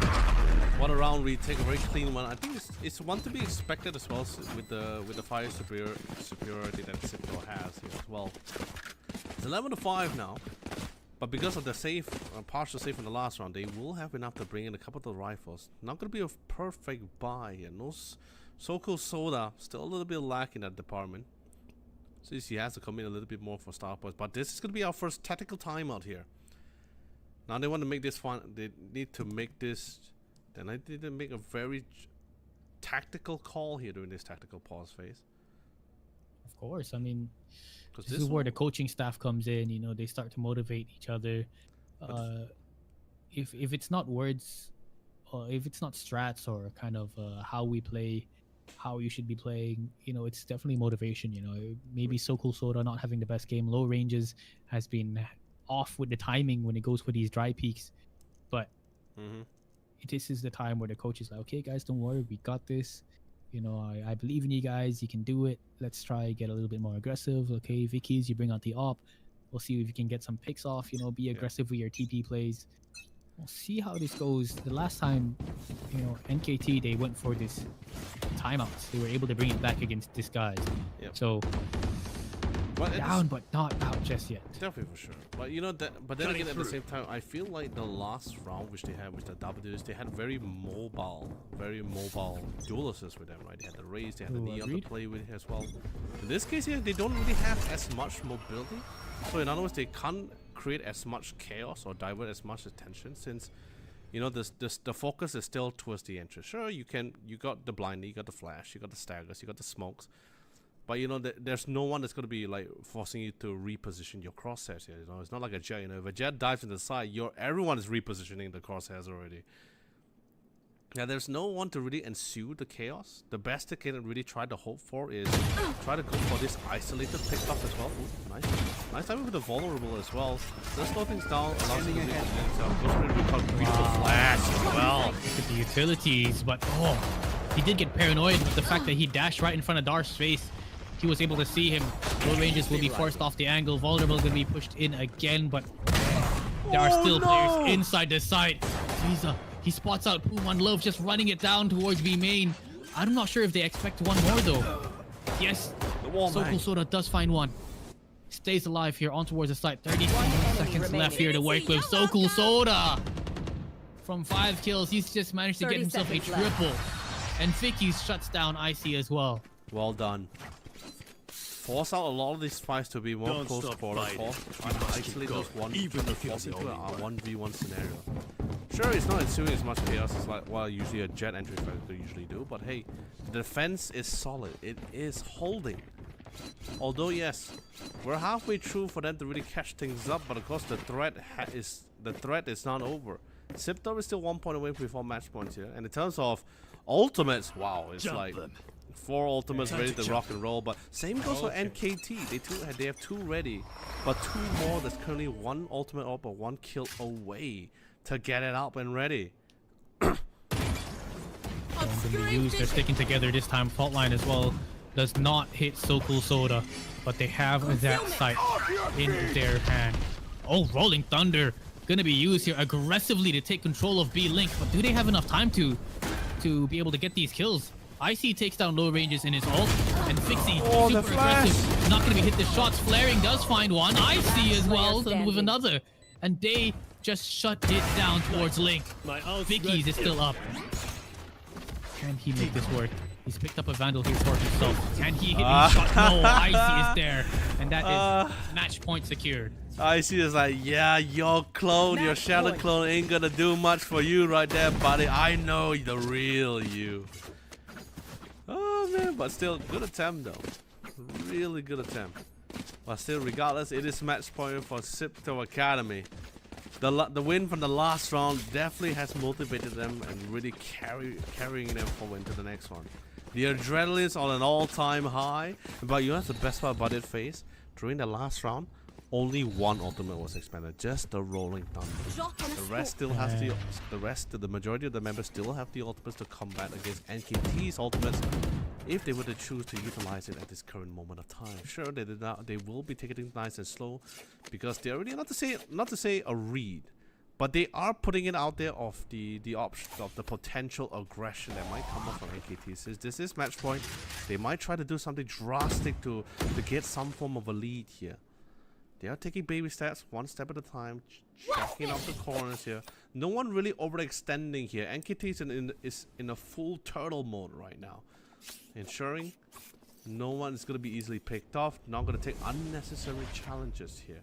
They don't mind backstabbing though, they don't mind the lurks, but not until they get some form of intel here. It looks like the dimensional rift is coming in, and there's so much intel. So much intel, not to use the look from behind, but just to get the intel where they are. Dang, and Fixie already dashing in towards the back of side. He will take down Vicky's, who just came out of that dimensional drift. That's unfortunate here for him. Darf though, however, finds one, but Fixie with a quick trade towards the back of from backside towards main. Hold on a second now. Can they close things out now?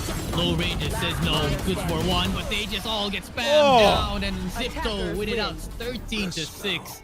I will keep watch. Heading 2-0 in this group B. Oh, they are looking very good. So yeah, by the way, that's Flaring in the white jacket. I told you he's so tall. My God, this guy is towering. That's what I'm saying, man. He's towering the competition and of course the pillar of support. He's basically the Tower of Babel for Sipto Academy right now. Dang. Of course, love him. Still going to do the couple of fist bump with the team disguise members as well. I think after this they should be combating against each other, right? So depending on the result of that match phase, if Sipto were to take a win off of Team Disguise as well, they pretty much earn a spot in the in the grand finals. This will 100% secure them that spot. If they were to lose to DSG, it's gonna be a 2-1 scoreline for both. Oh no, but Zipto. Oh yeah, basically it's going to be 2-1. It's going to be a tiebreaker. It comes down to round difference. So yeah, but just looking at the scoreboard, just insane stuff from Zipto. Icy. I think it was the Icy show, man. No, that's what I'm saying, right? It's all of everyone pulled their weight here, definitely for sure. Some more obvious than others. Icy, his debut so far has been absolutely fantastic throughout the league here. But of course, as he climbs up the ladder phase, there's going to be more greater challenges, right? Because that's the nature of the competition. It's from the qualifiers to the group stages, all the way to the playoffs/grand finals here. All the other teams are slowly going to be filtered out, and then we're only going to be having the top teams of each qualifiers of each region and each group stage to go head to head, and in the end, one shall rise and only one shall rule here. So it's going to be that's the nature of the competition. I'm not a big fan of it. I'm going to say it right now, FaZe. I think I told you this for years now, right? I believe everyone is a winner here, but that's how competition is. You know, someone has to take the fall, and someone's of course going to be the true champion here. But you know, with that being said, FaZe, we are 60% done of our day. Yeah, 60% done of 4 out of our 6 series. 2 more series to go here, and one of those series will determine whether Zipto Academy will secure a spot, unless someone else is able to knock them down a peg here. But that's going to be pretty difficult with the performance that we've been seeing from them so far. Yeah, the only 2 teams that can sort of make this work is either DSG or NKT.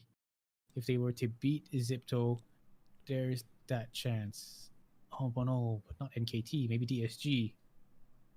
Oh man, this is tough. We're just gonna have to see how the next game goes. If Zipto loses this, then there's a chance at a tiebreaker. If not, right? They go all the way, yeah. But wait, hold on. The thing is could there be a potential three-way tiebreaker? Okay, hold on. TUMT has played against NKT, right? They also played against Zipto as well. TUMT have played against DSG. DSG and Zipto, right? Zipto. Okay, so that's left with NKT. So if NKT takes the win here against TUMT, then it'll be a 2-1 scoreline. Yes. DSG will be going up against Zipto. So if Zipto lose against DSG will be 2-1, and then it's up to NKT to win against TUMT to be 2-1 as well, if I'm not mistaken. And then a 3-way tie. It's going to be a 3-way tie. That's the storyline, right? Yes. We have I guess you could say we have contingency. We have a contingency for a 3-way tiebreaker. It's already in the handbook. We're prepped for this. We're prepped for this moment, guys. We're totally hyped for this. But of course, at this current state of time, Zipto looks like they're in a very good spot at this moment here. So yes, sir. The last 100%. The final stretch is going to be against DSG. But you know the other group stages seems like we're going according to schedules, right? Everyone seems to be doing great. GGZ on Group A in particular, 2-0. Wow, same spot as well. It's only Group C and D. They are the one that's no one really has like a clear-cut win so far. Yeah, not just yet. No 2-0s in all the other groups, but surely soon enough, you know, as the time we progress, maybe after the next game, there'll be a more dominating scoreline in terms of the standings. But yeah, that is crazy. Yeah. After this is going to be Zipto DSG. If Zipto has to secure this win to secure playoffs. Oh yeah, of course. Man, but with the way they've been playing today, though,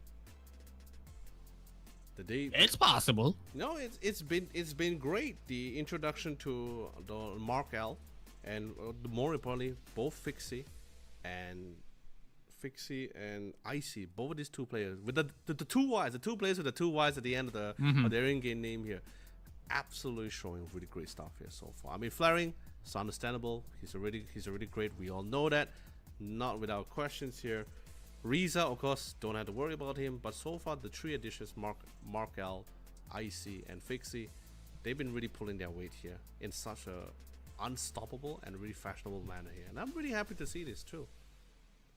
Yeah, 100%. Everyone just playing so well. But guys, before we head into the next game, which is Zipto versus DSG, we're gonna go for a quick break. So we'll see you guys after this.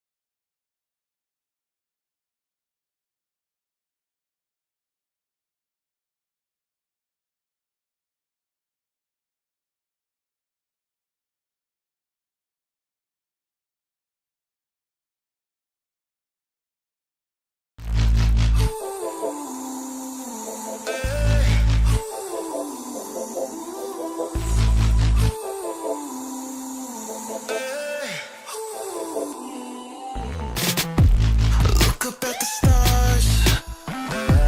See us in the sky, cause the night is ours. On our way to Mars. Let me take you higher than where we are. So high now, there's nothing to come down to.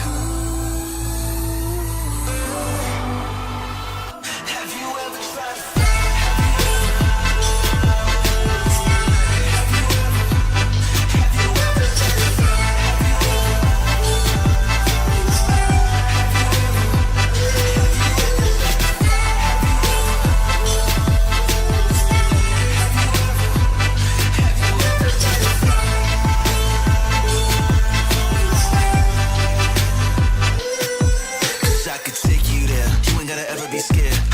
Let's go to outer space, take you to the stars. You're never gonna feel out of place. Fly with me, need a ride or die, so will you ride for me?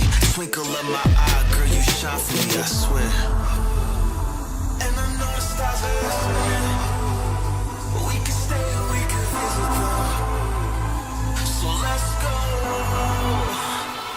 Have you ever tried to fly?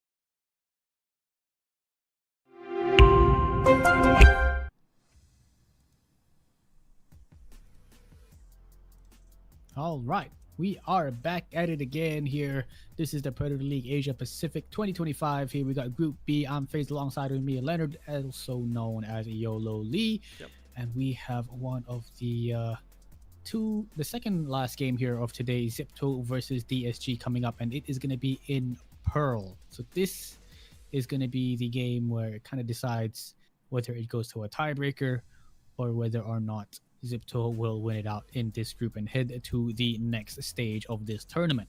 So very, very big game here for both these two teams.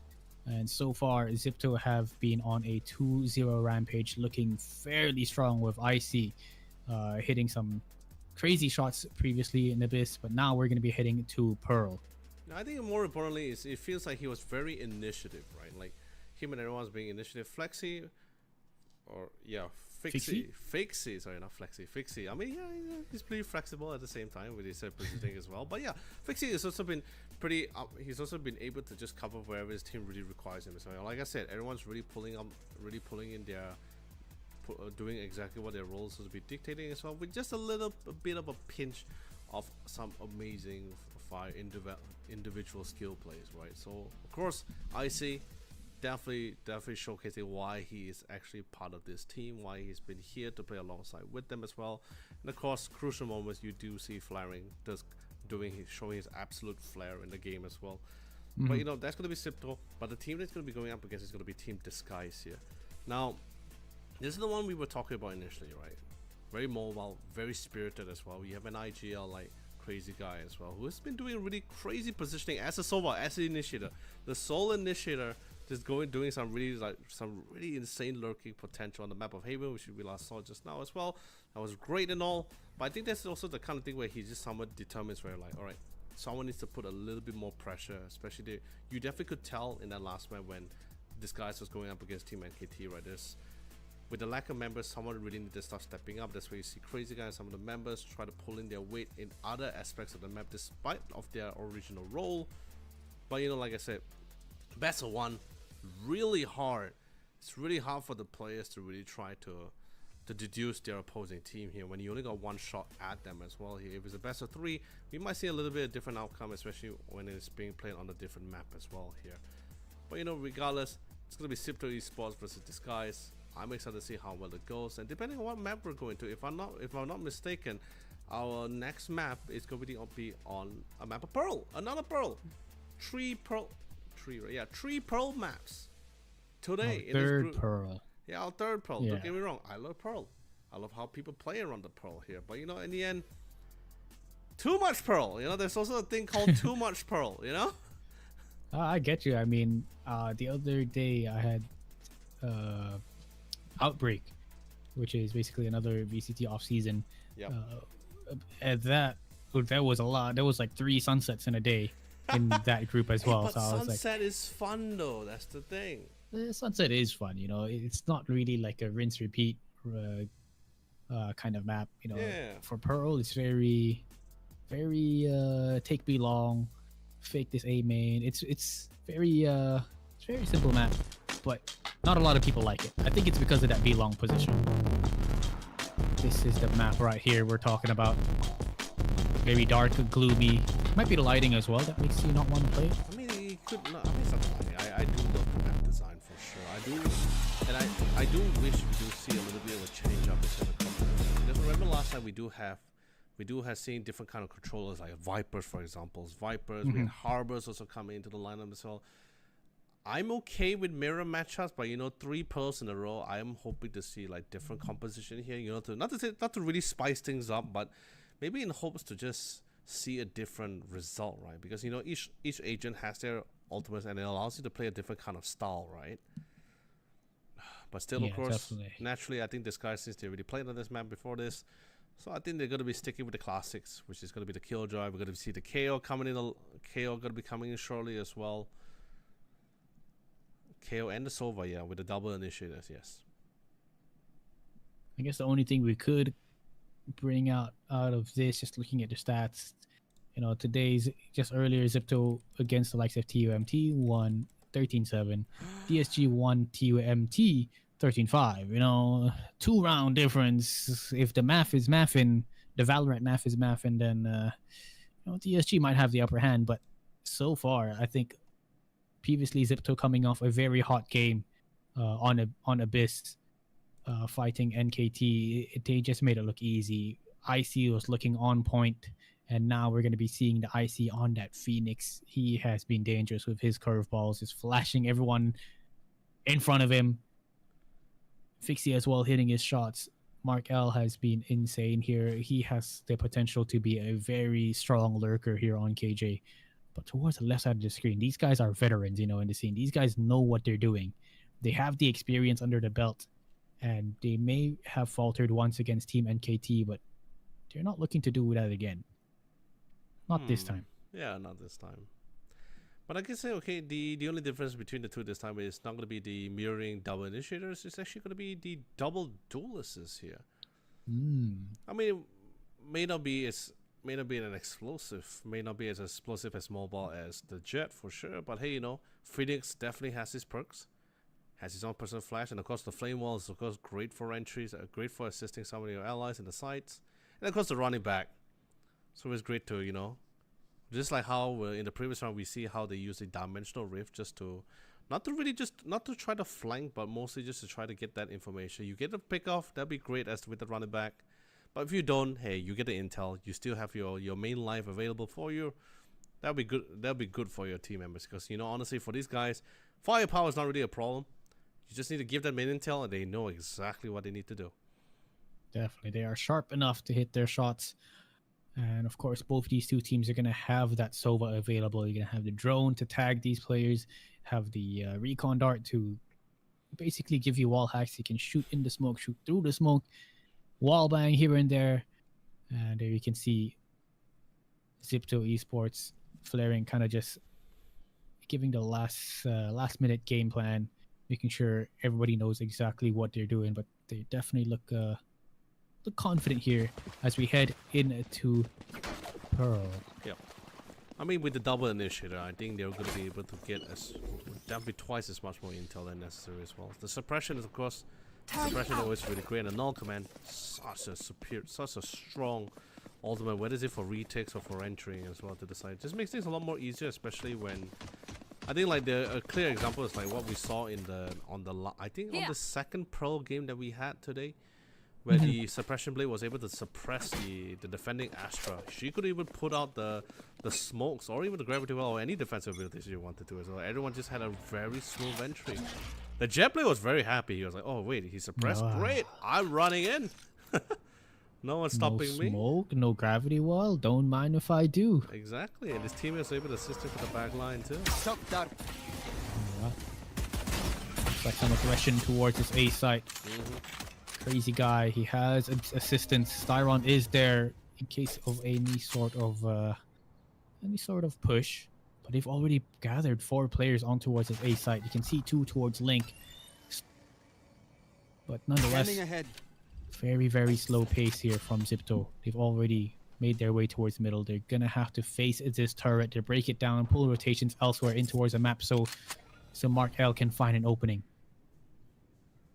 Has a little bit of a trap to go up against. As soon as Wayne spots someone, the flash is going to be coming in from the right side, and they just mow down Zipto towards Art. Did not expect that coming at all. It's all flaring all by himself in A main. Will it just get shut down by Crazy Guy? Beautiful flawless round here by DSG. Exceptional. Really exceptional right there. Although it's, it was a little bit slow on the end, just waiting out, trying to burn out as many utilities as much as possible, but in the end they still found the entry, they still found a way in there. There goes the defense as well. Of course, since they win, they get a beautiful nice upgrade here. We see a couple of outlaws, Sheriff Frenzies, a Spectre, and of course, if I'm not mistaken, a Guardian as well on top of that, which is perfect since, B long, such a long down lane there. We do see a little bit of a difference this time. The KO didn't reposition himself. He played a little more closer to the A side. Trying to sneak for the ultimate off there. Spotted him out. Yeah. It's like, hey man, you want that ultimate. You gotta work for it. But thank God, flaring of course is here to be on the lookout. Say, hey buddy, don't worry, I got you covered. Take that ultimate on, man. Go for it. Oh man, it's funny. Flash does come in. Suppress will be able to spot out how many members are making their way on towards his side, and look at them use the classics. But DSG, they managed to hold things down. They've got the man advantage here. They've got the weapon advantage, and Wayne will be able to take down Fixie. He has the help. JA there ready and waiting, and they just shut down the aggression of Zipto on towards his A side once again. Well done. It's so difficult to fight into defensive utilities, right? It's just like KO's there for the suppression. You got the smoke that's gonna obscure vision as well. Just in case you have no idea whether the killjoy is gonna be within the vicinity. I mean, of course we do know, but they didn't. So, and I love the so far the positions they have so far has been pretty solid. 2-1-2 the occasions, and the best part is he's swapping up the positions. No longer 2-1-2. They're gonna have 3 people playing down middle here. Rifles in hands, by the way. Feeling confident. Let's see whether that confidence will result into something amazing here. He gets spotted out by the out drone. We'll have to tailwind back to safety here, but he is going to be moving in. Shock dart, yeah. Takes Riza down to 57 HP. DSG looking so confident here on the defensive side of the first on this. Zipto making the right moves. They're splitting things up here on towards this A site. They've already taken control of Art, and flaring gets taken down. That's the main controller. A very big pick here from DSG. There goes the smokes here, so it looks like they're gonna have to flash themselves in, but Mark L knows how to even out the odds here. We'll be able to get a trade back here, FaZe. But Icy Playing really nice and close, FaZe. What's he gonna do? Ooh. That's tough. What? Crazy guy somehow takes down one? Okay. Alright, great. You lost your smoke. You lost your flash. 30 seconds You do left. have the killjoy for the post plan, but you know, like the name. What? Oh, What? Master Wayne Dude. takes down Reza to the smoke, finds the second, looking for the third, and Styron is there to help him out. What a hold. Dude. Oh my goodness. You would That think was like showing audacious. trajectory, like showing your trajectory means like, hey, you know, I'm in the smoke, I'm totally fine. But you reveal your location to Master Wayne with a 1 second, trajectory. peeps. You I kill gotta me? visit the No astral to way you're play gonna be able some to walk stars. out of that one. Damn. He will take that any day, Right you there. know. If you see a recon coming at you in a straight line out of a smoke, you just shoot where the recon comes from. Yeah, man, just And shoot. you've got yourself a kill. That'll work. I mean, even if you don't get a kill, you at least get some damage in, right? It's just like, hey, man, Definitely. Blocking no vision. problem with the pre-firing here. He did spot the tailwind. Two shots. Styron good Styron. for one. Ooh, look at Reza though. What? Oh, Fixie as well. These sheriffs doing lots of damage, lots of work. But Ja is there, and we know Spike for a fact that down this A. man has been a pillar in the DSG team. When it comes down to multi-frags, he can definitely pull it off. Markel by himself Death is will cold, friend. get shut down towards A main. That's 4-0 DSG leading it. The entry was great, but you know what's even better was the fact that the minute Styron, I believe it was Styron who fell first, but yeah, the minute Styron fell, you already start seeing Ja just repositioning himself from the outside. He just rotates down from short and just lines it up there. He knows that he already knows that they're gonna go for the Vandals as well. And you know as well, right? The minute you picked up the Vandal, it's not like prep and ready to rock and roll. No, it still has that animation to run through first. Taking the advantage of that. They're able to get for a couple of nice pickups. Two Ks for that. Big drone. Oh, big damage as well. Crazy guy. This coach should have committed Deploying that 1-2 shots, man. Could have gotten him too. Now mid control trying to get taken away. I think Fixie has made a step. Will give away his position. Crazy guy has done so much damage on towards Reza. There's a chance that this spike might be dropped, but Reza is too quick to the trigger. Takes down Vera. Walking up a little too close with that off. But oh, the trade does eventually come in. It does open up a bit of an entrance here towards this B site. Controller still alive. Cosmic Divide available. But they're so Can low phase. Look at all that make this HP. It's a 3v3, but it doesn't feel even out enough. Oh, hold on. They thin down the numbers. They got to be careful though, because they have Cosmic Divide here. Oh, It has been used. It's a nice a high-low angle, I guess you could say. But look at the flank. Not sure if he expects the flank to be coming in here. Oh no! Mark L down to 30. Ja, if anyone can pop off, it's definitely going to be him. And oh, hold on a second. A Master 1v1 Wayne? all of a sudden. He's in the side. Oh! Flaring. When the game's on the line, the man comes in time, man. Oh, yo. But to win out a round, it went all down to a 1v1. You know, you lose 4 members. Yeah, Tough it here for is their economy. tough. It is tough, but does my eyes deceive me, face? It's the crazy guy gone mad, coming in with the Odin. Oh. The man is gonna spray, and I can tell you this, they gotta pray, man.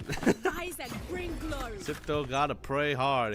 If you let this man go on an absolute roll with the Odin, man, he's gonna do a massive amount of damage. Now you can see Need that back. they are going to be... It's going to be an execution here on towards the A site. Hunter Shiri does do a little bit of damage. Oh, actually does take down Wayne here on towards site. The rest of the squad trying to just flock it down and take down Styron. Ult does come out. Counter Hunter Shiri, not going to be connecting to anyone at all. But A site is in the hands of the Zipto team. Black will go down 3 versus 5, and you can just hear that Odin towards spawn. Ja Oh, testing his luck, testing his patience. Oh man, this guy, he's not afraid. No, Ja was just like, hey man, I'm the bait, man. You didn't get the advantage, man. I'm the bait. Come at me. Didn't really fall for it though. He saw it for the first time. Oh, it's the toy gun edition skin. Yeah. Oh, it looks sick. I wish they Probably one of my favorites. I wish they honestly. changed the bullets to put those rubber bullets instead. Since he's firing from that gun, I think that'd be pretty cool. I think it's Nerf bullets though, right? I mean, similar to Nerf, I guess. Yeah, that's what I'm saying, right? Like, is it? I thought it's just regular ones, like the. No, if it's like Nerf. If you look at the wall, Oh, and because it leaves like got bullet this. marks. There's well, because some of it has because like I Nerf. have that skin, and I don't see like the rubber bullets on the wall. That's why. Unless it's something they added on much later, you know, 'cause I don't know, could be May- graphic settings. maybe I didn't upgrade it all the way. Because I know some weapons you have to upgrade all the way. True. Probably I didn't, yeah.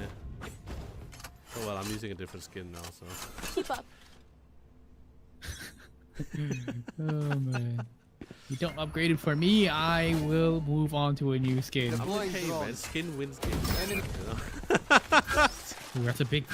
They took down the drone before it even saw the op, and that's why Vera will be able to get the kill on towards Riza.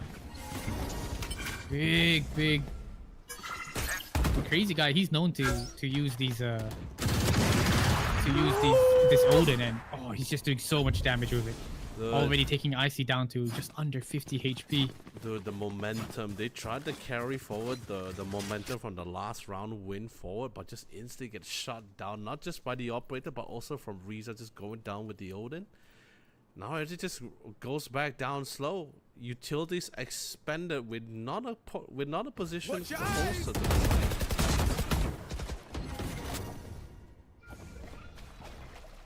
Forcing him out from the Recalling mid my lane bot. though, but doesn't necessarily feel confident enough that they've got control of mid. We do see them moving towards a short side. They are still somewhat at least trying to get more before they move in. 30 seconds Good left. timing. Mm-hmm. Maelstrom as well to delay Mark L. Fixie's already in towards the side. Styron as he expected. He spots it, but Fixie! What a quick shot to take down Styron. My goodness. Oh man, they are dismantling members of Disguise one piece at a time. Their earlier engagement was a little bit slowed down, but they found back the groove. And I see the Odin slowly walking through in. Come on, crazy guy, let that Odin sing, man. Let it sing. Sadly, no, not the right moment. Too many destroyed. expensive weapons currently in Toya. The Odin, the Operator. Better just fall back and save this weapon for the next round. And it's not like, I mean, yeah, it's not like we're too far into the game, right? We're like barely halfway through the first half here. yeah, exactly. It's only been 7 rounds. Gonna be moving on to our 8th. You definitely do not want to lose an Odin or an Op. You know, buying 2 of the most expensive weapons in the game. It'll definitely do a lot of damage here to your economy over time. get But this? so slowly but surely they're bringing it back. Placing Looking a swarm little grenade. shaky at the start, losing 4 in a row, but now they've won back 3 of their own. Can they make Target out. this work? I mean, they, So far, every time they hit mid, you know, they were able to get 1 or 2 Alarm picks, bot out. or most importantly, 1. You know, that's a good start too. So already see 3 players making their way towards middle. Placing Want to swarm make sure to grenade. clear out this Killjoy utility to keep them guessing. yeah, but I think Fixie heard. Crazy guys here, god dang. Yeah, but I think Fixie heard the utility being set up as well. Well, he was relatively close to hear it. Oh, is the Odin gonna sing? Whoa. No, it did sing, and of course Jug comes up with the follow-up. Crazy guy takes on Fixie as well, who went for seconds and he just got shut down instantly. This is tough. It is tough. We've got they've got an Odin What? to work with. Not exactly something you want to walk peek into. Do they check the right side? Yes, they do. Vera dashes away. I'm not sure whether or not he expects Flaring to be towards main, and he doesn't. Flaring will No pick him more up, but look Sova. at Ja Ultimate is doing ready. Ja things. Here, he is ready to play. Initiated. Lockdown ready has been spent. 2v3. Markel has to look for something, but Crazy Guy is ready. Picks up the third. That is 5-3 for DSG.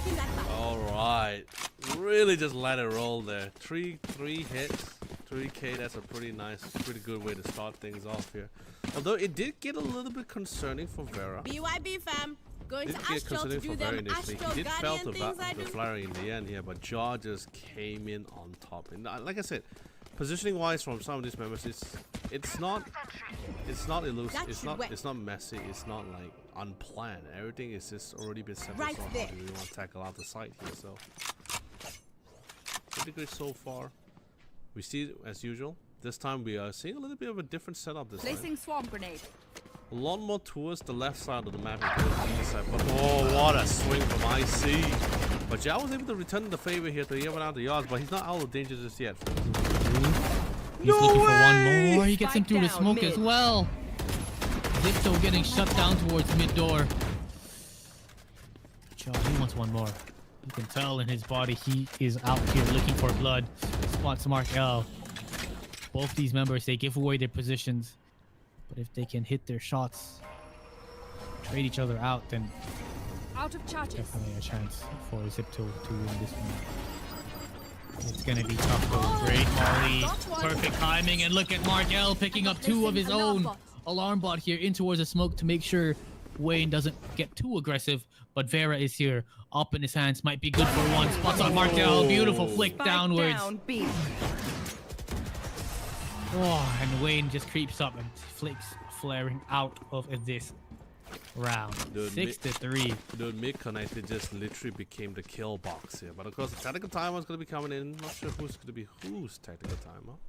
Oh, it's actually going to be the attacker's tactical timer. Should I play some sure. stars in this reality? Yeah, it's understandable, right? It's 6-3. This is the somewhat of a game decider round for Sipto Academy to decide whether they're going to go to the grand finals as well. So getting this kind of scoreline, yeah, I guess this is time to sit down and talk about. Or maybe sometimes people. I remember Tosh used to tell me where sometimes you use the tactical timer to try to cool down the opposing side too. Like if they're getting a little bit too heated, they're like, all right, we gotta cool them down. Gotta cool down, slow down that engine. Yeah, I don't want to give the momentum away, right now they're probably feeling heated up. They're like, oh, fine, let's go. And then all of a sudden there's a timeout and you got to wait there for 1 minute doing nothing, sitting down like, Yeah, but more importantly, FaZe, have you checked out the new Predator Helios Neo 16? With the latest Intel Core i9 processor. A powerful piece of software. Powerful piece of hardware for sure. For any of you content creators, gamers, or even just people just regular on a regular basis. You just want to secure your hardware. This is exactly what you're looking for as well. That should wait. crazy how a laptop can be a lot more powerful than my PC at home. It's the kind of thing where people tend to say the power of the sun in my hands, Yeah. Or the power of the sun in your laps. Yeah. That too. Are you actually putting it on your lap, man?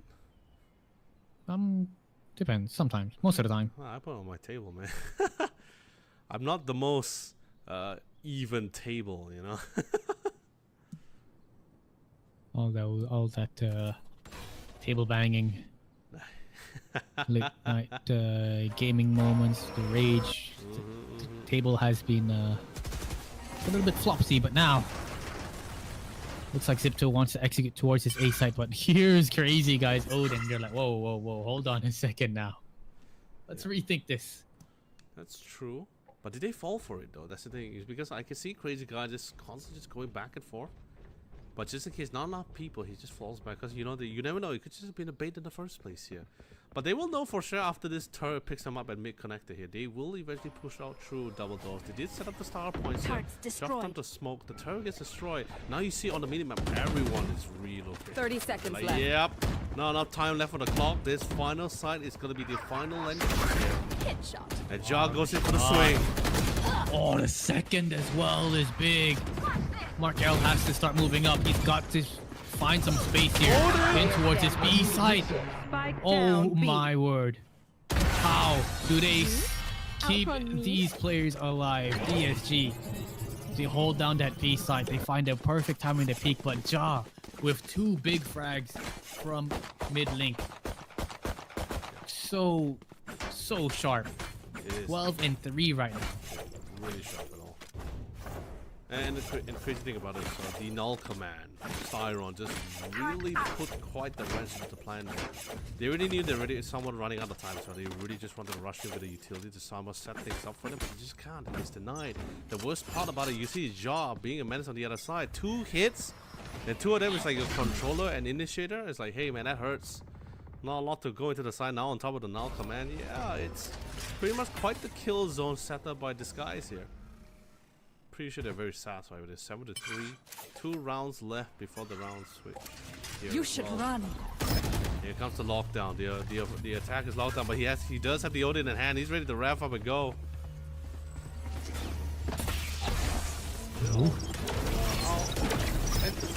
Start does hit, and Hunter Fury is gonna be spent here. Crazy Guy does take down Mark L. Hunter Fury will be able to trade the things out, but you've got to be careful because Ja is still alive. You're gonna want to take him down, and they do. Spike down A. They still have Crazy Guy. He still has the Odin to work with, and well, this man is very, very dangerous. Hunter Fury sent out. That's gonna be a good kill here. Dude, But I see. Actually uses running back to counter that ult. Dude, Stays alive. That's so amazing, man. So smart. And he still has a flash to work with. And in that Last angle that player he has, he's standing. holding, it is just going to be so strong. 30 HP on towards Crazy Guy. I'm not sure whether or not he wants to go for this unless they give him a free kill. There's a chance. Although not the time to use the ultimate, he definitely would have preferred to use in a more different scenario. But what a way to keep himself in the game. One enemy remaining. 3 gone. You know, Scanning ahead. I mean, hey, you know, Crazy Guy still got him in the end. Got him in the end. May not be from the Hunter's Fury, but still got him in. But regardless, Zipto takes back the point line. It's 7-4. Last round Last in the round, half. ladies and gentlemen. And Ja is just 1 point away to get that lockdown. Same goes for Wayne. Cosmic Divide, lockdown. Great ultimates for retakes. Or even just holding out the side here. Same goes for Flaring.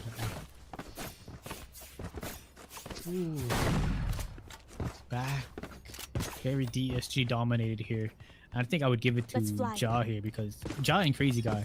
Yep. You know, ever since Zipto, time and time again, they keep trying to hit that mid control. They keep trying to take B link and go for that B split. Crazy Guy and Ja is just able to hold it down so well. Just shooting people through the smokes.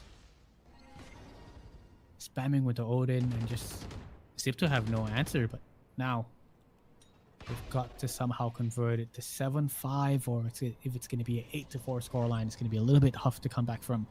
This DSG is looking super strong here on the defensive side. Especially if you look not You want to find it? in a couple of free fire even Nanostorm on top of that. A lot of utilities being expanded here. They're very confident with the A side since we see Vera being over positioned to be long here. So they don't in fact no way they can try to force back into the side. They can come in a little bit here, but they managed to get into the side. We'll get the plant down. And let's see what they can possibly do. But the Odin is singing. Ooh. It is ringing. Thank God for the flame wall. The Cosmic Divide was going to go down as well. But the recon that does reveal him, and Crazy Guy will spray him down mercilessly, getting rid of his counterpart here. What a recon! So well played. He knew he had the weapon to go for the wall bang, and now Restaurant. Cosmic Divides, all ults have been used. JA Yeah. still alive. Takes down Mark L, and hold on a second, it's Icy up and alive. Flaring as Last well player here standing. to deny any sort of a defuse. Can they pull this one off? Flaring 1v2 off in the hands of Vera, missing the shot. Styron sticking it. Oh, he's Trying his blind! best to stick it down, but Flaring will clutch it out 7-5. Thankfully, the Nebula running Switching out of sides. time and exposing Styron. A second more. That's all Styron was asking for. A second longer for the Nebula.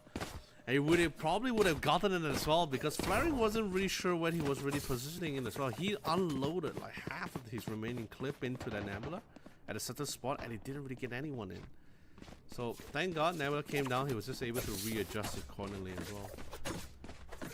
I mean, I don't know about from his POV, but I know for a fact that from his characters, like wherever his classic was currently focusing at, it was definitely not where Styro was positioning it at all. Yeah, definitely not. Yeah. Luckily, he still had bullets here for, at least for the classic. But now sides have been swapped. DSG going to be on the attacking side.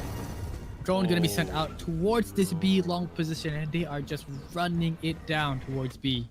No one is there. They're all in middle right now. And they've given away their position. It's a very clean entry too. So they're going back into the side here, and now they have to try to they had to re-siege back from the base they was tasked to defend. Now gonna be an easy one. Star points has already been preset towards at every entrance this year. Maybe they can give it a little bit of an edge here. Here comes the stagger. He's locked in, but then got the firewall. Got that cover needed. You get the damage done. Spike being tapped here, trying to force out any of the counter defuse utilities. You got shock darts, you've got the pull, the gravity well, and they are just using what they the best that they could. Ghosts out in their hands, shooting shots, hitting heads, and there it is. Zipto win out there 6 round. 1 round difference here. That's how close it is. And now they bring it back. They're gonna have the anti-eco weapons here, bringing up Spectres, bringing up 3 Bulldogs. Ooh, and the Outlaw. They're going all in for this one. But thank God, despite the disparity of, you know, giving them a free side, they were able to actually take it away relatively easily as well. Well done. Well played for utilities too, but this time sticking with the 2-1-2 here, we have the Killjoy towards a mid connector. Seal on Nebulous being there's no Vera. He's got his cursor trapped. He's really ready to siege right in. If someone dares to go for an aggressive pick, but you notice you see there's 2 style points set towards A main here. Not gonna be a smoke, but even the stagger that's gonna be expended here. Gotta be careful, but I see within the vicinity. Does he feel covered up for the switch here? Got suppress, falls back, can't. No flash gonna be coming up from him for the next few seconds here. But they are biding his time here. Look at the Aldrin, by the way, from the B long side. Trying to get the intel here. Do they want to make the switch? They still have the time here, though. So slow paced. No switch. Got all in on A. That's the winning plan here. That's the flash. Oh, very greedy. Greedy indeed, and DSG Vera shutting down 2 players, getting a little bit too aggressive.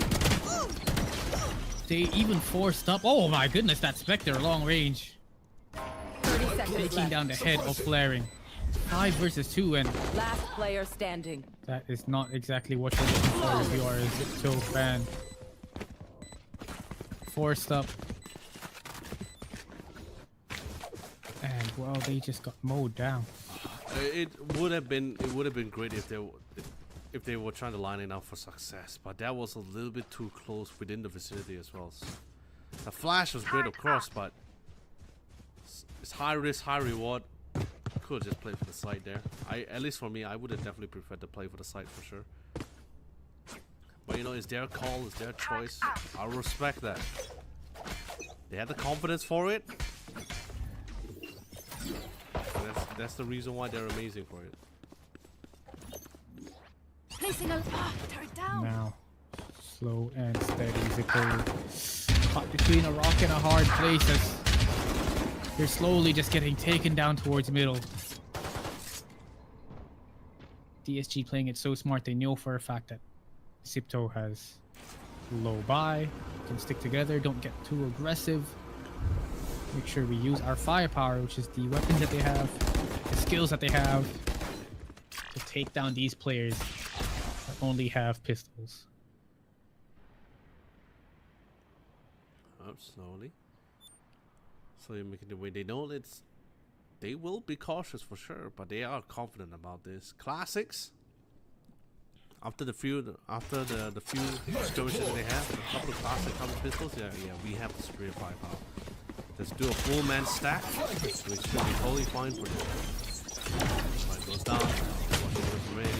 It's our cover for Mark, and they will cover for him as he gets rid of his count. 30 seconds left.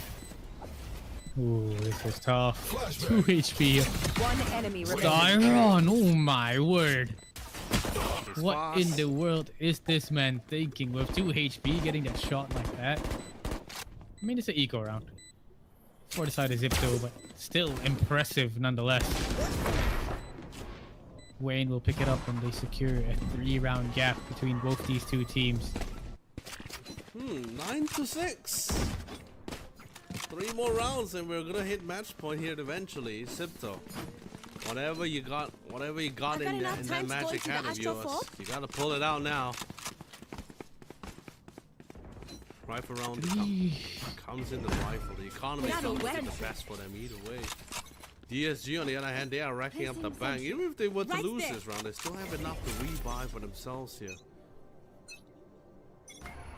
Yeah, 100%. Concealment. They're gonna try something a little bit different. You can see they have already taken A main control. Yep. Want to get aggressive. They want to get early information to gamble. They really want to try to catch them off surprise here. At least now for now. A seems pretty cleared up. But what about R? We see the Yao drone here. Does he spot them out? He does. Got the sound cues. They say, all right, they're playing around middle. They do still have the turret towards mid connector here, but just in case, we do see the kill drone just getting that visual confirmation here. They're getting ready to swing that double doors. Mark L. Responsibility rests on your shoulders. The turret is gone and out of commission here. He's trying to pick up any sound cues, but look at the aggression coming from Jet. Dang. Well, we've seen him do this before. You know, hide inside the smoke. He was able to pick up a double against TUMT, but that was with the rifle in hand, right? Not the outlaw. Oh, this man is made of wonders. Get out of my Oh, way. Farah takes out Markel. Pops the blade storm and he's going in. He spots out Icy, but Icy is a little too quick. And he's got the assistance of flaring as well. Can they hold things off? 3v3 if they go for the revive, but Jaha not ready at all for the player from the top rope. Zipto still alive here. Alive and kicking. Very, very well executed. Just take one step at a time. Find key targets here. And then the best part about it, they were able to shut down 2 ultimates here. The Null Command and even the Bleed Storm here. Well done. And now in this case, it's going to be flat. Now it's going to be Zipto's Academy's turn to the ultimate at their hands. Although yes, score differential is not too far behind. It's 9-7 Right with a 2-point Going differential Astro, here. guys. But they intend to be aggressive here, and if they find success as they push out A side, and it all comes out of the B long hole here. They spot out the Aldron. They manage to get the tag here. Are they? Feels like they're suspicious on the left side. He goes for the swing. Unfortunately, Mark L couldn't get one. They get the tags though, and 1-for-1 trade. Sorry, made that 2. Shot. Styron just chasing down Flaring. Flaring thought he had a bit of a safe time to run back towards Pillar, but just instantly gets shut down. But look at Crazy Guy in his position. Odin is out. Will give away his position. I think as he takes. Oh, thinks he will take him down. Hold on a second. That's a big ult. That's a big gun to take away. Gravity well going to be used, and they are getting aggressive. They want to take the fight to them. Fixie pushing up towards Pillar. 1 versus 2 here, and Fixie picking up the 4th. Oh my goodness. Fixie said, you know what? If you guys can't do this, I'll just pick them myself. What a return here. Seriously, like I said before, Face, one step at a time. Isolate key targets and then pick them up one by one. Don't multitask this. It's not rocket science. And they pulled it off. Despite the disparity of a 3v5, they managed to break the momentum here. And instantly, now it's going to be Team Disguise's turn to call out the tactical pause here. Ooh, I like this. You gotta make sure. You can see Zipto slowly kind of coming back, crawling back towards them. So you don't exactly want to give them any sort of space.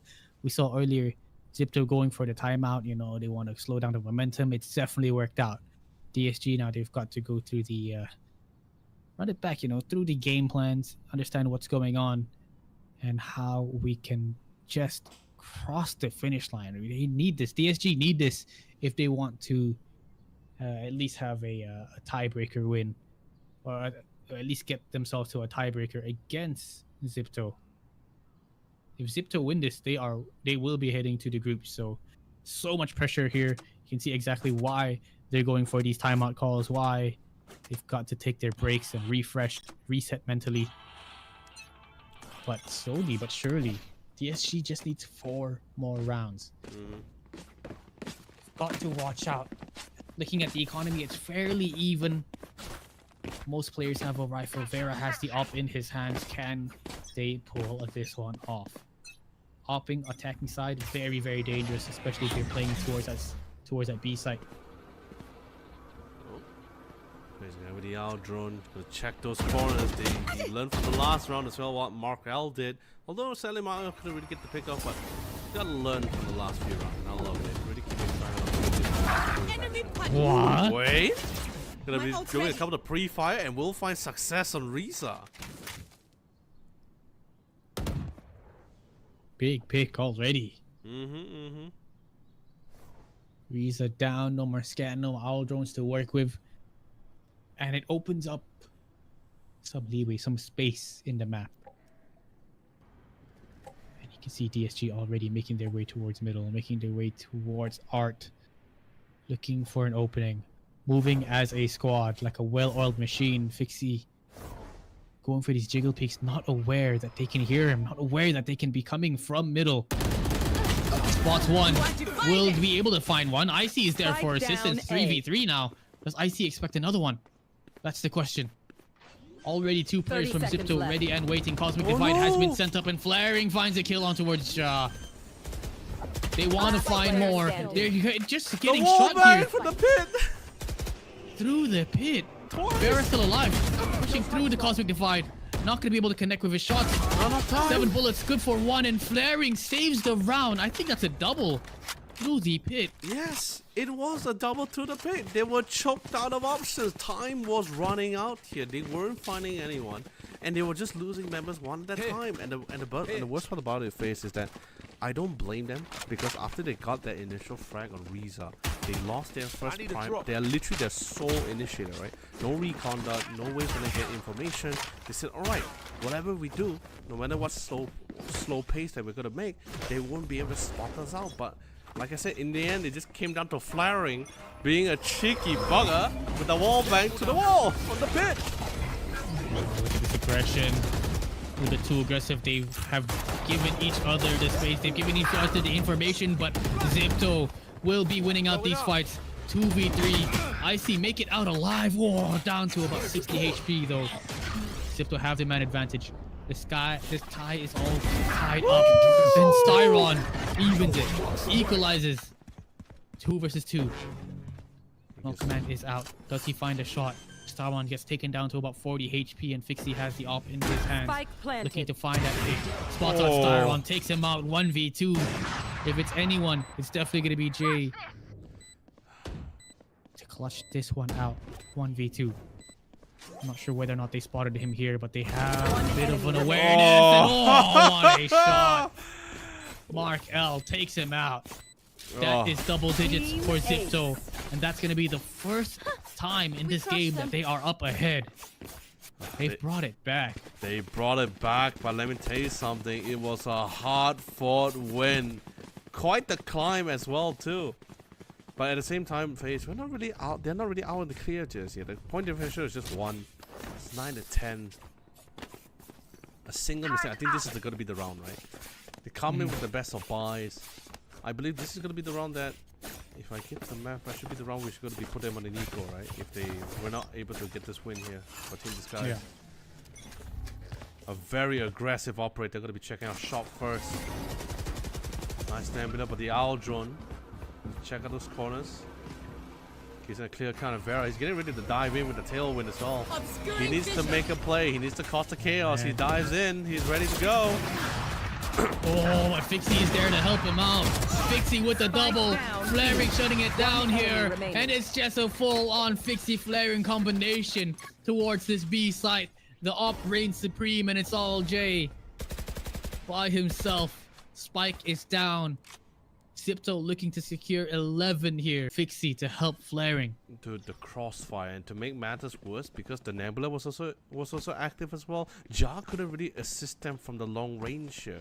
Yeah. He's just completely oblivious to what's happening beyond the smoke. He's just like, guys, what's happening there? There's like chaos!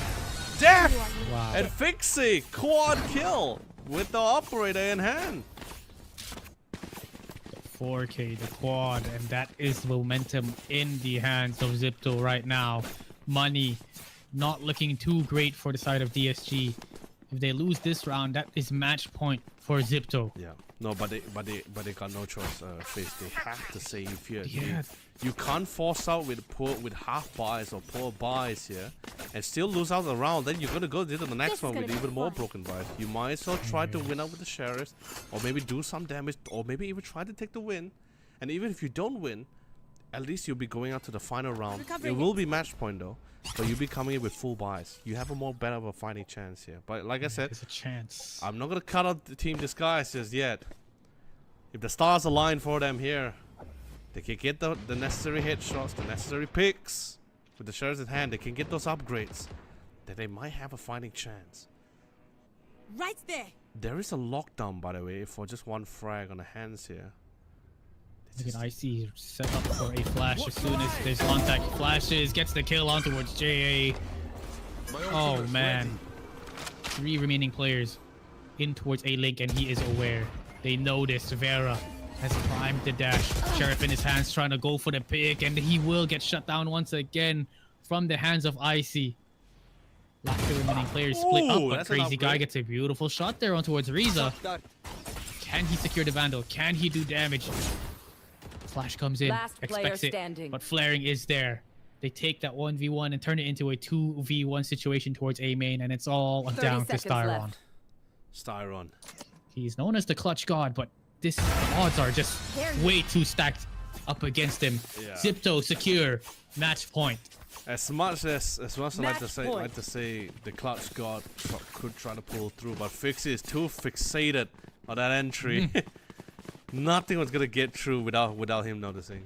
But this is the last round. Match point, ladies and gentlemen. Zipto clawed back the round from 7 to 5. From a close brink of defeat here. And now DSG is now their turn to have their backs against the walls here. They do have 2 ultimates available, the Hunter's Fury and the Lockdown. And that's all they got, and that's all they have to work with. To pull for some sort of success. A miracle is required here. Marcus gets tagged out by the yellow drone here.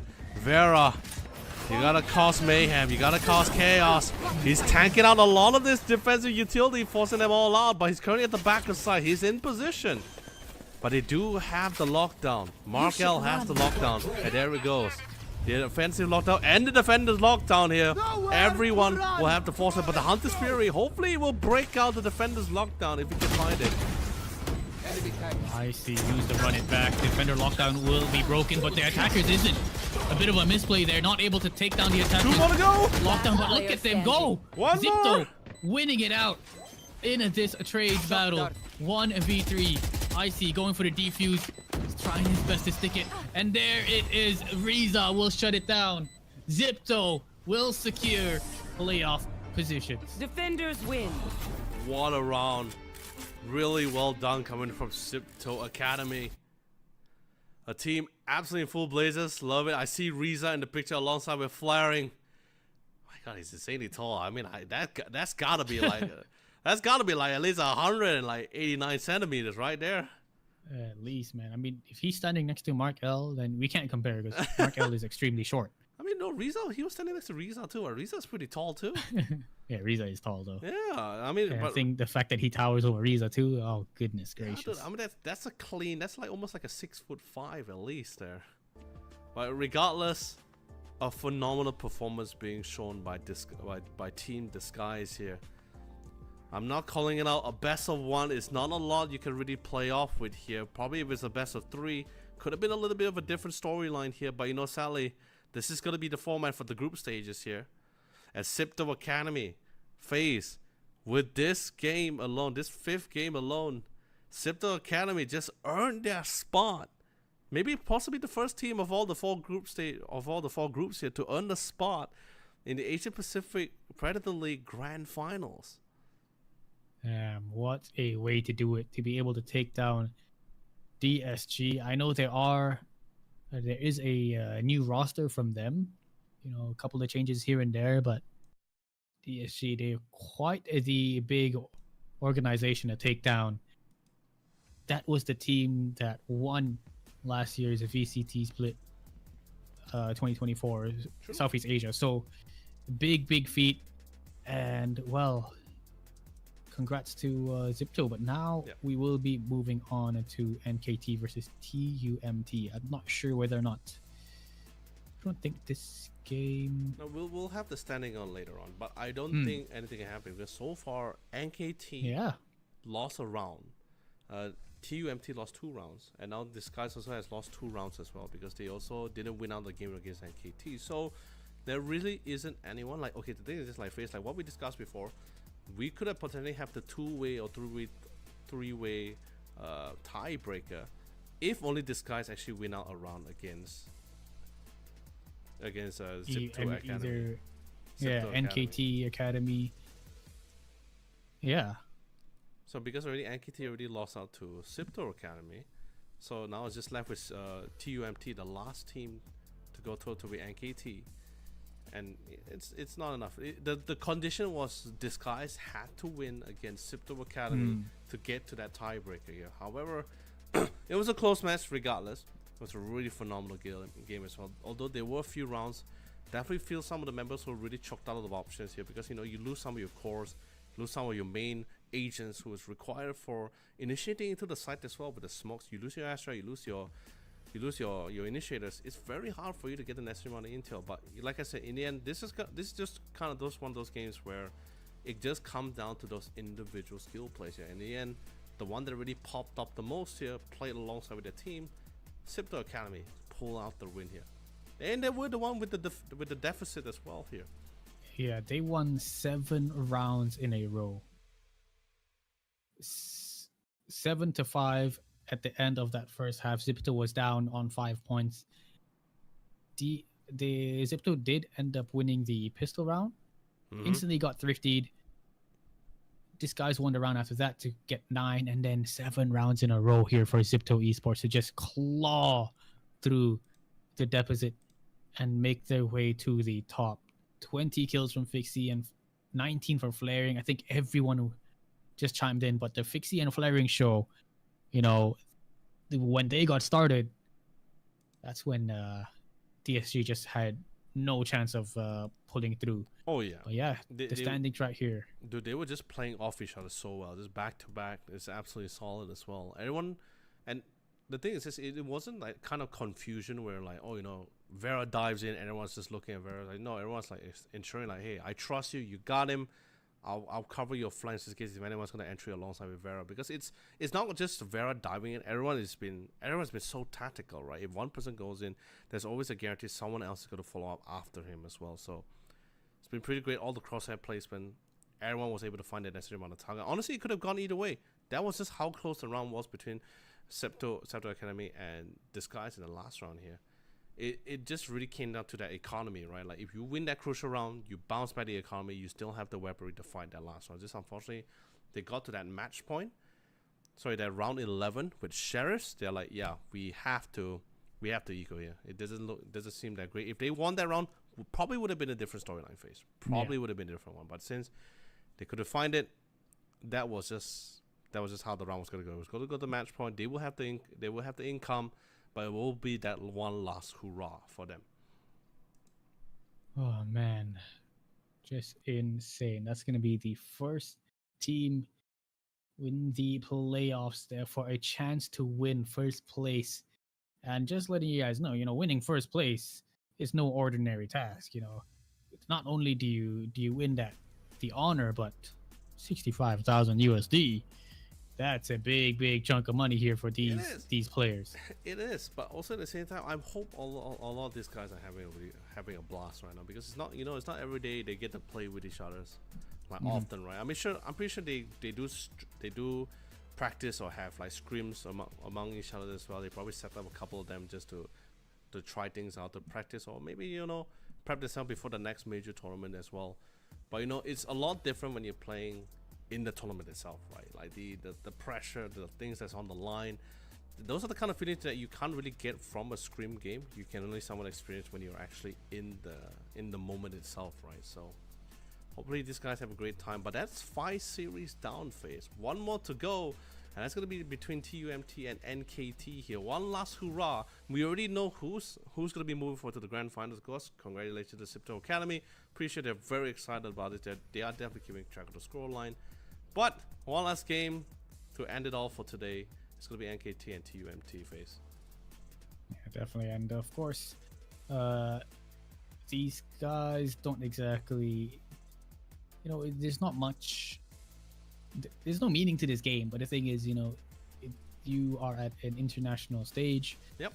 There's this is like the international exposure and experience that you want to gain. So Yep. I think it's best is that, of course, they fight through it all, give it their best shot, and just enjoy the time they have there together as a team. Because it's not every day you get to go to a different country to play your favorite game. So just incredible stuff. But nonetheless, guys, before we head into that game, we're actually going to go for a quick break here, and we'll see you guys after this. Bye.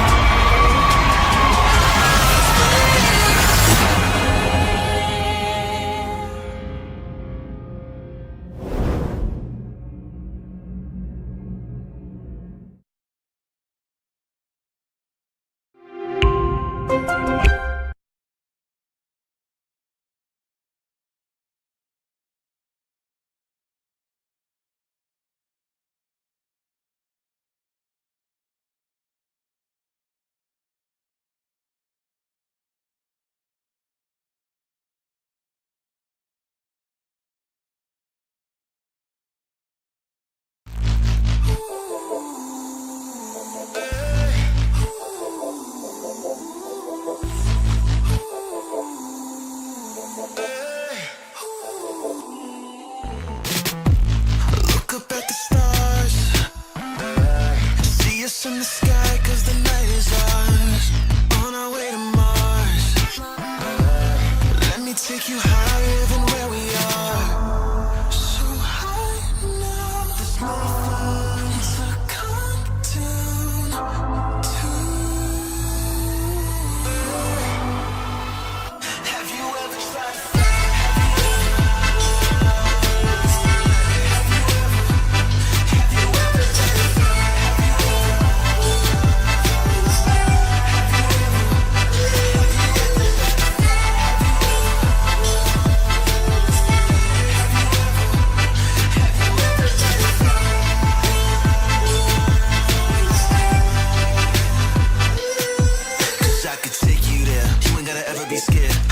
Let's go to outer space, take you to the stars. You're never gonna feel out of place. Fly with me, need a ride or die, so will you ride for me?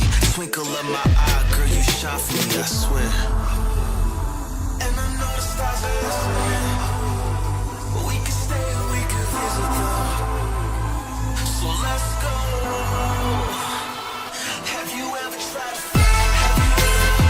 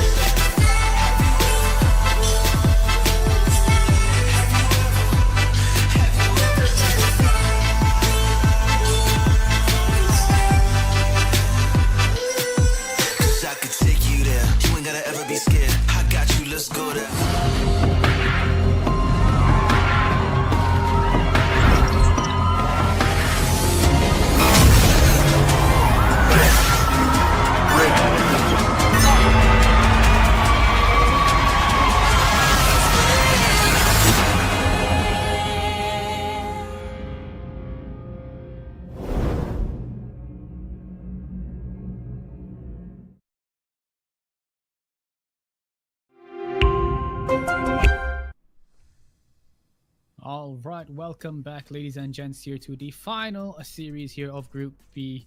I'm FaZe. Alongside with me is going to be Leonard, aka YOLO Lee, and this is the Asia Pacific Predator League 2025, the last series here. It is. Team NKT, sorry. Yeah. Academy versus TUMT Shark. Yeah, and it's really the last series, and guess what? Even though it's the last, it seems like our players is just as fast because I just got the call and we already got to agent selection. So FaZe, let's quickly check that out for you. Yeah, we're fast. Last series, they want to go, man. They're like, yeah, we're ready, we're wrapped up, we're ready to go, we're hyped up. We say we want to get a couple of, we want to end our last series, the group series with the last hurrah. Look at the players' POV. They are literally loving it. Sure, can't really get to the grand finals. That's unfortunate, but hey. They're here. It's not every day they get to go. They get to go international overseas to battle it out with one of the few greatest teams to be that the region Asia Pacific has to offer. You gotta make use of every opportunity. You gotta live. You gotta live a little. And here they are, TUMT Shark versus NKT. Definitely, these two teams. You know, we saw that earlier. They're a lot more serious now, but they were laughing, they were smiling, and that's exactly the kind of, I guess, wholesome scenes that we like to see. You know, even though they're down, they don't have a chance to head to the playoffs, but they are still enjoying their time together. Yeah, this is the final series here of today. It's gonna be split, so you can see now the double controller from double controller, double duelist from the right side, which is NKT Academy. You know, single. Oh wow. You know, FaZe, I don't know whether you remember it, because I did, because that's how long it has been, FaZe. But the last time we casted together was also on the map of Split as well. If I'm not mistaken, yeah. Dang. That must have been years ago. Yeah, it's been a long time, buddy. And it was the old Split that went through its second revamp. The second revamp, not the third one, not the new one, the second one. And speaking of revamps, wow, that neon is wrapped up with high gear, just died right to the side. Stay down. Oh my goodness, this is just a pure chaos, pure fights. Went up towards A ramp. These guys are just going full ham. NKT, they've got the man disadvantage, and Saluat just insane here. 3 kills. Circle Soda, good for 1, good for the second with the Sheriff, looking for the third, but not going to be able to hit his shots as Ethan shuts him down. Good trade here from him. That could have gone very bad. No, Saluat, why did you didn't have the gun the running man down. You just wanted to get back to the site. Poor Pommon Love, man. Pommon Love, he was like trying to run as fast as he could. This time he just ragdoll off the tower. Like, get me out of here. Let me just one more turn. Gets taken out. But hey, man, I like what I see, man. Vicky with the Bucky, man. If you need to make the change, man, nothing does better than Captain America's best friend, the Bucky. Yes, sir. A lot of things happening towards B main, there it and is. Vicky's gets 2. So good. Flash as well coming out. That's from NKT, you know, that's the team that lost on the Eco. On the pistol, but now things have just turned around as Shu picks up a 3K for himself. Dude, what a spray down, man. Honestly, I can tell you this, it feels absolutely satisfying, man, when you're spraying down from A main to garage, just spraying down with the Spectra. Oh, it feels absolutely fantastic, man.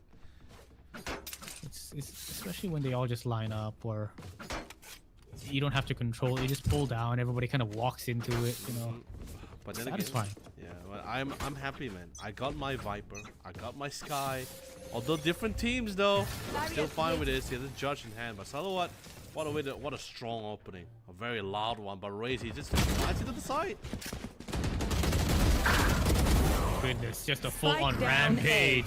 NKT trying to run it down here onto a split, but Shu with the Spectre, and oh my goodness, the Judge coming out from Popo as well. No. That is 3 rounds here in a row. Popo, keep the Judge, Popo. Don't change the Judge. Stick with the Judge. a strong weapon, man. I mean, Come on, you can see bring NKT. more buckets. Two, I two saw, buckies. dude. I know. I saw Dark brought out the third one, man. He brought back the chef. No, guys, come on, stick with the buckies, man. Stick with the buckies. Captain America's buckies, man.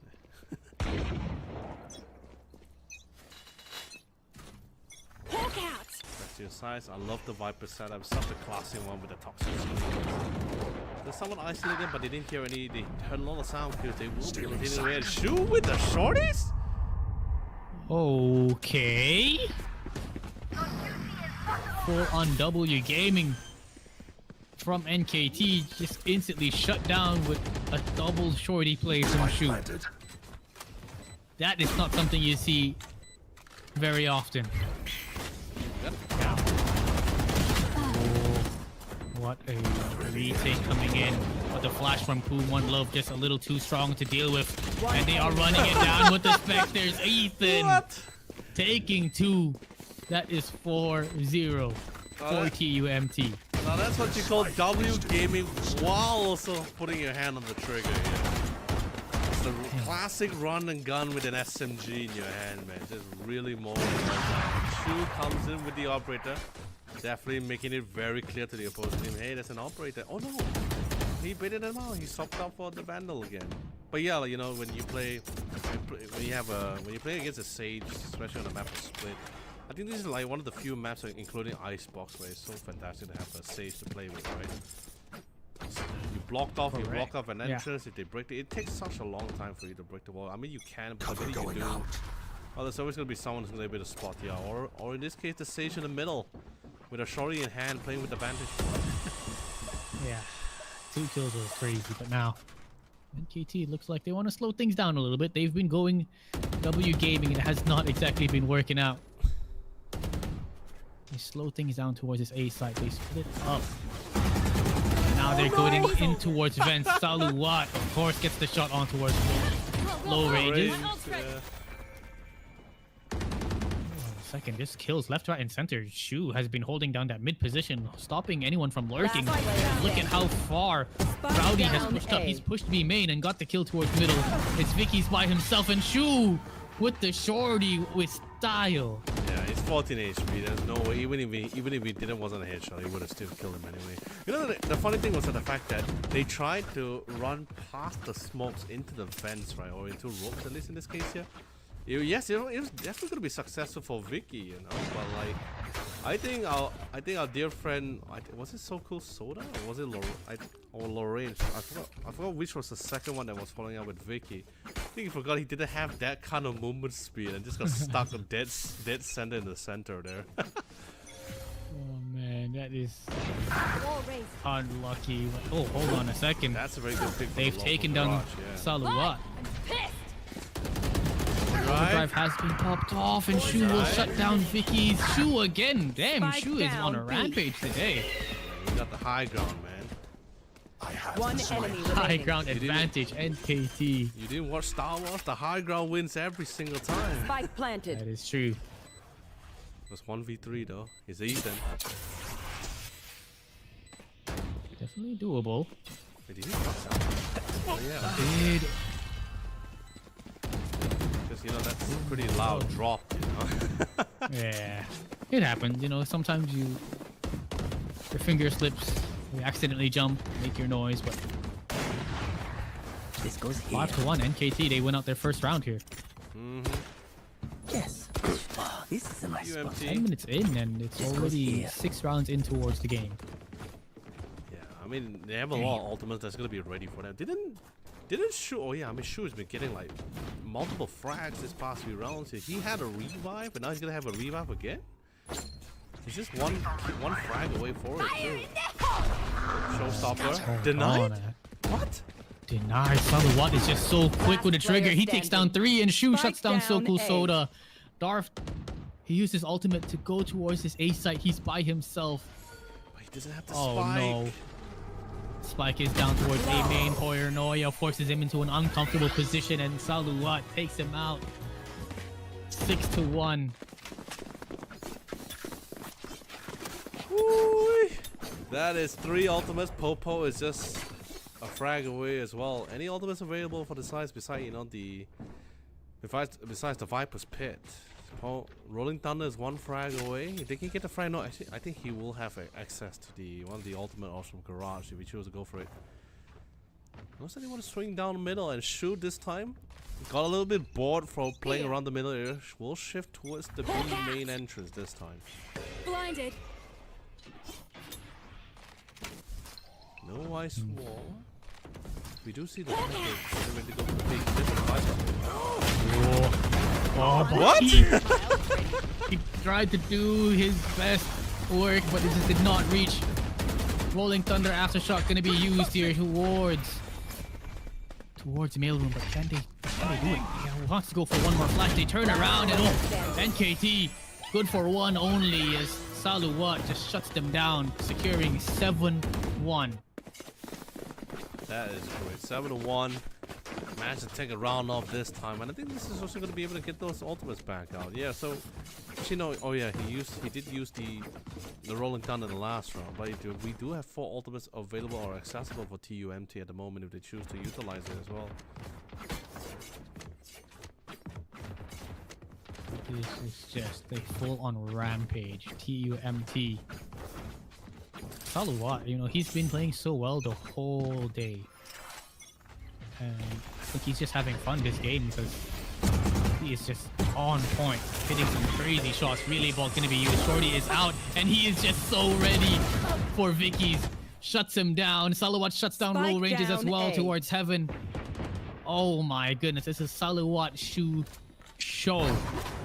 Here's it with Chash updraft towards ramp, but looking so cool. Soda's position gets eaten by the Trailblazer, and it's all down to oh my goodness. Boom, one love. Popo is too quick with the reactions. That's 8-1. Move as a unit, okay?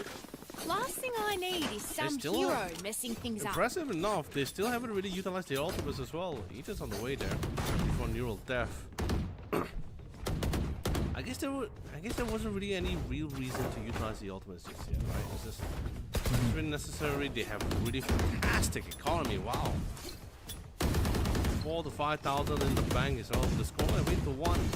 Definitely quite a tall order for them to really bring this back if Team X can try to go for it as well. But the guiding light comes in, spots no one in the middle, so most likely it's going to be towards the A side. But we do have one lone lurker towards the B, but he has the Seekers here. Talk about the ultimates, it's being utilized right here.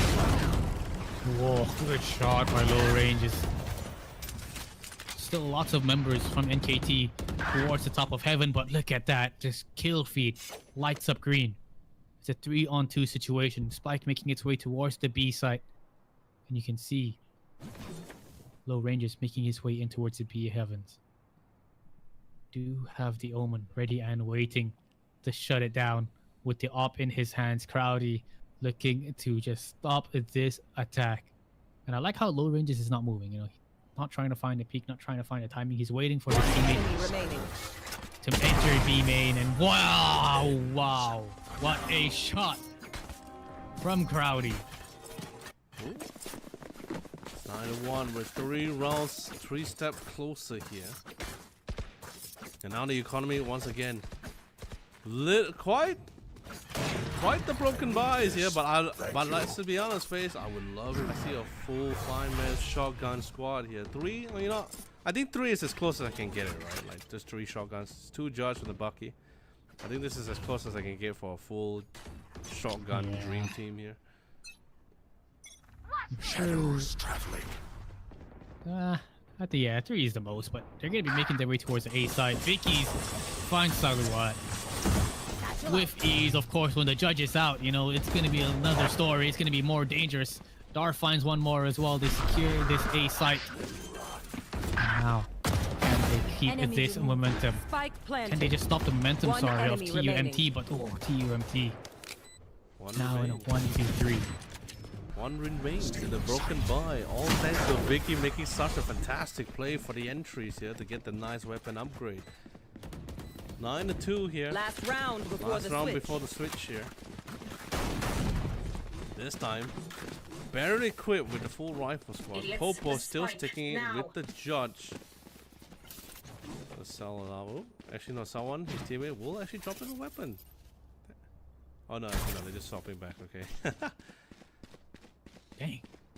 This guy loves the judge. Hey man, everyone loves the judge. Who loves the judge? Who doesn't love the judge? That is true. I mean, if they're running at you every time at A ramp, judge is definitely the best weapon to have, but it's a full-on B execution. Crowdy by himself. He's got a little bit of assistance with Ethan and Salawat, but Ethan will get taken down. Salawat does manage to get the trade, and now Viper's Pit has been used. That's going to make it difficult here for TUMT to enter the site at all, to go for this retake. Spike is yet to be planted. Be very, very careful. It's easy to get spammed. You do go for that safe position. You go for the safe plant. And, oh, hold on, Crowdy gets Vicky's through the smoke. The Viper Snakebite will find one more, and the numbers are slowly dwindling here for TUMT. But Popo finds one more, evening things out. Such a dangerous position. Salawat giving away the noise cue. Information has been provided. Fault line will hit. If anyone can win out the clutch, it's definitely going to be Salawat. And look at Poom One Love has found a position and not be spotted. Oh, what a sneaky position, but Sokol Soda will pick that one up. Switching sides. But regardless, well done, 9-3. That's a substantial, that's a lot of rounds for them to cover here, but with the round switch here, TUMT, they did quite the severe damage, but is this severe enough? Severe enough to really keep NKT in check here. Now it's going to be their turn to be the defenders. They really set up the defensive toxic screen here. Could be a slight problem, especially for the planning situation with the snake fight here. There's a lot of advantage they can really play off here. 9-3. Back then, you know, people would say 9-3 curse a lot. Yeah, that sounds something like what Tosh would say. Yes. And I keep telling her constantly, I don't believe in that curse. I never believe until it just kept happening to me in my ranked game. So so you caved in, Face. You caved in. I caved in to the normalities of Valorant memes. Oh, hold on a second. Shorty in the hands of Vicky's. Not something you see that often. Mid control already being given away. NKT on the defense do decide to rotate towards the B side. Oh, yeah. Alongside Sokol Soda find kills of their own. Good paranoia to force Salawat out of this position. Yeah, Ethan finds one more. Oh, look at this trap. Exactly, the swing comes through, but the Shorty will take him down. 2 versus 2. The rest of the TUMT members on towards his B side. Spike planted. Can they win out the pistol? Can they secure double digits? Oh, low ranges.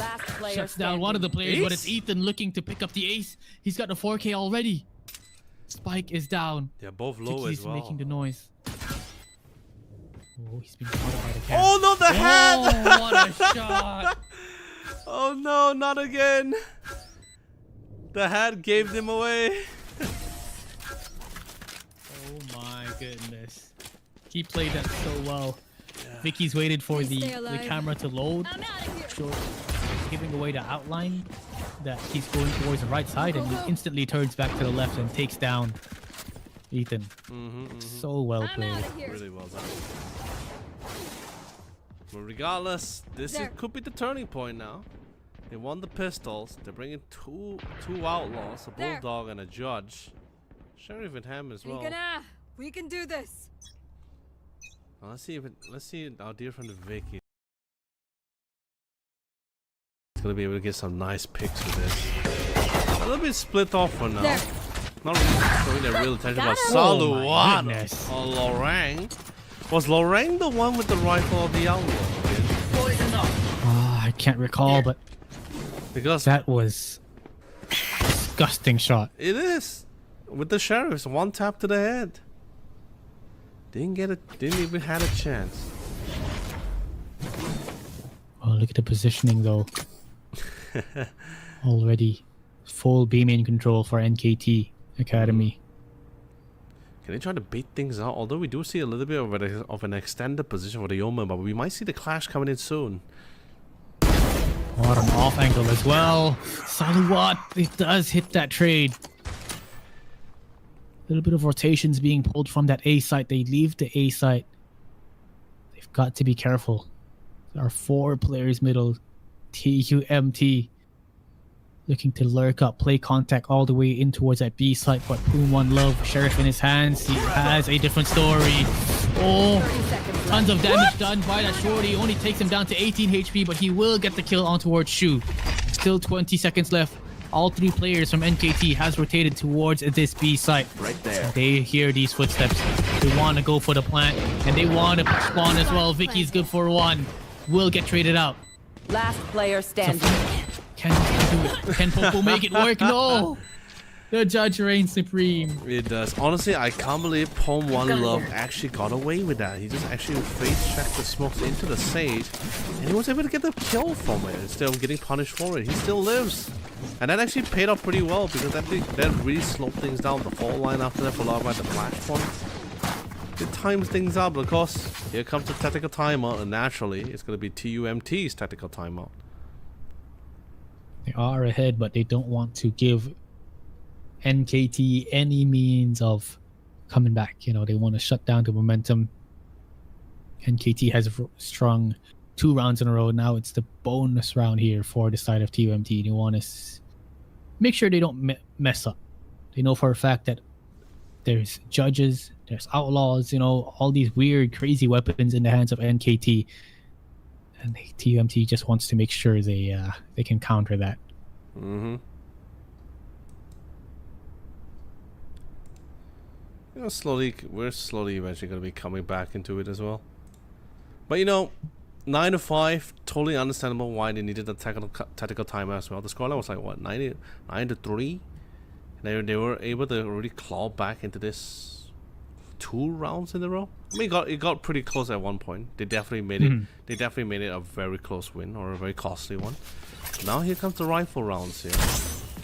Hopefully the tactical timer, they were able to, you know, resolve themselves with the plan that they have in store for them here. See whether can they find the opening here, the chink in the armor, in the defenses here, before they move into the sites. Poison orb emitting. Ooh, I think they want to sell a B fake here. Just need a spike. Oh no, never mind. Popo is now making his way towards the A site. Ooh, range. So good with that outlaw. Takes down 2. I know exactly where you are. That is the bonus round for TUMT. They've got the better weapons and they're just getting shut down by outlaws, by judges. Does he make it out alive? Yes, he does. Last player And standing. oh, Darth will shut him down. 1v4. TUMT getting shut down. 3-round deficit, and NKT looks like they're coming back. Really well done for that one. Like how they really took that round, just playing with the range. That is insane. Lorang just picked them all one by one at really off angles. Or maybe just a little bit faster on the trigger here too. Because this time, you know, the B didn't feel that great. They tried from mid, didn't feel that great. They tried from B, suffered way too much. Now that it feels like they need to switch things up, they're gonna try. It's not gonna be the lurk towards the A side anymore. This is gonna be the actual push into it here. Tons of utilities being provided. Oh, what is going on with Vicky's stuck in towards main? And look at Salawat making his way all the way towards his elbow position. Lost as he's being flashed. And well, look at this. Down NKT, they somehow get away with it. Paranoia comes in perfectly. Salawat good for 1, but doesn't expect So Cool Soda to be right next to him. Shut down. 9-7. 6 rounds in a row here for NKT. That pistol probably would have been the one to change the course of this outcome here. But hey, you know, that's all in the past. It's all about the future now. It's 9-7. Slowly clawing it back for 9-3. 6 was almost like 4 rounds. 4 rounds wins in a row here. I mean, if you count the last one, then yeah, 6 rounds wins. Yeah. Pretty amazing. Salawat gotta make the plays here. He dives in, evades from the fault line. Ooh, Now you're on the side. that would have been dangerous. Spike planted. Spike will be planted. And it's just a full-on chaos happening towards A-Ramp. Oh Boom, no! One Love. Rolling Thunder does get sent towards the site, but Salawat is still alive. If anyone can pull it a clutch, it's definitely him. 1v1 now. He's already taken down a 3, and oh my goodness. Oh, they still got it. He gets taken down, but that's double digits confirmed. That was just confirmed indeed. That's a lot of ultimates available for them as well to utilize. Gotta go. Oh man, that threat for Salawat, he stepped up to the table here when the team needed him most. Gotta go. But the Roomba got him in the end though. Actually, did he spot the Roomba or? I think he was too busy celebrating, huh? Right? That's why I felt like he got that quad. I feel like if he had the play cap, he's probably like Get out of my way. like busting his fist in the air, right? Just like Oh god. Oh god, yeah. Comes back, realizes he died. Because he just stood still right after that, like after he got that after that quad kill. He just stood there.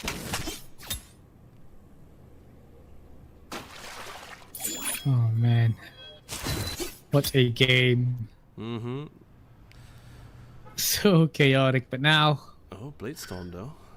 things have slowed down. Salawat has the Blade Storm, does spot player towards heaven. Going out.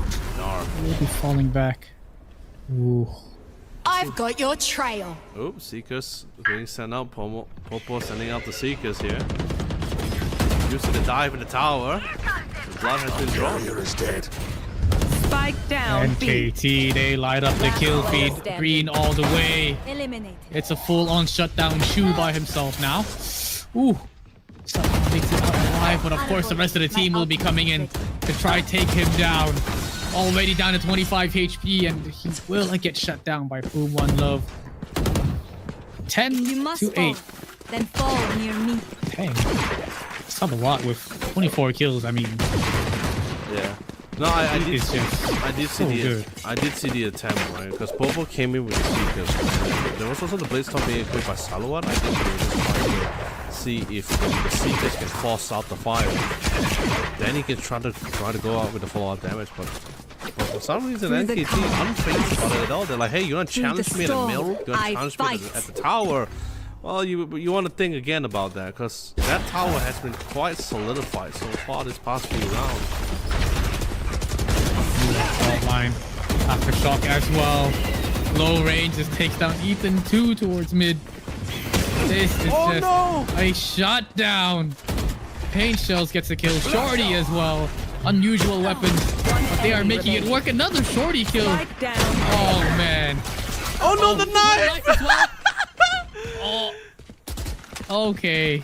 The man just ran up to him, you know. He's just like, hey man, so like literally, Vicky is like, hey man, I'll take the hit. You just get the kill. It's a shorty. It takes a while to reload. That was some paint shells. Got the kill. 2 Shorty kills, a knife as well, and an aftershock kill. There. Damn, what a round. It is. What a I round mean, you can indeed. tell they're having fun. I mean, of course. I mean, that's the main goal, right? Like, I think this is the beauty of this kind of competition. It brings people together, especially now when you know, like when the main responsibility is someone removed. Oh, and speaking of focusing on, I think Salawat drawing first play, and Ethan on the other side was able to win out the 1v1s as well. They've taken out 2. They open up this site. It's all Vicky's here with the Outlaw and a Sheriff. He's got the overdrive. Take this. Can definitely do a little something. Willy Bolt does get sent out, but he'll be falling back to site. Does not want anything to deal with any of these TUMT players making it to him. Oh, Paranoia hits as well. And he makes it out alive. Oh, dangerous. Dangerous plays. Salawat finds Darf, who went for the TP towards the back line, and oh no. It's just a full-on shutdown. Vicky's by himself. Ethan will take him out. 11. Secured here. 1 more for match point. 2 for game. A lot of ultimates was expended for this one, but Shu still has the one that can break the ties here with her revival. Although it was a very good, Into the Shadows ultimate coming from Dark as well. Getting all the way to the back line, getting rid of Crowdy. Sadly, the calls came in and Salo was a little bit more prepared. I mean, you can trust his teammates to cover the lobby, cover the A lobbies and A main. So just gotta watch from the other side only.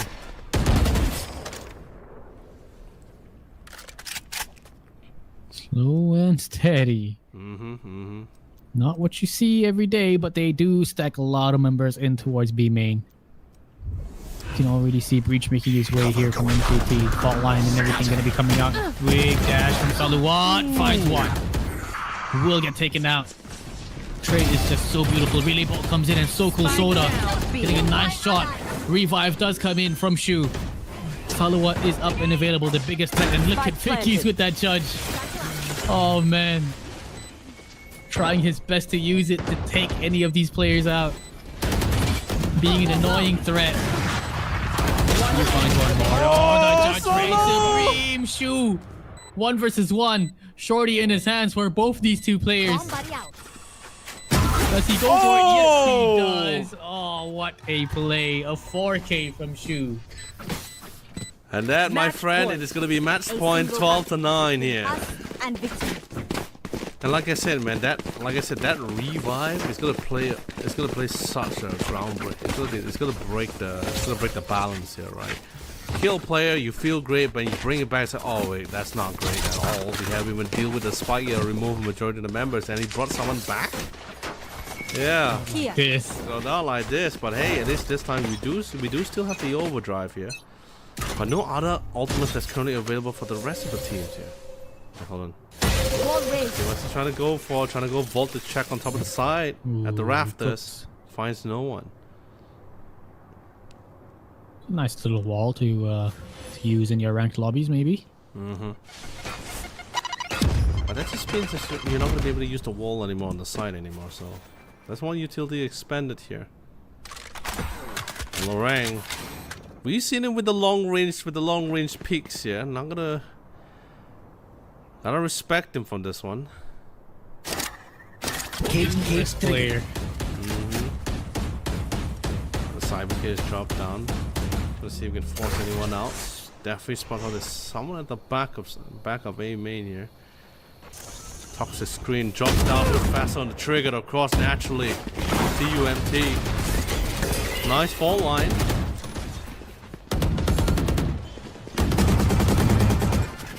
Already. Potentially the final round of this map. TUMT looking to close things out, but they've got the overdrive. You've got to remember that. Big aftershock. And Shu holding things down. Oh, Vicky's with the judge with the drive-by, but instantly traded out. 4v2. Oh! Ethan closing things out. 13-9. TUMT win it up against the likes of Team NKT Academy. Everyone is smiling, everyone's having fun, fist bumps come in, of course. Got to make sure sportsmanship is very important. I think this is why I just can never get enough of get tired of esports, right? When you bring players together, players who has similar ideologies, especially when it comes to a similar love for the game, right? People get together, you get a clash, you get this clash of ideas.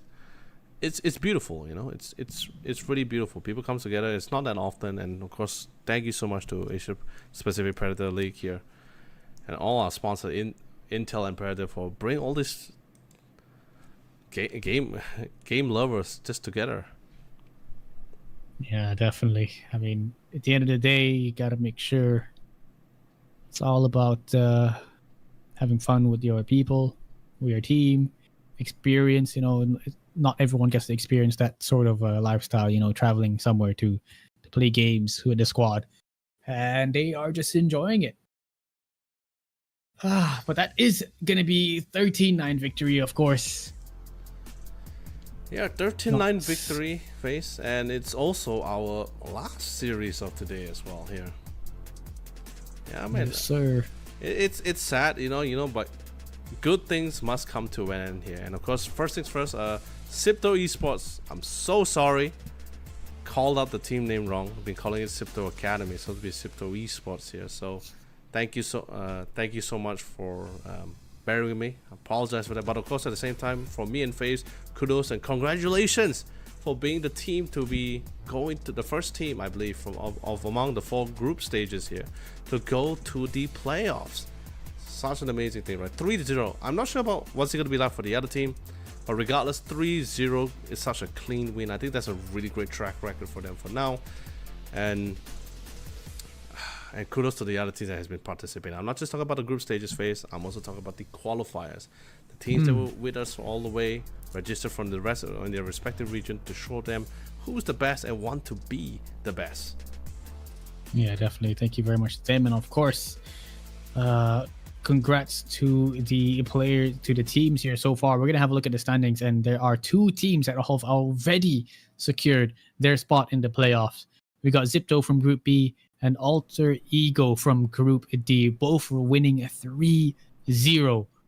All games, you know, they picked up the W, and they are comfortable. They're feeling super confident into making it to the playoffs, and this is just insane. Great stuff from both these 2 teams. Congrats to them. Okay, wait, interesting enough, right? Is there a potential tiebreaker in Group C here? Group C. Like if Boom, okay, I believe Boom is going to be fighting with ZagOL, right? After this, I mean, this is going to be the last match, right? So, yeah, so if Boom loses to ZagOL, then we're going to have a three-way tiebreaker. Oh God. Yeah, is because already CNE is already 2-1 already. Boom is the only one here, so this is going to be the last series. Oh wow, what a final series, right? The final series to determine which they're going forward, right? We found out much earlier. Their Group C is going to find out much later here, so wow, what a match. Dang. Good luck to them. Good luck to those at Group A as well. Actually, wait, I think Group A should be fine, right? No, Group A would be 2-way tiebreaker. Let me check. 1-1, 1-1, 0-2. Team Secret, no. NXG. If Team Secret beats CGZ, there's a possibility of a tiebreaker between CGZ and Rival. If Rival were to beat NXG, there's just so many different things into play. Well, let's just let the teams play it out, and we'll see how it goes, you know.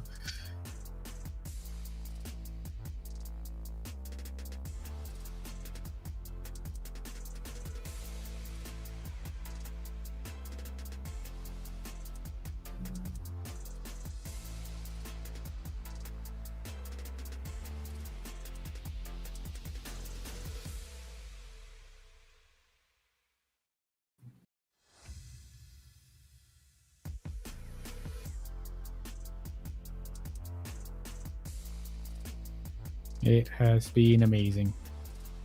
Yeah, it ended a lot faster than I thought. I thought we might have gone all the way through the night, but yeah.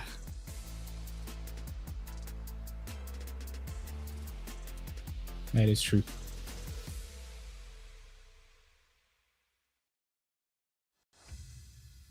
Oh God, Kong.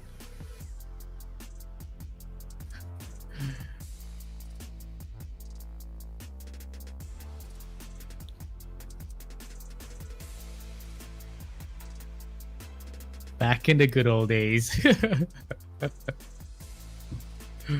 Holy crap. They would go all the way through overtime for life, and we're like, okay, guess we're gonna be here till 2 a.m. in the studio. Oh my goodness. Yeah. Oh man. Yeah, what a way to start the year. I think for Zipto Esports, they definitely deserve it. They've had a tough run. Oh, your mic was muted the whole time. Yeah, I know. I can't believe it. Oh, man, it's a little bit of a sleep. But yeah, I was saying, like, okay, maybe I'm not sure about. Wait, how long was your mic muted for? I don't know, man. It must have been probably the transition just now. But yeah, regardless, I want to say like Alter Ego and of course Team Alter Ego and Sipto Esports. Congratulations for both of you for reaching to our grand finals. First, I know FaZe, you're gonna be hearing it again, but hey, congratulations to both the two teams that make it forward, and of course kudos to all the other teams that participated. Right, from the group stages, the qualifiers, you guys gave your all to try to join in such amazing tournaments like this Asia Pacific Predator League. And once again, of course, a big shout out to all our amazing viewers. If you want to join on any other continuing streams, there's going to be Group C and the main stage of Group A. You guys can check that out. I'm still pretty sure it's currently running. I know Group D is done with the game, same goes for our Group B phase. A big shout out to, and of course a big thank you to our main sponsor, Predator Orion, for giving all these teams such an opportunity, and including us casters as well, to showcase and of course cast of some of these really great games here. Yeah, definitely. Thank you very much to everybody. Thank you to the viewers, and thank you to you, Leonard, for being my co-caster here for today. It has been a pleasure. I guess with that being said, it's been a bloody pleasure. Make sure you guys have a good night. Enjoy. I think tomorrow is Friday. The day after that will be the weekend. So enjoy your weekend in the next 2 days. Take care. See you guys.